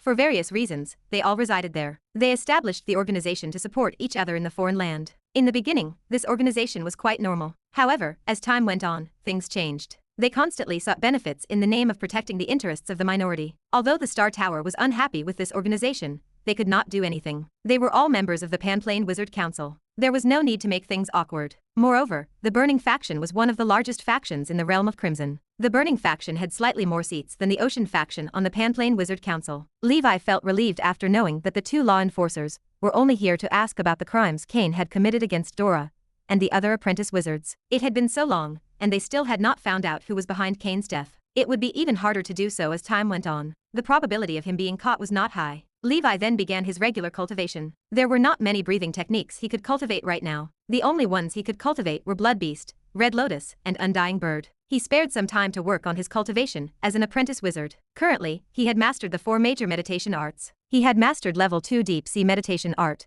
Level 2 Night Crow Meditation Art, Level 2 Earth Meditation Art, and Level 1 Sun Meditation Art. He cultivated the Earth Meditation Art and the Sun Meditation Art the fastest due to the effect of the Elemental Affinity talent. This was especially true for the Earth Meditation Art. He was close to breaking through to Level 3. Levi wanted to become a high-level apprentice wizard as soon as possible. That way, he could learn more cantrips. He could also break through the limit of Black Devil Blade and advance to Level 4. After his Black Devil Blade reached Level 4, his 9 swords form should also grow stronger. This was the fastest way for him to increase his strength. Throughout the second half of the year 1021, Levi did not step out of the Grey Tower. Now that Manla had returned with Levi's help, he and his daughter Dora had gradually overcome their trauma. Levi and Manla continued to work together, and Manla also found some breathing technique inheritance diagrams for Levi. Apart from inheritance diagrams, focusing on strength and speed, Levi was surprised that Manla had found him an excellent grade breathing technique focusing on endurance and a shallow grade breathing technique focusing on perception. The breathing technique focusing on endurance was called the Hunchback Dragon breathing technique. Levi knew of one other such breathing technique. It was the dragon breathing technique of the Jade Royal family. The breathing technique was inspired by the Emerald Dragon,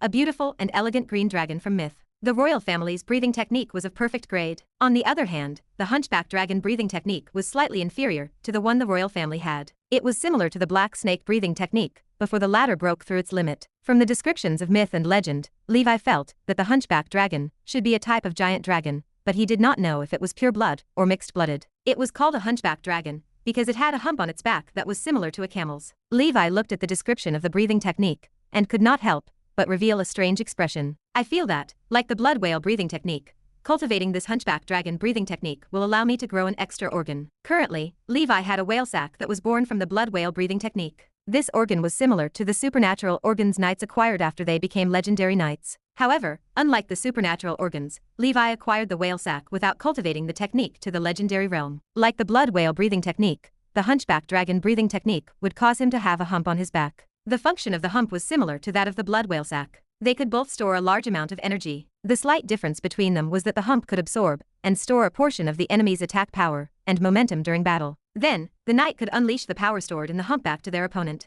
Therefore, Levi did not hesitate to learn the Hunchback Dragon breathing technique. He had the special effect of 1,000 faces. Even if he grew an ugly hump, he could conceal it with his special effect. Levi inspected the secret medicine of the Hunchback Dragon breathing technique, and it was as he had imagined. The main ingredient was the blood of Earth Dragon, one of the few creatures in the human world with the blood of the Dragon clan. He could replace it with the blood of the Dragon King Whale Leviathan. Although this is cruel to Leviathan, there is no other way. I have to milk it. In the future, I will give it more delicious food to nourish it. I can also find it a wife in the future to produce a nest of baby Dragon King whales for me to extract blood from. Other than the Hunchback Dragon breathing technique, there was another breathing technique focusing on perception, called the Black Jellyfish breathing technique. It was only a shallow-grade breathing technique that could be cultivated to level 4 at most. Levi looked at it and felt that this breathing technique was similar to the man-faced spider breathing technique. After he cultivated the black jellyfish breathing technique to its maximum, he could use it as a material to break through the limits of the man-faced spider breathing technique, or the night owl breathing technique. The two breathing techniques Manla found were pleasant surprises for Levi. It was the month of beginning of the year 1022 of the Holy Brilliance calendar. It had been almost a year since Cain's death,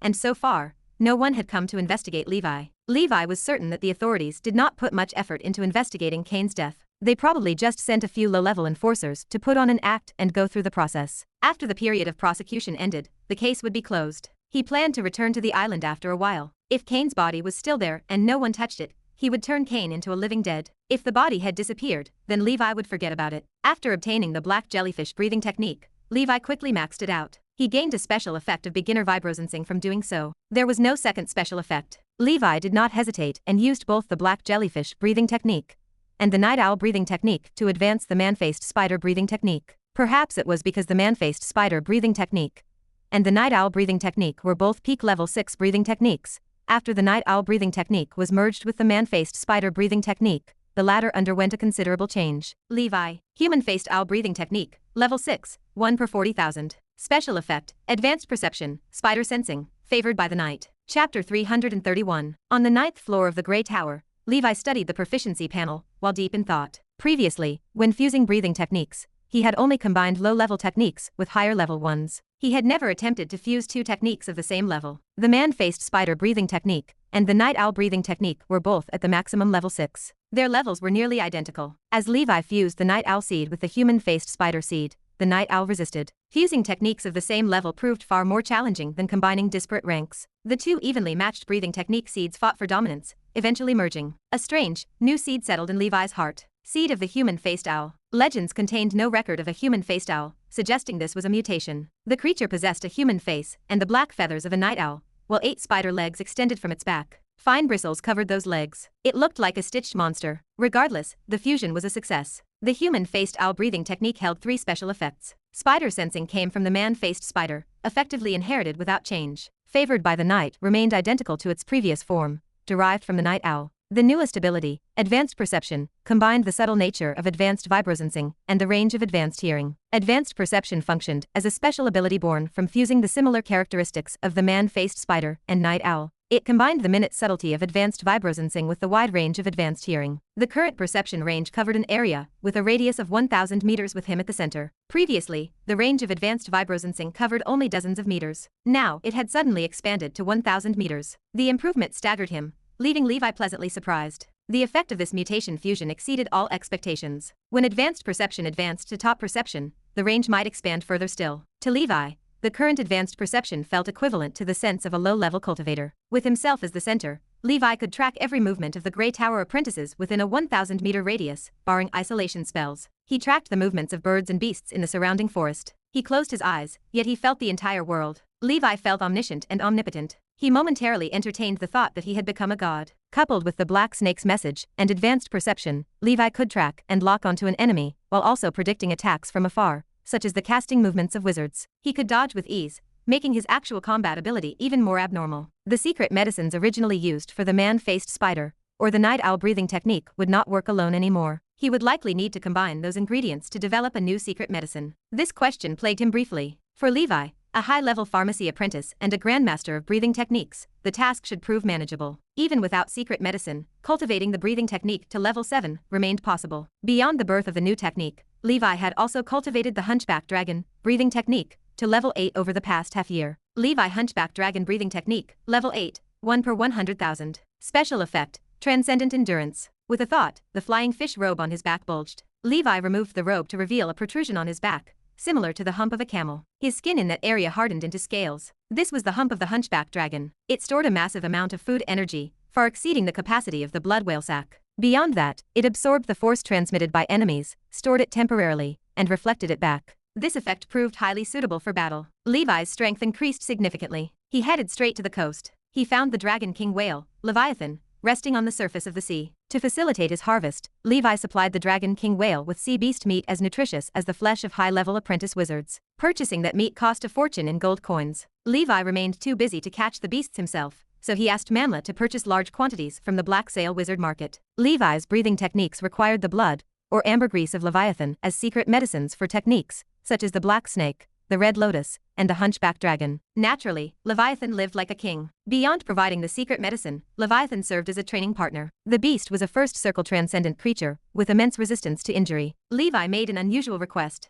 Leviathan had no idea what its master intended. The creature understood one thing: it could not contradict the man standing before it. Otherwise, that man might bring out the sledgehammer and strike it in the head again. That truly hurt. Leviathan refused at first. Levi urged the beast, "Do not be afraid. I will not blame you. Just come at me." Leviathan finally resigned itself to the task. It snorted and spewed a column of water, as if to say that this was the first time it had heard such a request. Chapter 332. Leviathan split the sea and charged toward Levi like a torpedo. Levi drove his hands forward. Solid-state black scales coated his body for protection. Boom. A shockwave dispersed the surrounding sea. The first circle transcendent creature, weighing dozens of tons, slammed into Levi's palm with terrifying brute force. Levi flew backward. Calm held his expression in the air. A portion of Leviathan's power flowed through his arms and chest, surging into the hump on his back. Domineering power spun and churned within the camel hump, never slowing. Levi landed gently, stepped onto the seawater, and launched himself forward. The force inside the hump surged outward. He pushed his right palm forward,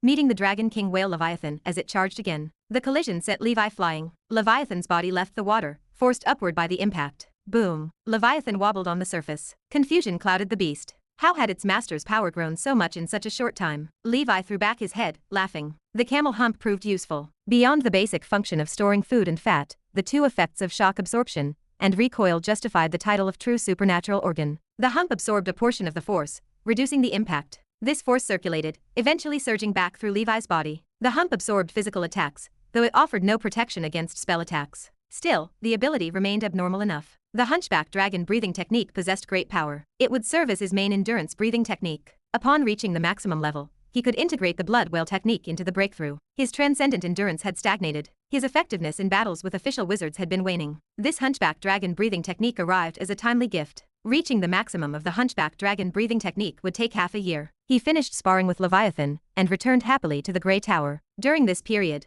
the need to increase his strength kept Levi tense against potential dangers. He relaxed, joining Marlene to help refine potions and rest. His pharmacy skill neared level 7. At level 7, he would be an official pharmacist. He only needed to refine a first circle potion under the notarization of the Pharmacist Association to obtain status. He could sell potions through official legal channels. Once he made a name for himself, earning money would be easy for a first circle pharmacist. The first circle pharmacist's potions would ensure smoother wizard cultivation. Levi had considered creating another weapon-making inheritance, given his foundation in forging, but decided against it for now. He had enough to do. Being a pharmacist served as a sufficient support profession. He did not need to make everything himself. If he needed a wizard tool, he could buy it. Making potions himself offered greater ease. The Tower Master continued studying his alchemy style. Levi believed if the Tower Master succeeded, he could become a scholar of the Panplane Wizard Council. The Grey Tower status would rise. Other factions would hesitate before causing trouble for a faction led by a scholar. Offending a scholar was equivalent to offending the Panplane Wizard Council. Was the risk worth it?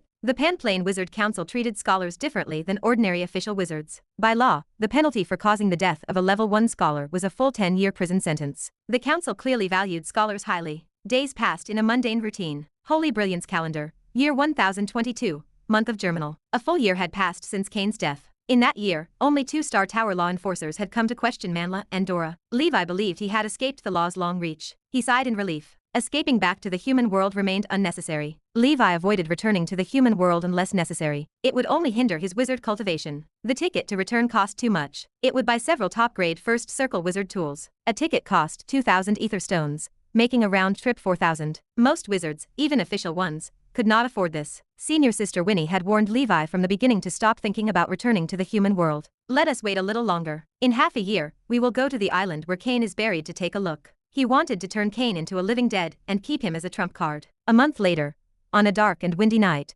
Levi and Emperor Mew held a team-building event on an uninhabited island to mark the first anniversary of the Twilight Nights. They exchanged cultivation experiences and insights, drinking and chatting. Both men learned much. Chapter 333. At the end of the event, Levi and Emperor Mew held a sparring match. The contest simply determined who was stronger and who was weaker. Levi won the final exchange, and Emperor Mew conceded defeat with a sigh. Even though they were both legendary knights, the gap between them remained significant. Levi encouraged Emperor Mew not to abandon his wizard training. Legendary knights like them might lack innate talent, but their perseverance and temperament offered a path. If they refused to quit, they could still become official wizards one day. Achieving the status of an official wizard would extend his lifespan to 200 years. That would grant Emperor Mew more time to break the shackles of a legendary knight and achieve a personal breakthrough. Emperor Mew agreed. He felt that his friend's advice made sense. With a wizard's research capabilities, he might eventually find a way to surpass the limitations of his legendary knight status. The wizard world possessed life schools of thought. These institutions specialized in mutation, bloodline studies, modification studies, and monster studies. Within those fields, potential existed to break through bloodline restrictions. After organizing the team with Emperor Mew, Levi returned to the Grey Tower to continue his cultivation. Defeating Emperor Mew was not a cause for pride. Levi knew very well that without the proficiency panel, his current achievements would likely fall short of Emperor Mew's. He needed to work harder and exploit his unique advantage. It felt good to cheat for a while, but it felt even better to maintain that advantage constantly. In the month of flowing fire, in the year 1022 of the Holy Brilliance calendar, a higher-up from the Star Tower had bombarded a burning faction wizard from the Azure Fire Alliance. He had violated many laws of the Panplane Wizard Council, and the authorities required the Azure Fire Alliance to conduct a thorough self-examination of its members. Otherwise, the Star Tower threatened to expel some members of the Azure Fire Alliance and drive them back to their hometowns. They would confiscate all their properties in the realm of Azure Cloud. This wizard from the burning faction was Fireplay Master Kane, who had been dead for more than a year. Poor Kane. He died with a grievance. Not only did no one really investigate the cause of his death,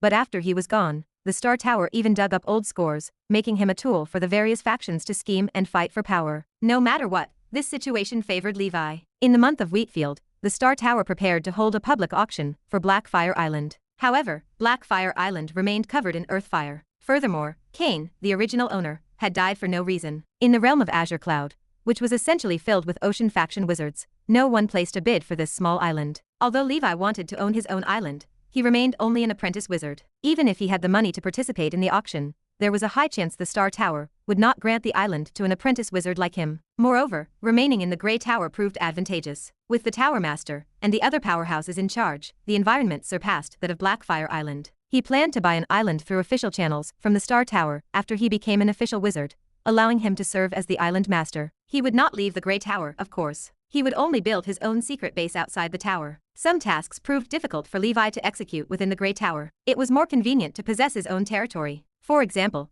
using the living dead summoning spells from the School of Death or nurturing an army of Saint Scorpions would be highly inconvenient inside the Grey Tower. In the end, after 3 price reductions, the price of Blackfire Island dropped to 5,000 ether stones. No one participated in the bidding, and it remained unsold. The Star Tower had no choice but to temporarily set aside Blackfire Island and send guards to watch it, waiting for the fated person to arrive and make a purchase. In the Endless Sea, other than very small mini-islands, all the famous islands were properties of the Star Tower. Although some good uninhabited islands existed in dangerous sea areas, transcendent creatures roamed everywhere there. Ordinary wizards would be courting death if they visited those places. Occasionally, Levi inquired about the outside world, but most of the time, he paid no attention to external events. He followed his own pace and patiently cultivated his experience. He wanted to become a high-level apprentice wizard within that year. In the month of Northern Wind, in the human world, within the Evernight Kingdom, the Snow Queen and Goddess Knight Elsa lay on the bed, gritting their teeth. Sweat drenched the female legendary knight's loose robe. Her strong muscles bulged as she exerted pressure. On the other side of the bed,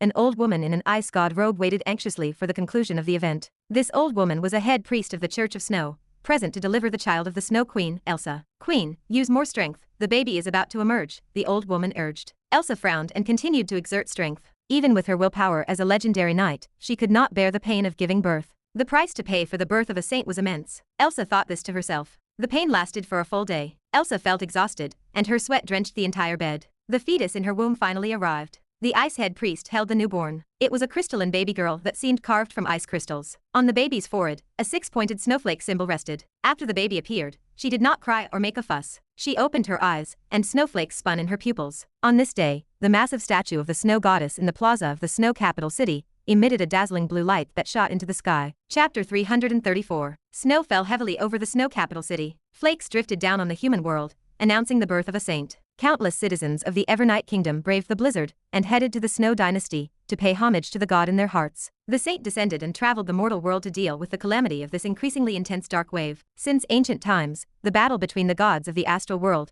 and the rulers of the multidimensional plane had never stopped. In the Tulip Hill, Flower City, Andrew, who had completed Levi assessment this year, played chess with Anderson again. To the long-lived blood clan like them, playing chess was a good way to kill time. A beautiful owl landed on the castle wall. Anderson and Andrew looked up. "Good morning, Miss Eve," they said in unison. The owl transformed into a cold witch with a small storage bag in her hand. "Letter from the Grey Tower, delivered," the witch said. "Miss Eve, Do not be in a hurry to leave. Drink some good wine here, Anderson said with a smile. Sorry, I am very busy. The messenger transformed into an owl and took flight. The two Blood Clan members traded glances. Quick, open it and see what your master wrote, Anderson urged. Andrew read the letter silently. Inside lay a letter and a breathing technique inheritance diagram. Andrew finished reading and tucked the paper away. His master asked Andrew to search for the Van Helsing family and the Duncan family inheritance in the human world, according to the clues he mailed. As a member of the Blood Clan, Andrew understood the Van Helsing family, though not as well as Elder Anderson. Elder Anderson, have you interacted with the Van Helsing family or the Duncan family? Andrew asked. Anderson looked into the distance, his eyes turning toward the past. I have basically never come into contact with the Duncan family. It was only after I became a legendary knight that I learned some secrets about the Van Helsing family. This family is called the family of vampire hunters. Their heritage is very long, much longer than the history of the Emerald Kingdom. When I came into contact with the Van Helsing family, their family was no longer left with only one vampire hunter. His name was De. De was a rare genius of the Van Helsing family. His cultivation talent was close to the ancestors of the family. He mastered the power called seals and cultivated it to the highest realm. It was a power infinitely close to that of a wizard. I fought with De, and we were evenly matched. In the end, he saw that I was different from the ordinary Blood Clan, so he stopped. The two of us fought and became good friends. Later on, because of our identities, I did not interact much with De. I continued to be my Blood Clan, while he continued to be a vampire hunter. The last time I heard about De was in the Shining Tavern. De had trespassed in the forbidden area of the church Heavenly Mountain and tried to steal the church treasure. He died at the hands of the Guardian. At first, I thought that he wanted to steal the church sealing sacred objects. Later on, I found out that what De wanted to steal was the remains of the previous saint. Anderson turned the past over in his mind. Had Andrew not asked, these thoughts would have remained buried. He had lived for a long time and had seen a lot, so he had a lot of memories. He had learned to bury some. Andrew sat silently. The remains of a saint. Are there any more? I thought that thing had long disappeared. I think so, Anderson replied. I am not sure either. After all, saints are also divided into many generations. Did the various churches not claim that their saints have appeared recently? Andrew stopped talking. The clues given to him by his master did not mention any information about De. They were all clues about the four great families that were older than De. Many of them had lost their value with the passage of time. From the looks of it, the legacy of the Van Helsing family might be with the church, not to mention the Duncan family, the monster killer. Heavenly Mountain. If the inheritance lies there, there is no hope, Andrew thought, shaking his head. Heavenly Mountain was a forbidden area of the Church of Holy Light. It was the place where the church communicated with the Heavenly Father. On Heavenly Mountain, there were many sealing sacred objects that had been passed down from the church since ancient times. This was a land of miracles. It was also the place where the first saint of the Church of Holy Light had fallen. The so-called 7 Knights of the Sky also came from here. Of course, in Andrew's eyes, this was a lie to ordinary knights and mortals. After all, there were a total of 7 orthodox gods on this continent. The Heavenly Father was only one of them, and each family had their own opinions. When Andrew was wandering in the East Pole Empire in his early years, he also received another version of the origin of knights there. The great and supreme king of 10,000 dragons, he used his dragon scales and gold to forge the iron bones of a knight, his dragon blood and soil to forge the body of a knight, his dragon saliva and gems to forge the discerning eye of a knight, and finally, he used a passionate dragon breath to bestow the soul of a knight. All in all, every church had its own origins. They were self-centered in their own country. Andrew felt that the actions of the church were merely a way to flatter themselves. Chapter 335. Of course, the church had boasted for a long time. If Knight Anderson spoke the truth, then the traces of the Van Helsing family inheritance lay in Heavenly Mountain. Andrew neared legendary status, yet he did not dare venture to Heavenly Mountain. He planned to search the mortal world for the remaining clues. If those failed, he would inform his master about Heavenly Mountain and let the man decide. The second task concerned Anderson. Andrew turned to the Blood Clan elder. Master advanced to the legendary Knight realm and established an organization called the Twilight Knights. He wants to build a group full of legendary knights. You, elder, are the vice commander. Knight Anderson stared at him. He had been playing chess and resting at home. How had he suddenly become the vice commander of a knight group? This kid. Anderson tapped his chin. However, the ideals of the Twilight Knights match my own. I will try being the vice commander. By the way, elder, master asked me to give this to you. He said it might be useful. Andrew handed the breathing technique inheritance diagram to Anderson. Blood Beast breathing technique, Anderson mused. Holy Brilliance calendar year 1022, month of winter. Endless sea, Grey Tower. Half a year ago, Levi had developed a new secret medicine for the breathing technique. The results were positive. A month ago, Levi cultivated the breathing technique to level 7. His special effect, Advanced Perception, upgraded to Top Perception. The range of his perception widened to twice the previous size. He only needed one more limit break to upgrade Top Perception to Transcendent Perception. Perception-type breathing techniques appear only by luck. He left the matter to fate. Finding 3 such techniques had already exceeded his expectations. Beyond the breathing technique limits, Levi made a major breakthrough in his sorcery. He checked the Klein crystal. His spiritual power glowed on the surface. Spiritual force is 11. Maximum spell power is 107 points.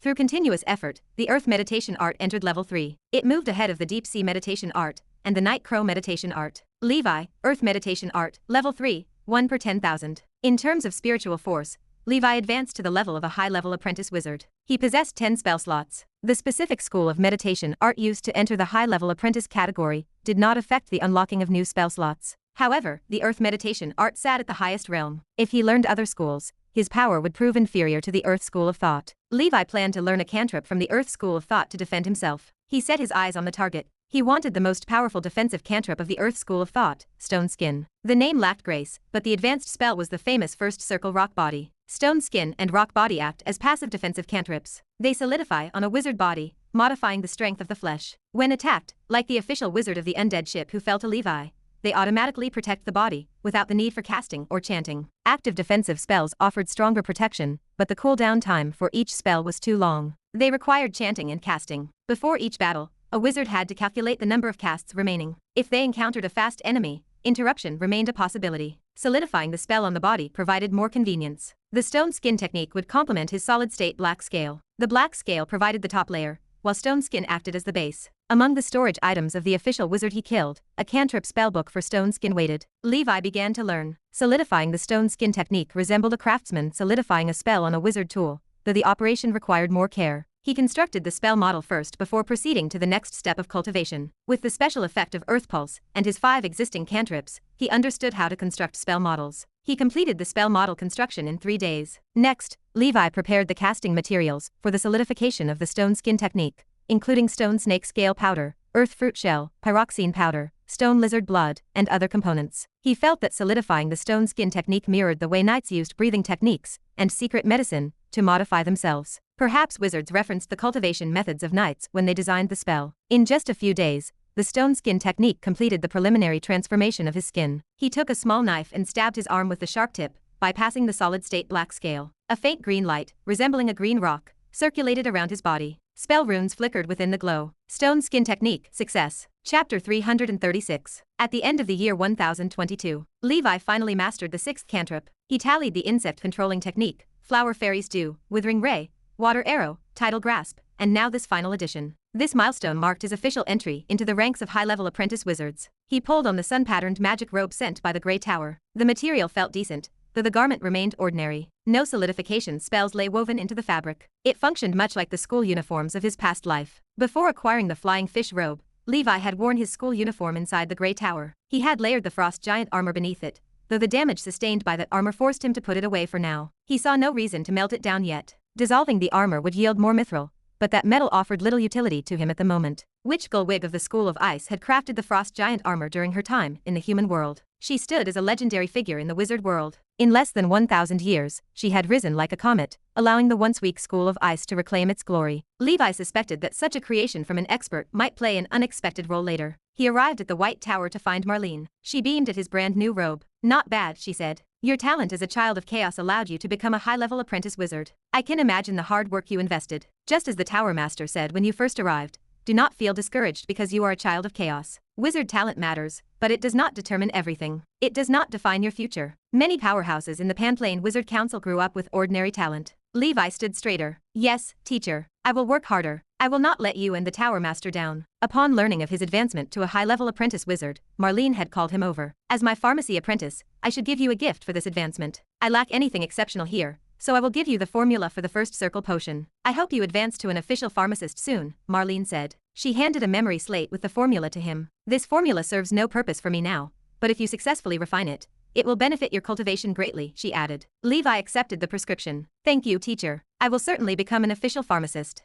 Gratitude welled within him for Marlene. He vowed that once he became wealthy and stronger, he would never forget the kindness she showed him. Returning kindness with kindness, repaying hatred with hatred, and finding joy in gratitude and vengeance, one could truly enjoy life. "It is fine," Marlene said. "It is not easy to meet such a talented apprentice. I will not let your potential go to waste." After chatting with his teacher, he learned that the Tower Master remained in seclusion. The man seemed to be at the most critical moment of his training. Levi hoped the Tower Master would succeed and advance to the 3rd circle as soon as possible to guard the Grey Tower. That would allow them to resist the threat from Whalesong Island. Bidding farewell to his teacher, Levi traveled to the room of Mr. Marco and Mr. Tim. Both teachers affirmed his progress. Other apprentices and senior sister Winnie also sent their congratulations. Whether those wishes were sincere or not, Levi sensed a greater sense of belonging and recognition toward the Grey Tower. Since entering the wizard world in the year 1017, Levi had transformed from a low-level apprentice wizard into a high-level apprentice wizard, and from a grand knight into a legendary knight over the span of nearly 6 years. He had moved from an unknown rookie to another kind of unknown rookie. The only point of interest for others had been his identity as a legendary knight.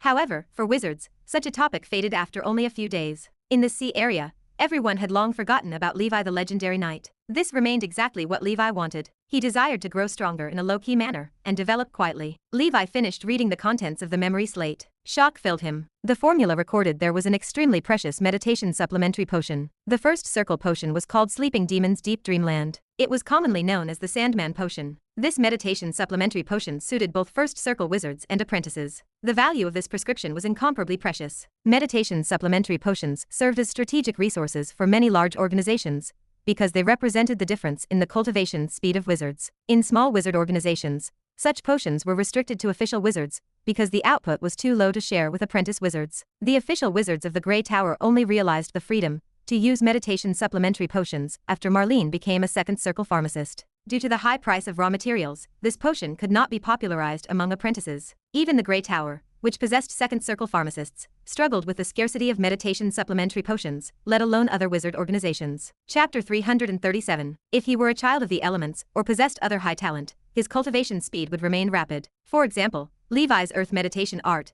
and sun meditation art advanced at a respectable pace. However, as a child of chaos, he faced no chance of becoming an official wizard. His talent remained poor to begin with, and he lacked chemical enhancements. How could he possibly ascend to the rank of official wizard? It felt like a game. He started with bad luck. If he refused to spend money, the game lost all meaning. Levi's deep sea meditation art served as a prime example. He learned this art first, yet the earth meditation art overtook it. Even now, the deep sea meditation art remained below level 3. Levi realized the pain of having no talent and no pills. If he could refine the Sandman potion, his wizard cultivation speed would climb to a new level. The prescription described the benefits clearly. The Sandman potion could increase the meditation efficiency of an apprentice by 50%, and that of a first circle wizard by 10%. For a second circle wizard, the increase remained a mere 1%. For middle level and high level wizards, the potion offered no effect. 50%. That effectively reduced his cultivation time by half, Levi thought with excitement. He had just broken through to level 3 of the earth meditation art. Without the help of the meditation potion, even with his earth pulse talent, it would take him at least 5 years to reach the maximum of level 3 and prepare for the next step. If Levi continued to consume the meditation potion, he could reach the maximum level 3 within 2.5 years. Then, he could attempt the breakthrough to official wizard status. The gap remained obvious. He aimed to become an official wizard before he turned 40. That would leave him 160 years to become a second circle wizard, break the shackles of a legendary knight, and explore a new realm. Of course, the ingredients needed for such a heaven-defying potion proved difficult to find. However, Levi had obtained many rare potion materials in the Shadow Realm some time ago. He had already extracted and collected a portion of them. The remaining materials might prove difficult to gather in the Black Sail Wizard Market. He would expand his range and search markets in other sea areas. Regardless, Levi possessed wealth. The priority remained converting that money into actual combat power. Levi immediately visited the ingredient shop. He handed a list and some fees to Manla. He requested that Manla use his connections to collect as many potion ingredients as possible. Meanwhile, he began cultivating his pharmaceutical skills toward level 7. In the Holy Brilliance calendar, year 1023, month of vitality, Miss Messenger delivered a letter from the human world. Levi opened it. Andrew had sent it. The storage bag contained several breathing technique inheritance diagrams. Unfortunately, none of them were the type Levi desired. During his last correspondence, he had asked Andrew to keep an eye out for the giant Iron Crocodile clan's breathing technique. Andrew replied that after the rebellion in Montenegro Mountain, the Iron Crocodile family, which had followed Montenegro Mountain in the uprising, was exterminated by the royal family. Their breathing technique inheritance diagram had vanished. It likely resided in the royal family's treasury. Andrew asked if Levi wanted to infiltrate the royal family's treasure vault. With his identity as a member of the Blood Clan, Andrew believed he could succeed. In that case, all the treasures of the royal family would belong to Levi. Andrew showed real courage. He acted even more recklessly than he had back then. He actually wanted to rob the king's treasure vault. Levi thought about it and decided to let Andrew rest for the time being. He did not want to implicate Andrew, a useful agent in the human world, for the sake of the giant Iron Crocodile breathing technique. It would not be worth the risk. Beyond that, Andrew brought clues about the Van Helsing family, based on Knight Anderson's speculation. It appeared likely that the Van Helsing family's inheritance had fallen into the hands of the Church of Holy Light,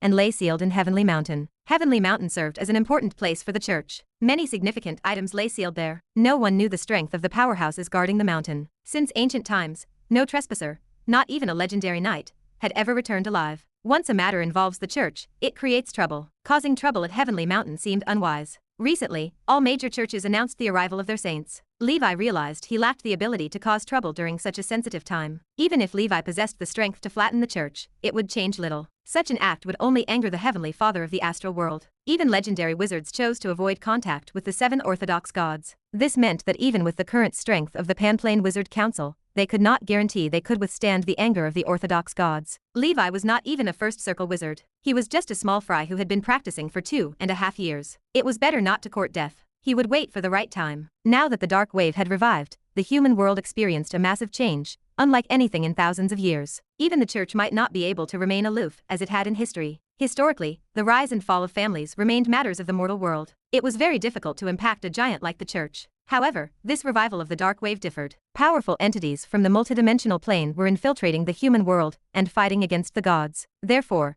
the various churches had no choice but to declare that their saints were descending to appease the people and deal with the upcoming disaster of the dark wave. Chapter 338. If a powerful dark wave creature attacks Heavenly Mountain one day, I might take the opportunity to fish in troubled waters. Levi suppressed his thoughts about the Van Helsing family inheritance. He possessed the dance of the fire god and the earth pulse, which provided sufficient attack and defense. There was no need to pursue the affinity of the 4 elements by force. Andrew's letter mentioned that after Knight Anderson received the breathing technique inheritance diagram, he began to cultivate in seclusion. He appeared to realize something important. Knight Anderson instructed Andrew to thank Levi, and included a breathing technique he had obtained some time ago as a return gift. He hoped to provide a reference for Levi during his path to the legendary realm. His fingers closed around the breathing technique inheritance diagram inside his storage bag. After reading the name, he revealed a faint smile. Black whale breathing technique. This breathing technique brought back memories of the human world. It reminded him of the days when he lived as a small bird, cultivating desperately under the shadow of the terrifying Duke of Montenegro. Perhaps without that pressure,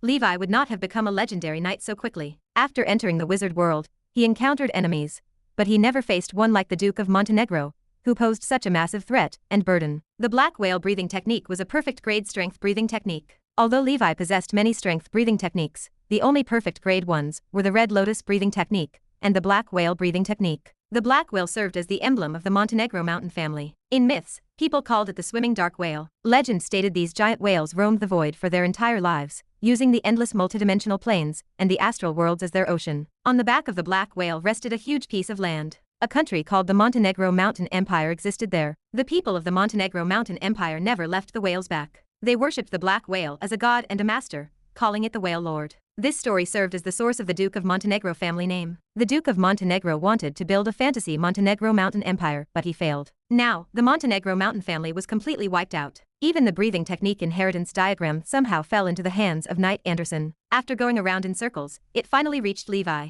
The secret medicine for the black whale breathing technique was not difficult to find. The stronger the whale blood, the better. In the human world, the narwhal was the main creature, but in the wizard world, Levi glanced at the dragon king whale spraying water by the sea. Leviathan had to endure this. After obtaining the black whale breathing technique, Levi mastered it. The upper limit of this breathing technique was high, and it held much potential to be exploited. Levi could not give up on it. Holy Brilliance calendar year 1023, month of Germinal. Cain had been gone for 2 years. Levi, the lawless maniac, remained at large. This disappointed the dead Cain and his son. After 2 years of waiting, Levi determined it was time to turn Cain into a living dead. However, to remain stable, he decided to wait a bit longer to prevent being fished by investigators. He already waited 2 years. Another half a year would not cause harm. After half a year, his strength would increase. It would not be too late then. Levi calmed himself and continued to wait. In the White Sail Alley ingredient shop, Manla busied himself finding ingredients for Levi to refine the Sandman potion. In return, Levi provided Manla with ether stones as compensation,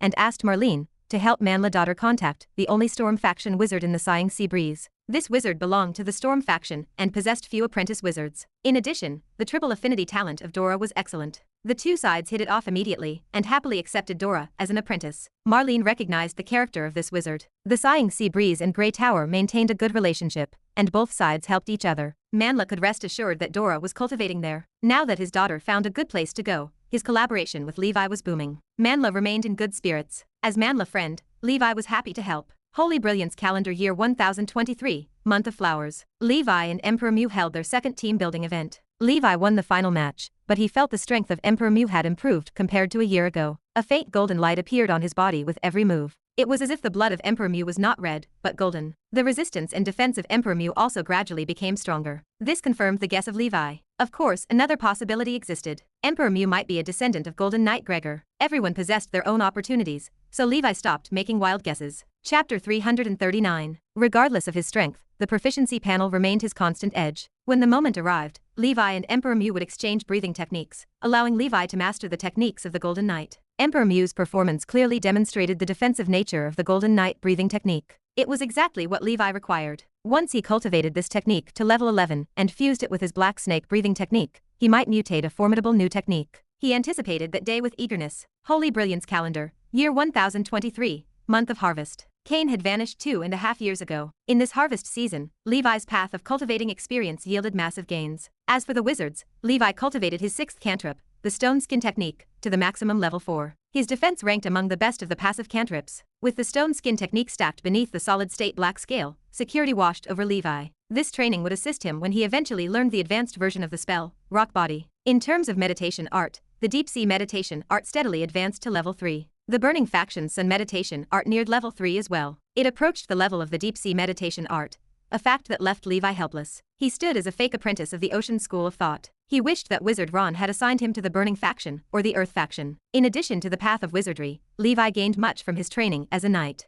After cultivating the newly obtained Black Whale breathing technique to level 8, a new transcendent power emerged. Level 8 transcendent power added little to his current state, but once the Black Whale breathing technique reached level 9, this power would advance and prove useful. Additionally, both the Hunchback Dragon breathing technique and the Undying Bird breathing technique reached level 9. The Hunchback Dragon breathing technique reached level 9, the maximum level. The original Transcendent Endurance evolved into a new special effect, the Dragon Spine. As a powerful dragon clan, the spine of a Hunchback Dragon contained endless power that never exhausted. Black gas converged on his spine. He possessed a trace of the endurance of a Hunchback Dragon. With the circulation of the Hunchback Dragon breathing technique, black gas emerged from Levi's body. The gas passed through his body and converged on his spine. This transformed his spine into a pitch-black pillar, terrifying and demonic. Levi took a deep breath and exhaled 2 long streams of white smoke from his nostrils. His back protruded like the back of a dragon. Viewed from behind, a huge black pillar penetrated his back. This was the dragon spine. His endurance doubled that of his previous transcendent endurance. With the dragon spine transformation, his endurance in battle became inhuman and monstrous. The Hunchback Dragon breathing technique proved powerful, so Levi took action. He integrated the Blood Whale breathing technique and the few lower-level breathing techniques he had obtained into the Hunchback Dragon breathing technique, allowing it to break through the limit. After the Blood Whale breathing technique merged, the Blood Whale sac remained in his body, refusing to disappear. This organ, born from the Blood Whale breathing technique, became a permanent part of his body. Together with his internal organs, they formed a unified system. With the Blood Whale sac and the camel hump, he possessed an endless energy supply for his dragon spine. Levi could now live for 3 years without eating, a benefit brought by these 2 organs. This development eliminated the possibility of Levi becoming a lunatic knight. After the 9th level of the Undying Bird breathing technique, Levi felt even more surprised. The Undying Bird breathing technique reached level 9, 11,235 out of 150,000. The special effect, Blood Ember, appeared. The black gas from the Undying Bird filled his body, strengthened his blood, bolstered his physique, and reconstructed his body. His physique underwent a complete transformation. Broken limbs regenerated, and bones turned white. This was no legend.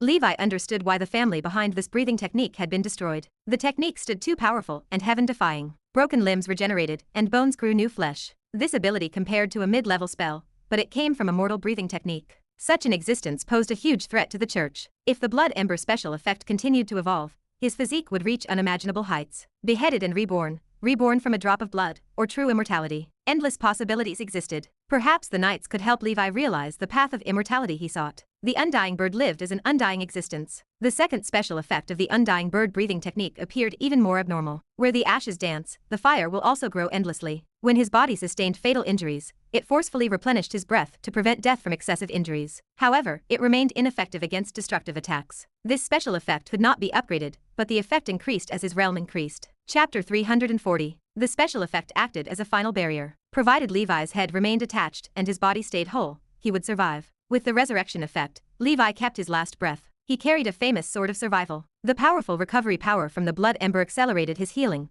returning him to peak state in short order. This skill mirrored the turtle breathing technique found in certain legends. It served as a life-saving divine skill. After 6 months of hibernation, Levi's strength climbed again. The 9th level of the undying bird-breathing technique triggered a qualitative change in his physical form. Cain had been dead for 2.5 years. The time for action had arrived. He planned to turn Cain into a living dead. He packed his gear, mounted Leviathan, and disguised his appearance before departing. He searched for the coordinates. Near the burial island, he dismounted from the Dragon King whale and ordered Leviathan to wait in the deep sea. He swam the remaining distance. He relied on the black snake message to perceive the area from afar. He sensed Cain's aura still lingering on the island. The relief washed over him. The body remained undisturbed. Levi swam toward the island. 2 kilometers away, he used his advanced perception to investigate the situation. No soul moved. No one had visited since he left. Levi donned his armor, protected by the solid-state black scale. The stone skin technique flickered with a green light beneath his clothes, ready to activate defensive spells or flight techniques from his wizard tool at any moment. The precautions proved unnecessary. Levi unearthed the body of Cain. Embalming fluids preserved the corpse. The skin remained lifeless and expressionless. He checked the body from inside and out. It appeared identical to the day he left. No marks marred the surface. He inserted a core of the undead into Cain's mind.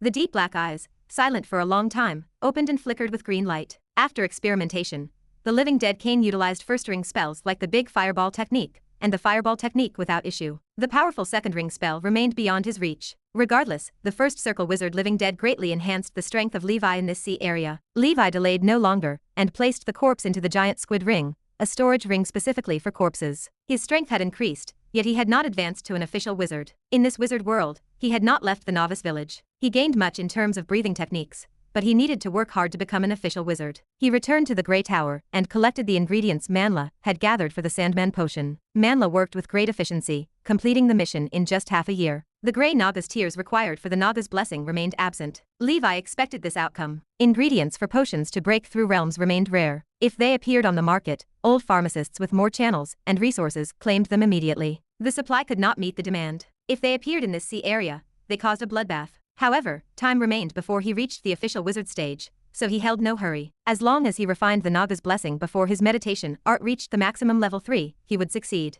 After the special attacks of the last month, Levi reached level 7 in his pharmaceutical skills. No obstacles or shackles hindered him. Level 7 represented the realm of an official pharmacist. He prepared to refine the first circle potion. He possessed 60 portions of ingredients for the Sandman potion. The venture cost 3,000 ether stones and more than 60,000 gold coins. The cost of refining the Sandman potion reached shocking levels. Ordinary official wizards could not afford 3,000 ether stones for raw materials. Once refined, a single potion commanded at least 150 to 200 ether stones on the market. Only 5 wizards in the sea area, including Levi, could refine the Sandman potion. Teacher Marlene prioritized the potions she made for their own use. The tower purchased the rest, keeping them off the market entirely. Official pharmacists from other organizations followed the same practice. Very few Sandman potions appeared in the Black Sail Wizard Market, and the Celestial Circle shop usually kept them off the shelves. Levi did not immediately start refining the Sandman potion. He had just stepped into the official pharmacist realm. A refined attempt now promised a low success rate. To avoid wasting the painstakingly collected materials, he used cheaper first circle potions for practice. He chose the first circle red and blue mana potions. The cost remained relatively low,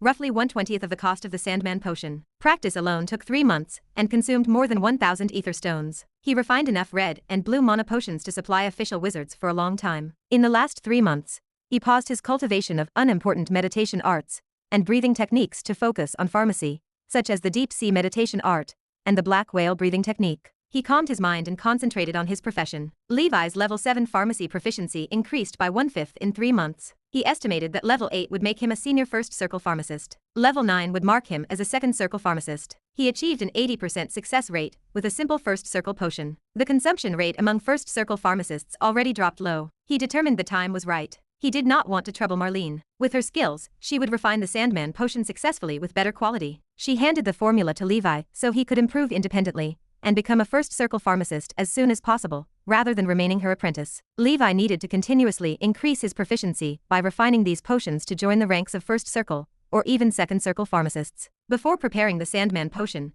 Levi found Marlene and informed her of his breakthrough to official pharmacist status. He planned to try refining the Sandman potion. He requested her experience and skills. Marlene beamed with excitement. Levi was the first and only official pharmacist she had personally taught. This meant the small second circle organization of the Grey Tower now boasted 2 official pharmacists, Marlene and Levi. Had the Tower Master not been in seclusion, Marlene would have shared the joy immediately. Marlene handed Levi the notes she accumulated regarding her experience, skills, and mistakes during her own refinements of the Sandman potion. Levi paid a symbolic 500 points. The true value of such a notebook far exceeded 500 points. To prevent the depreciation of points, the tower periodically reclaimed a portion of points from the hands of apprentices in various forms. With the help of Marlene, his success rate in refining the Sandman potion increased significantly. Once ready, he locked himself in the pharmacy room on the 9th floor of the Grey Tower to begin his seclusion. Levi inhaled deeply and calmed his racing thoughts. "Good luck," he whispered. "Failure means tossing away 50 ether stones and 1,000 gold coins. This is not alchemy.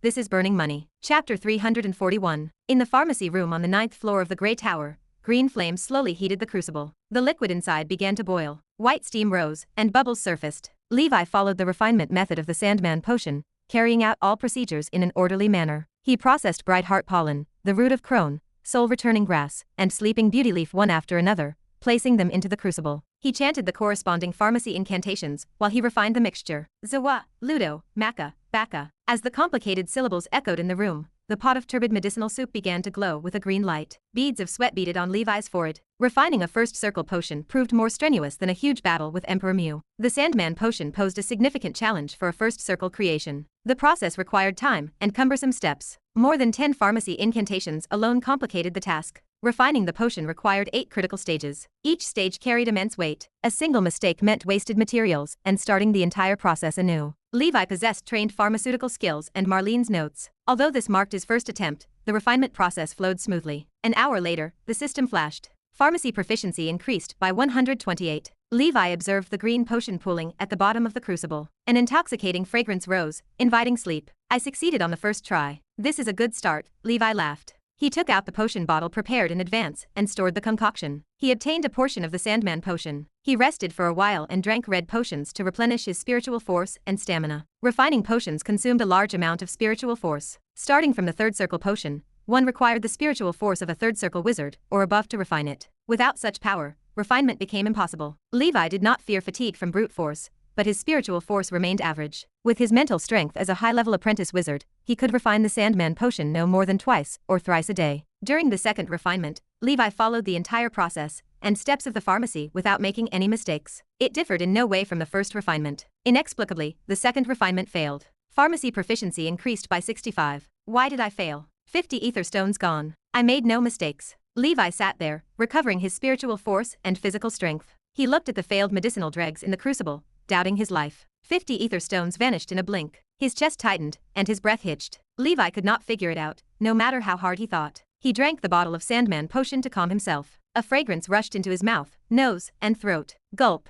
Levi drained the glass. He quickly began to meditate. He finished circulating the Earth Meditation Art, confirming the description. The proficiency increase for the Earth Meditation Art exceeded the original rate by more than twice. A bottle of Sandman potion lasted about 1 week. The effect weakened continuously during this period. The first day offered the best results, followed by a steady decline until the 7th day, where the effect became negligible. In general, the Sandman potion improved his meditation efficiency by about 1.5 times compared to his baseline. The next day, Levi remained in high spirits and continued to refine. He felt no fear of failure. A first circle pharmacist struggled to achieve 100% success. The failure yesterday stemmed from a lack of proficiency and insufficient mental strength. This potion belonged to the first circle, while he remained a high-level apprentice wizard. Higher mental strength would naturally increase the success rate. Reaching level 8 in pharmacy would achieve the same effect. In short, the success rate of the pharmacy and the quality of the potion related primarily to 3 points: the quality of the raw materials, the level of spiritual force, and the proficiency of the pharmacy skill. The quality of the ingredients remained outside his control. It proved good enough that he found the ingredients for the Sandman potion at all. Levi lacked the standing to be picky. His spiritual force existed to quickly improve his wizard cultivation. As for his pharmacy proficiency,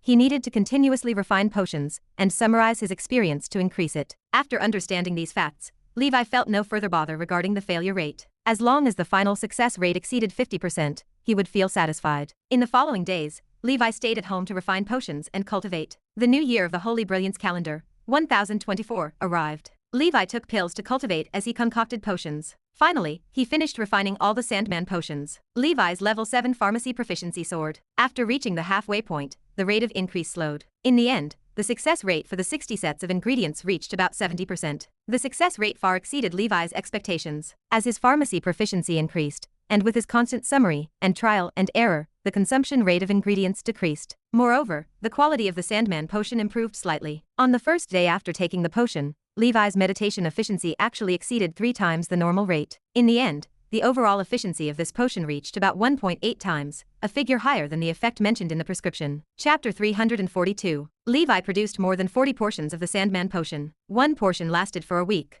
This supply covered nearly half a year of cultivation. He consumed the pills, and his experience in the 4 meditation arts increased significantly. The deep sea meditation art finally broke through to level 3. Levi, an apprentice of the Ocean School of Thought, had finally found his footing. The path had been difficult. A few months after the Ocean meditation art reached level 3, the Sun meditation art and the Night Crow meditation art also stepped into level 3. Taking drugs certainly delivered results. The proficiency panel sat neat and tidy, displaying all level 3 meditation arts. The sight brought satisfaction. After the Sun meditation art hit level 3, Levi chose his 7th spell. This was the classic small fireball technique. The name sounded trashy, like a skill meant for cannon fodder characters in online novels, but Levi knew better. Among the cantrips of the burning faction, the small fireball technique reigned supreme. Simplicity marked the great Tao, returning to the fundamentals. Levi never intended to learn Burning School of Thought cantrips. Now that he possessed Kane's complete burning faction legacy, he could master the small fireball technique. It offered a complete path of advancement. Small fireball technique, big fireball technique, 5 fireballs technique. This set of spells would serve as Levi's primary attack suite. A path of advancement existed beyond the 5 fireballs technique, leading all the way to the legendary sorcery, the Eternal Blazing Sunday. The creator of this spell, Wizard Edmund, once used this legendary power to kill a powerful ruler of the multidimensional plane. They called him the Blazing Sun God Wizard Edmund. Kane's stored casting materials meant Levi faced no worries regarding cultivation experience. The path for the small fireball technique remained smooth. 6 months later, coupled with the special effects of the Dance of the Fire God, Levi cultivated this cantrip to the maximum level 4. The power impressed him. The core of the explosion could actually blow up a few of his solid-state black scales. It almost breached the defense of the solid-state black scale. Other apprentice cantrips failed to break that defense. The solid-state black scale held a resistance comparable to a top-notch first circle defensive spell. Levi's offensive arsenal now included the water arrow, withering ray, and small fireball technique. The water arrow primarily handled assessments within the Grey Tower. In the future, offensive spells from the Death faction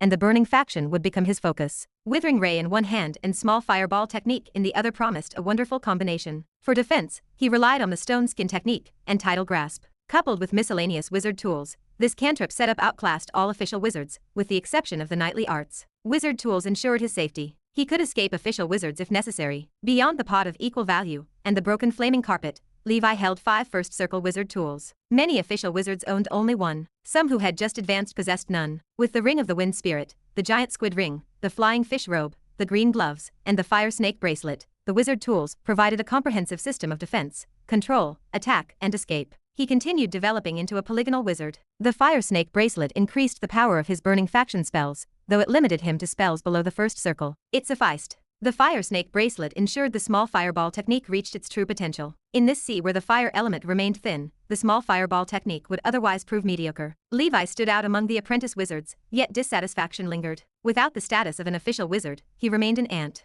Once he ascended to official wizard status, he would become a larger ant. Within the borders of the Grey Tower, an official wizard stood as high-end combat power. Levi's knight skills would allow him to do as he pleased under the second circle. The Sandman potion would bring that day closer. Time passed peacefully while Levi cultivated. In a distant, foggy sea, the undead ship floated in silence. Ghost fire flickered across the deck with a demonic light. A sinister, terrifying darkness saturated the air. The 3-headed hell lizard lay lazily on the deck. Beside it, Demon Harland opened his eyes. Black demonic flames burned fiercely. In front of the undead ship, a sea beast more than 10 meters long, resembling a giant toad, emerged from the sea surface like a small island. The 3-headed hell lizard opened its eyes. As a second circle transcendent creature, it sensed a threat from the huge toad. The beast possessed power equal to its own. Chapter 343. The huge toad opened its bloody mouth. Inside, an old man in a whale-patterned robe stood upright, looking energetic. Demon Harland paced the deck. He glared at the creature. Morpheus, did you and your dark frog bring any good news? Morpheus leaned forward. Harland, how are your injuries?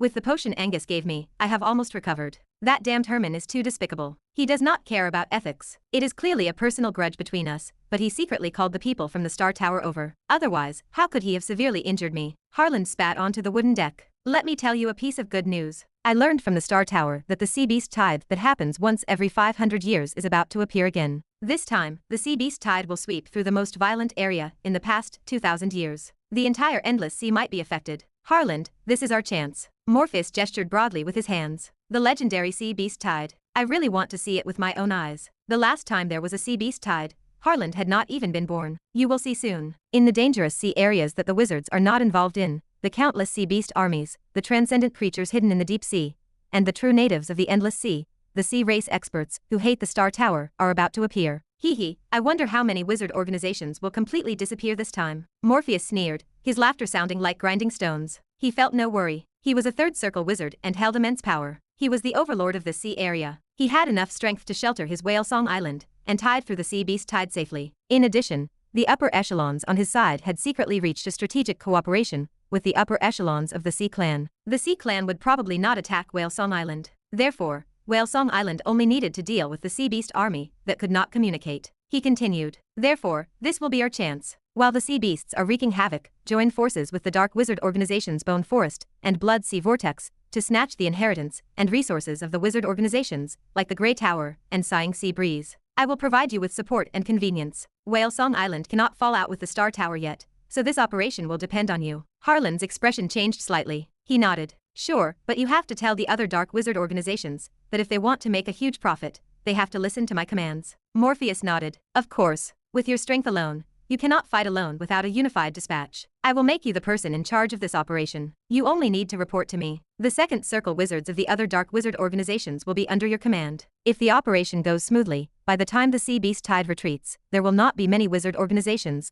left in this sea area. At that time, I can apply to the Star Tower to buy all the territories of these wizard organizations at a low price and integrate them into the territory of Whale Song Island. You do not have to hide all day long in my territory. The big shots behind me will naturally think of ways to erase the records left behind by your undead ship in the pan, Plain Wizard Council. Or, you can go to the underwater prison of the Abyss City for a few years. You can come out and be a new person after reading the newspapers and playing chess. There are also our people in the Abyss City. You will not be mistreated. Harland remained silent. These were all things that he had discussed with Morpheus beforehand. He had experienced enough of being a dark wizard. The game of cat and mouse that had lasted for more than 100 years had tired him out. He wanted to clear his name and live in the sun. But before he could clear his name, he had to do something. Kill Herman. Destroy the Grey Tower. Otherwise, his thoughts would not be clear. Star Sea. A towering black tower pierced into the clouds. Surrounding the tower were floating buildings that looked like stars. They circled the black tower in a rhythmic manner. From time to time, wizards in starry robes flew in and out of these buildings with flying spells, entering the towers or heading to other places. In the sea around the tower, many small islands lay scattered across the boundless blue sea. Wizard towers stood on almost every island. This was the Star Sea, the core area of the realm of Azure Cloud, and also the most prosperous region. The towering Star Tower acted as the manager of the realm of Azure Cloud, and one of the members of the Plain Wizard Council. Most of the wizards in the realm of Azure Cloud felt pride upon entering the Star Tower to become law enforcement officers. This enthusiasm matched the civil servants in Levi's previous life. After becoming a law enforcement officer of the Star Tower, a wizard could claim their own island near the Star Sea and build a private wizard tower in the place where the water element in the realm of Azure Cloud was the most abundant. The speed of meditation and spell cultivation here surpassed any border area. In addition, the Star Tower also provided the law enforcement personnel with ether stones every year, allowing them to carry out their own wizard research in peace. At the same time, the law enforcement personnel also purchased wizard tools, potions, casting materials, and other necessities from many official places like the Celestial Circle Shop. Chapter 344. Therefore, after the first Tower Master of the Grey Tower, Salmon, became a third circle wizard, he handed over the inheritance that he had built to Wizard Herman, who had stepped into the second circle not long ago. Salmon went to the Star Sea and passed the assessment of the Star Tower to become a member. Under the Star Tower's headquarters, there were various organizations that were in charge of the administration of the wizards in the Endless Sea area, judicial management, and other matters. The Sea Beast Monitoring Station was an inconspicuous organization under the Star Tower. This organization would only appear to be extremely important at special times every few hundred years. That was the Sea Beast Tide that only happened once every 500 years. Currently, inside the Sea Beast Monitoring Station, official wizards were busy. They were the observers of the Sea Beast Monitoring Station. They were in charge of calculating the reproduction of sea beasts in various parts of the Endless Sea. The situation this year was not optimistic, so these observers frowned. The chief of the Sea Beast Monitoring Station, a third circle wizard, listened to the report of the observers with a solemn expression. Chief, according to the data from the various monitoring stations, apart from a few sea areas, be it the outer or inner regions, the number of sea beasts has reached the peak of the past 2,000 years. The threat level of this sea beast tide is level 3. Level 3, the station master muttered. According to the classification of the Sea Beast Monitoring Station,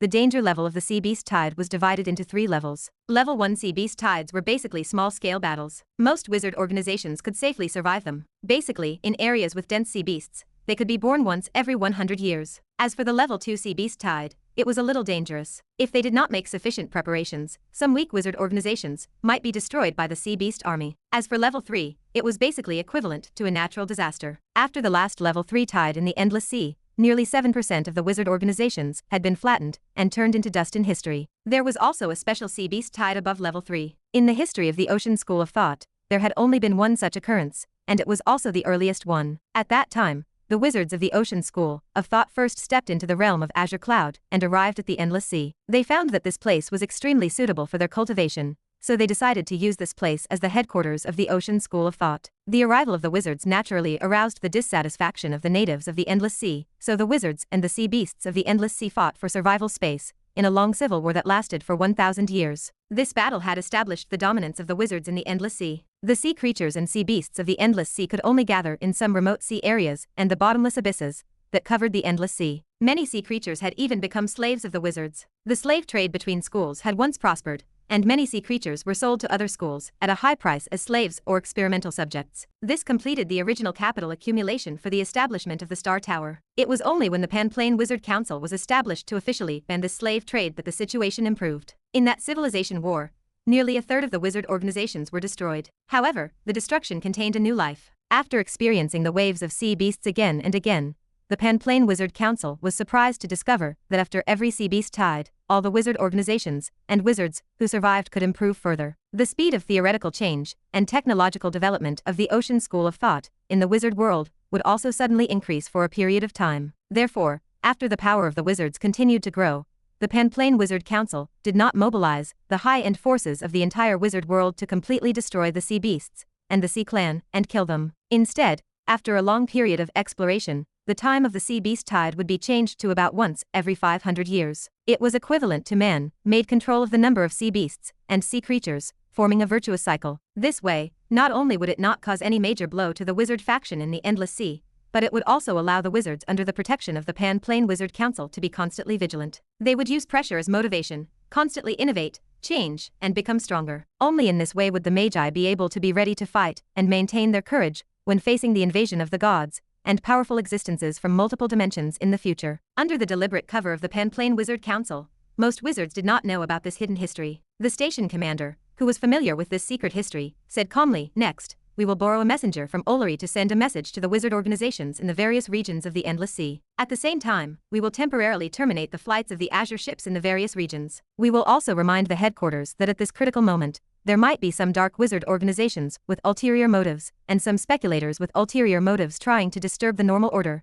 and take the opportunity to cause trouble. The rest will be left to the headquarters to make their own decisions." Holy Brilliance Calendar Year 1024, Month of Germinal. Grey Tower. Blood Beast Breathing Technique Proficiency plus 256. Blood Beast Breathing Technique has advanced to level 11, maximum. Following the notification of the breathing technique, Levi's Blood Beast Breathing Technique had finally reached the legendary realm. Blood Beast Breathing Technique, level 11, maximum. Special effects: Blood Wings, Solid State, Blood Contract, Thousand Faces. Chapter 345. Bat Wings Condensed from Black Gas. A speed comparable to that of the primary blood clan. The ability to fly. As long as sufficient black gas remained, he could soar for a long time. Levi focused. 2 blood-colored tumors erupted from his back. The smell of blood permeated the air. Threads of veins, resembling cicada wings, unfurled and folded. Blood-colored bat wings with a wingspan of 6 meters burst forth, filling the entire small room. Levi chuckled. What does it feel like to become a blood clan? Back then, Anderson asked if he desired to join the blood clan. Levi had ignored it at the time. He never expected the old man to be a prophet. Following the legendary maximum of the blood beast breathing technique, Levi stood as half a member of the blood clan. Bat wings, blood contract, changing appearance. These signatures defined the blood clan. He spoke to himself, eager to test his wings. He finally possessed the gift of flight. He rode the Dragon King whale to an uninhabited stretch of sea. Take off. Levi laughed and spread his blood wings. 2 large tumors on his back, his developed chest muscles, and his core muscles coiled with latent power. Like the flight of birds or bats, using wings required exaggerated, powerful pectorals to flap and take off. Ordinary people, or ordinary knights, even if they grew a pair of wings, would fail to leave the ground. Levi differed. His chest muscles were immensely developed. If he unleashed his full strength, even the Japanese ladies with E-cups from his previous life would admit defeat. Levi flapped his blood wings and took off. He rose higher from the sea surface. Leviathan became a small speck below him. He flew to 1,000 meters. Although he possessed the strength to ascend further, he stopped, fearing attacks from transcendent creatures. Unfamiliarity gave way to practice. His speed increased. With full strength, He traversed 200 meters in a single breath. Pushing harder, he approached the standard speed of sound from his previous life. Such extreme speed could not last. It consumed vast amounts of black gas and stamina. The blood beast seed would exhaust itself in 15 minutes at most, assuming Levi utilized transcendent endurance. Other legendary knights would likely sustain flight for less than 3 minutes. At a normal flight speed of 100 meters per second, the blood beast breathing technique would sustain him for about an hour. This is the feeling of flight. Excitement coursed through him. To fly without transportation, relying solely on flesh and blood, created an unbelievable scene. Even wizards required spells to fly. Their method differed entirely from his own. Leviathan circled excitedly in the sky as Levi soared above. Only when his blood beast seed approached depletion did he land on Leviathan to consume potions and food for recovery. With flight, his life-saving ability grew stronger. Coupled with the wizard escape technique from his wizard tool, he could transform and vanish to a foreign world. Beyond the blood wings, the blood beast breathing technique produced supernatural organs. He scrutinized his body. A pile of twisted, squirming matter occupied his constantly trembling blood whale sac. A blood-colored band coiled around the sac. It resembled a plate of blood intestines. A small crack marred the blood intestine, while the other end connected to Levi's blood whale sac. What is this? Because legendary organ parts were randomized, Levi puzzled over the function. He dubbed it the blood intestine. When it first sprouted in his blood whale sac, Levi suspected it was a tumor. However, his physique should have prevented such growth. As the blood beast breathing technique advanced, the tumor grew longer and thicker. Every time Levi consumed food from the blood sac, the organ digested and absorbed the nutrients. Fortunately, Levi had developed a new hump as a storage organ. Otherwise, this cursed blood intestine would act like a roundworm, parasitizing his blood sac and stealing nutrients. Had it not been a legendary organ, he might have excised it. Now, having reached the legendary realm, Levi felt the pulse of life within the blood intestine, fused with his own. With every heartbeat, the blood intestine trembled. Levi knew it belonged to him. It was no parasite. He focused. The blood intestine extended from the whale sac like a long, blood-colored snake. It shuttled freely through his meridians and blood vessels. As it moved through his body, it seemed to transform into a blood-colored fog. Chapter 346. Come out and let me see what you are. Levi murmured to himself. The blood intestine traveled through his esophagus, snaking forward until it reached his throat. Blood mist surged and condensed into a blood-colored tentacle, thin and veinous, inside his mouth. The tentacle pushed past his lips, drilling out into the open air. His jaw hung slack. The image was grotesque. A wet, blood-colored tentacle stretched from his lips, extending further and further. It reached a full 20 meters before it stopped, drifting like a red threadworm in a stream. The end of the tentacle turned, weaving back until it hovered before Levi. He watched the growth. A fissure opened on the tip, just like the venomous creatures he had known in his past life. It was lined with dense, sharp teeth, reminding him of a lamprey, that terrifying parasitic fish. Did he just birth a mutant? The tentacle whipped through the air, snapping with the force of a crackling lash. A turtle drifted past nearby. The tentacle struck. He exerted his full strength, and the tentacle whooshed through the water. A flash of red, and the end of the tentacle pierced the creature's hard shell, driving straight into the heart. It began to drain the life away. In a heartbeat, the turtle was a withered husk. His body, exhausted from overusing the blood beast seed, surged with returning strength, absorbing blood to recover strength. This brought to mind a spell from the life school of thought. A second ring spell, the vampire touch. It was a spell that imitated the abilities of the blood clan. It could absorb an enemy's life force through a strike to recover injuries and physical strength. This supernatural organ possessed the same power. He named the organ the vampire touch. He felt the vampire touch could do more than absorb blood to recover energy. With a thought, the vampire touch retracted into his body, lying dormant in the blood whale sac. He raised his palm and commanded the appendage to emerge. Blood mist spilled from his palm, condensing into a lamprey mouthpiece filled with sharp teeth. It swayed and twisted in the air. It could emerge from any part of his body, not just his mouth. Because the touch resided within him, it turned to mist at will and materialized as a solid limb upon exit. He tested the theory. Whether from his palm, fingers, stomach, back, or hidden corners, the appendage crawled out. Now, he needed to test the hardness. The turtle shell had been an ordinary object. He needed to see if it could penetrate the scorpion-tailed turtle's defense. If it could, the vampire touch served as an unexpected, lethal method for dealing with enemies. Levi traveled to a distant patch of sea and located a scorpion-tailed turtle. He flicked his hand, and the vampire touch broke the air like a lash. The shell, capable of withstanding most apprentice-level cantrips, shattered under the piercing strike of the vampire touch. A smile curled on Levi's lips. Crimson tentacles coiled around his frame, and his distorted mouth twisted into a strange grin. The feeling of becoming stronger was truly not bad. Chapter 347. On the surface of the sea, strong winds blew and huge waves piled up. A high-level apprentice wizard-level rock-scaled fish swam through the currents. Suddenly, a blood-red lightning bolt plunged into the water. A scarlet tentacle wrapped around the rock-scaled fish, pulling it into the reach of Levi. This vampire touch is really convenient to use. You can prick it wherever you want. You can even use it as your wizard's hand. Levi had killed many sea beasts with the vampire touch. He gave some to Leviathan, some to the saint scorpions, and the rest to the vampire touch. His stamina quickly recovered. Interesting. With this supernatural organ, I can save a lot of potions. The strength and penetrative power of the vampire touch appeared to be at the level of a first circle attack spell. A high-level apprentice wizard's defensive cantrip would definitely not be able to defend against it. Even an official wizard would be pierced through the heart by the vampire touch if they were caught off guard by an approach. Sigh, I am walking further and further down the path of not being a human. It is so difficult to be a human. Levi sighed. Right now, I am already a legendary dual-path blood beast and black snake. My strength should be above ordinary legendary knights. After all, I only need one supernatural organ to be called a legendary knight, and I have 2 supernatural organs. I also have the solid-state black scale defense,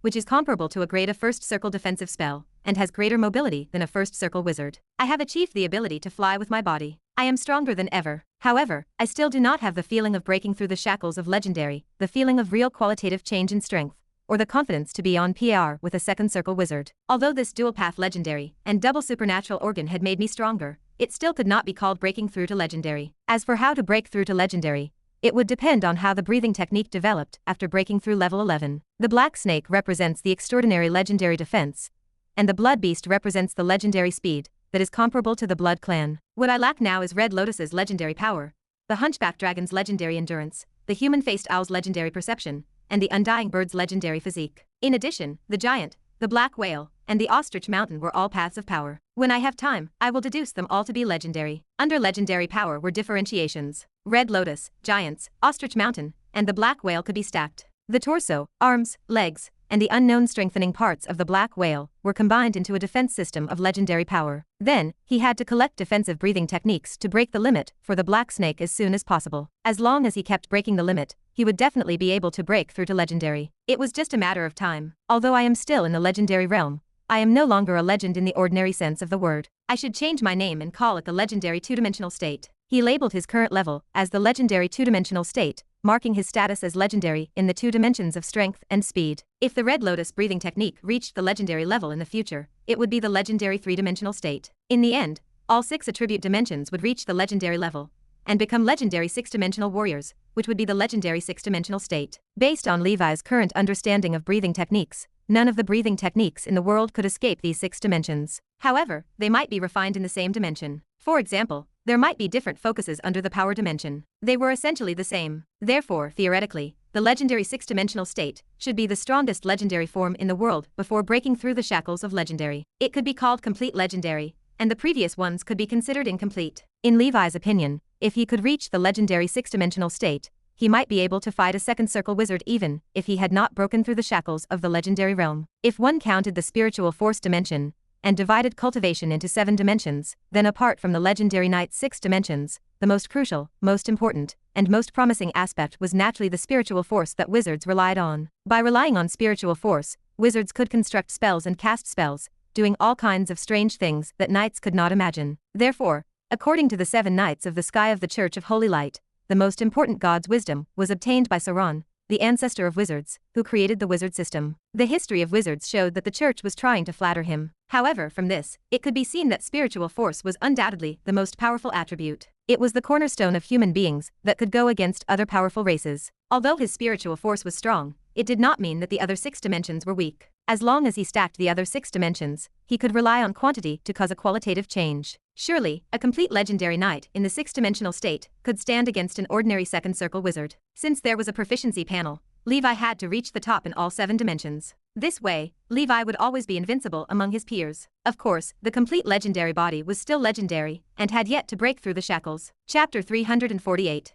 In Levi's eyes, the legendary realm existed beyond mortal understanding. The term legendary served as a vague, inaccurate label for the peak of mortal knowledge, much like the term grandmaster in the martial arts novels of his previous life. This applied to wizards as well. The strongest wizards who surpassed the 9th circle held the collective title of legendary wizards. Yet, differences existed between them. Too few such individuals existed to form an effective regional ratio. Levi categorized the 3 realms of quasi-knight, knight, and grand knight as a single stage, the moral knight. This resembled the Hushan realm from his past life. Only peak-level grand knights barely touched the threshold of transcendence. That was all. The start of the legendary knight marked the beginning of the true extraordinary path. Specific dimensional attributes exceeded mortal limits, granting shocking power, unparalleled speed, and limb regeneration. It even triggered the birth of inhuman supernatural organs. A more appropriate term for a legendary knight was a blood-awakening knight. The blood of an ancient existence began to awaken. The knights abandoned humanity. Relying on the thin bloodline power within their bodies, they used breathing techniques and secret medicines to continuously awaken supernatural organs. They sublimated their bodies to approach the end of this path.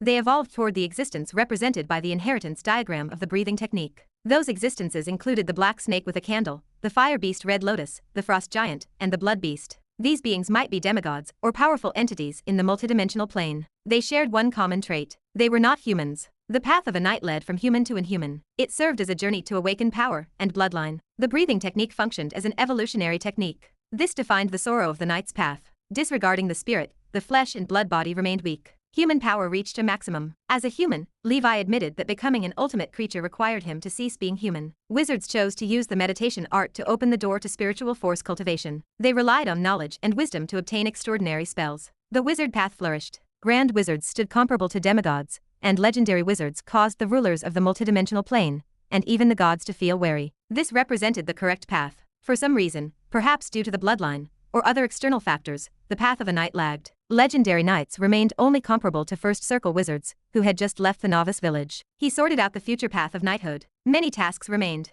Lu Man was far away in her cultivation, allowing him time to search. He rode the Dragon King whale and ventured further into the sea to hunt sea beasts. He needed to stock up on food for Leviathan and the sacred insects. He also needed to eat. During the hunt, the territorial waters around the Grey Tower teemed with more sea beasts than usual. Levi found many high-level sea beasts that rarely appeared. In the deep sea, advanced perception revealed a first circle extraordinary sea beast passing by. He considered going to the deep sea to catch it, but Leviathan kept urging him to leave. Leviathan sensed danger. Spider sensing provided a faint warning. A first circle transcendent sea beast had no business in the territorial waters of the Grey Tower. Sea beasts usually avoided wizards, fearing conflict. First circle and above supernatural sea beasts possessed extraordinary intelligence, driving most to live in dangerous, untraversed areas. They rarely entered wizard territory. An uneasy feeling took hold. A storm brewed. Spider sensing repeated its warning. He abandoned the hunt and turned back. Levi returned to the Grey Tower in a hurry. He intended to cultivate to the official wizard realm in one go and remain in seclusion. Apprentice wizards gathered at the bulletin board of the White Tower Hall. Some looked solemn, some nervous, others excited. Something big hovered in the air. Levi approached and read the notice. His expression remained calm, but his heart tightened. A sea beast tide. The Wizard General Education course contained information on this phenomenon. It occurred once every 500 years. The Grey Tower did not exist during the last tide. Previous information suggested that prepared wizard organizations could survive the tide. He had paid little attention to it then. Chapter 349. Since first circle wizard organizations could pass through smoothly, most of the sea beasts were below the first circle. They posed no danger to him. Even if a second circle sea beast appeared, the Tower Master and his peers would handle it. If that failed, Levi would escape with Leviathan when the organization faced destruction. If Marlene and the Tower Master chose to join him, he would sneak back to the human world. He might even get a reimbursement for the portal ticket. Upon arrival in the human world, they would hide for a time, before returning once the sea beast tide passed. In short, they would flee back to the human world. The announcement described the sea beast tide as no small matter. It was the strongest level 3 beast tide in 2,000 years. Winnie suddenly appeared beside Levi with a gloomy expression. Junior brother, the sea beast tide is coming soon. Have you stocked up on cultivation resources? The sea route will close, and we will not be able to leave the island at will. For a long time, we will have to guard the Grey Tower and protect the inheritance of the Wizard Tower. Levi had not seen senior sister Winnie for a long time. She seemed to have become prettier and more feminine. No. Have you all stocked up? I am not ready yet. Levi stared at her in silence. Why did even wizards like to stockpile when they encountered trouble in this alternate world? He almost thought he had not transmigrated. No. Winnie sighed. Who would have thought this wave of sea beasts would reach level 3? I wonder if our Grey Tower can survive. This is the first time we have encountered a sea beast tide since our organization was established. With the Tower Master and Marlene here, I do not think it is a problem. If we cannot defend the 2 second circle powerhouses in this area, no other wizard organizations will manage either. Levi offered comfort, though his own confidence faltered. Still, he knew he could protect himself with his own means. Junior brother, there is probably less than a month until the first beast tide. Accompany me to the Black Sail Wizard Market to stock up on supplies. Is there nothing left in the White Sail Alley? Levi asked. Winnie rolled her eyes at him. It is all gone, she said helplessly. Senior sister, why do you not go by yourself?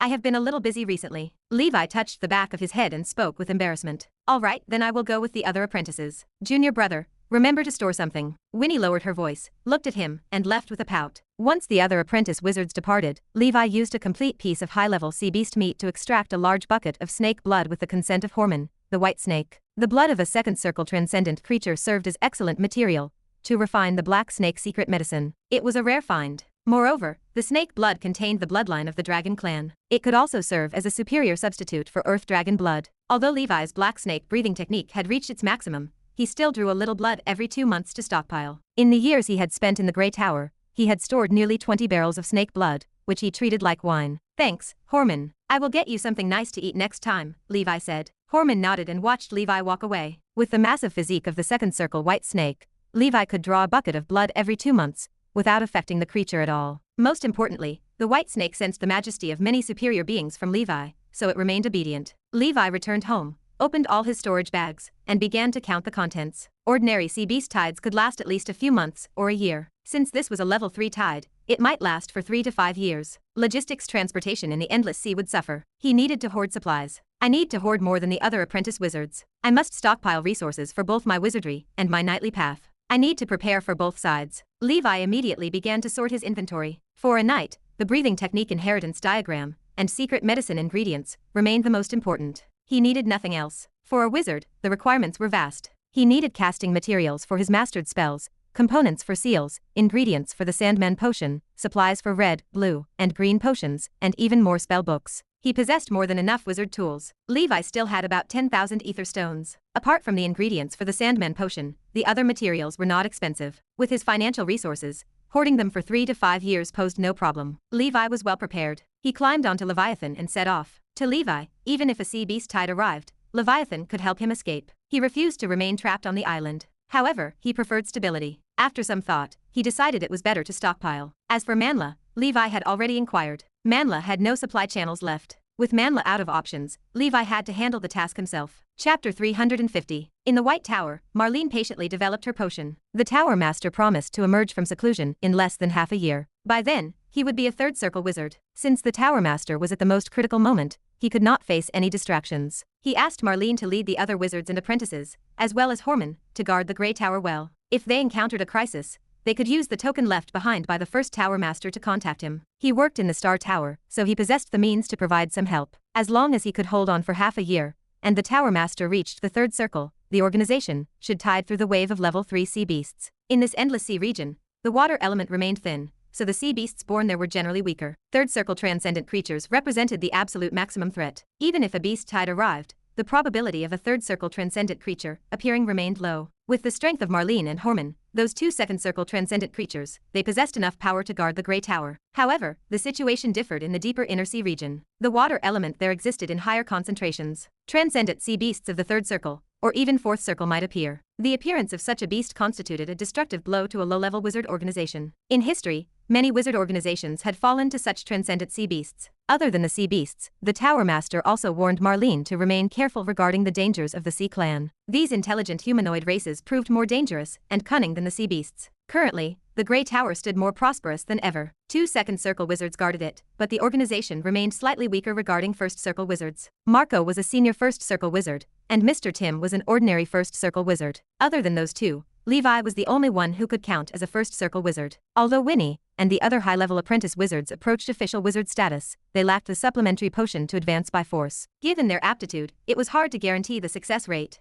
Marlene fretted over the defenses. Other than the sea beasts and the Sea Clan, the undead ship might also take advantage of the sea beast tide to cause trouble. Demon Harland would definitely not let this matter rest. He had just advanced to the second circle and mastered only 2 second ring spells. His strength was inferior to that old ghost Harland, who had stepped into the second circle long ago. Marlene only hoped that the Tower Master would make a breakthrough as soon as possible so he could take charge of the Grey Tower. The Grey Tower, Whale Song Island, and other organizations were located at the edge of the outer ring of the Endless Sea. The water element here was much thinner than in the inner ring of the sea, but many sea beasts still lived in the dangerous sea where no one stepped. Various sea beasts appeared on the surface of the water from time to time. Some sea beasts could even fly in the air. For example, sea fish like the six-eyed flying fish could fly up into the sky and dive into the deep sea. These sea beasts had reproduced without interference for hundreds of years, and their numbers were increasing. This sea area could no longer bear the burden. They gathered together and prepared to attack the territory of the wizards. They wanted to take back the homes that originally belonged to their ancestors, and use monstrous waves to destroy the wizard tower. Among these sea beasts, some strange humanoid creatures appeared. Most featured fish scales or carapaces. For example, some possessed a human upper body, 8 legs, and a black horn in their hands. Other yellow humanoid creatures featured densely packed holes across their bodies.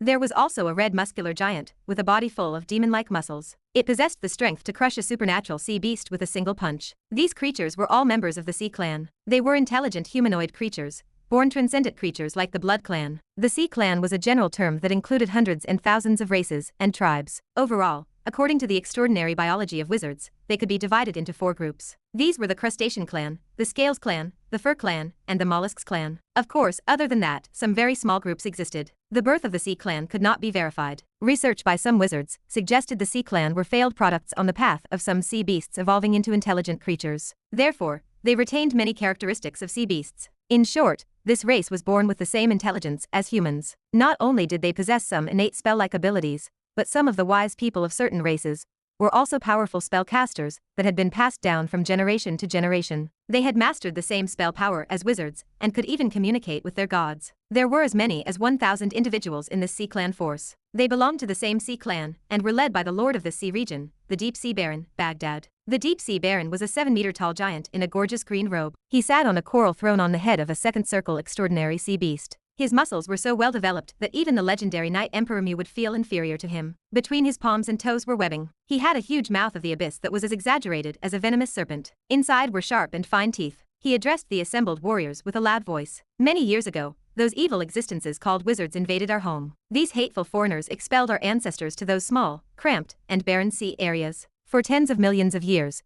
our ancestors have fought endlessly with these foreigners for generations. They failed again and again, and stood up again and again, because we are unwilling. What flows in the blood of every member of the sea is the noble bloodline given to us by the Supreme Lord Sea God. To be continued. Hope you liked today's video. Join the community by subscribing and dropping a like. I'll be back with another update tomorrow. See you then.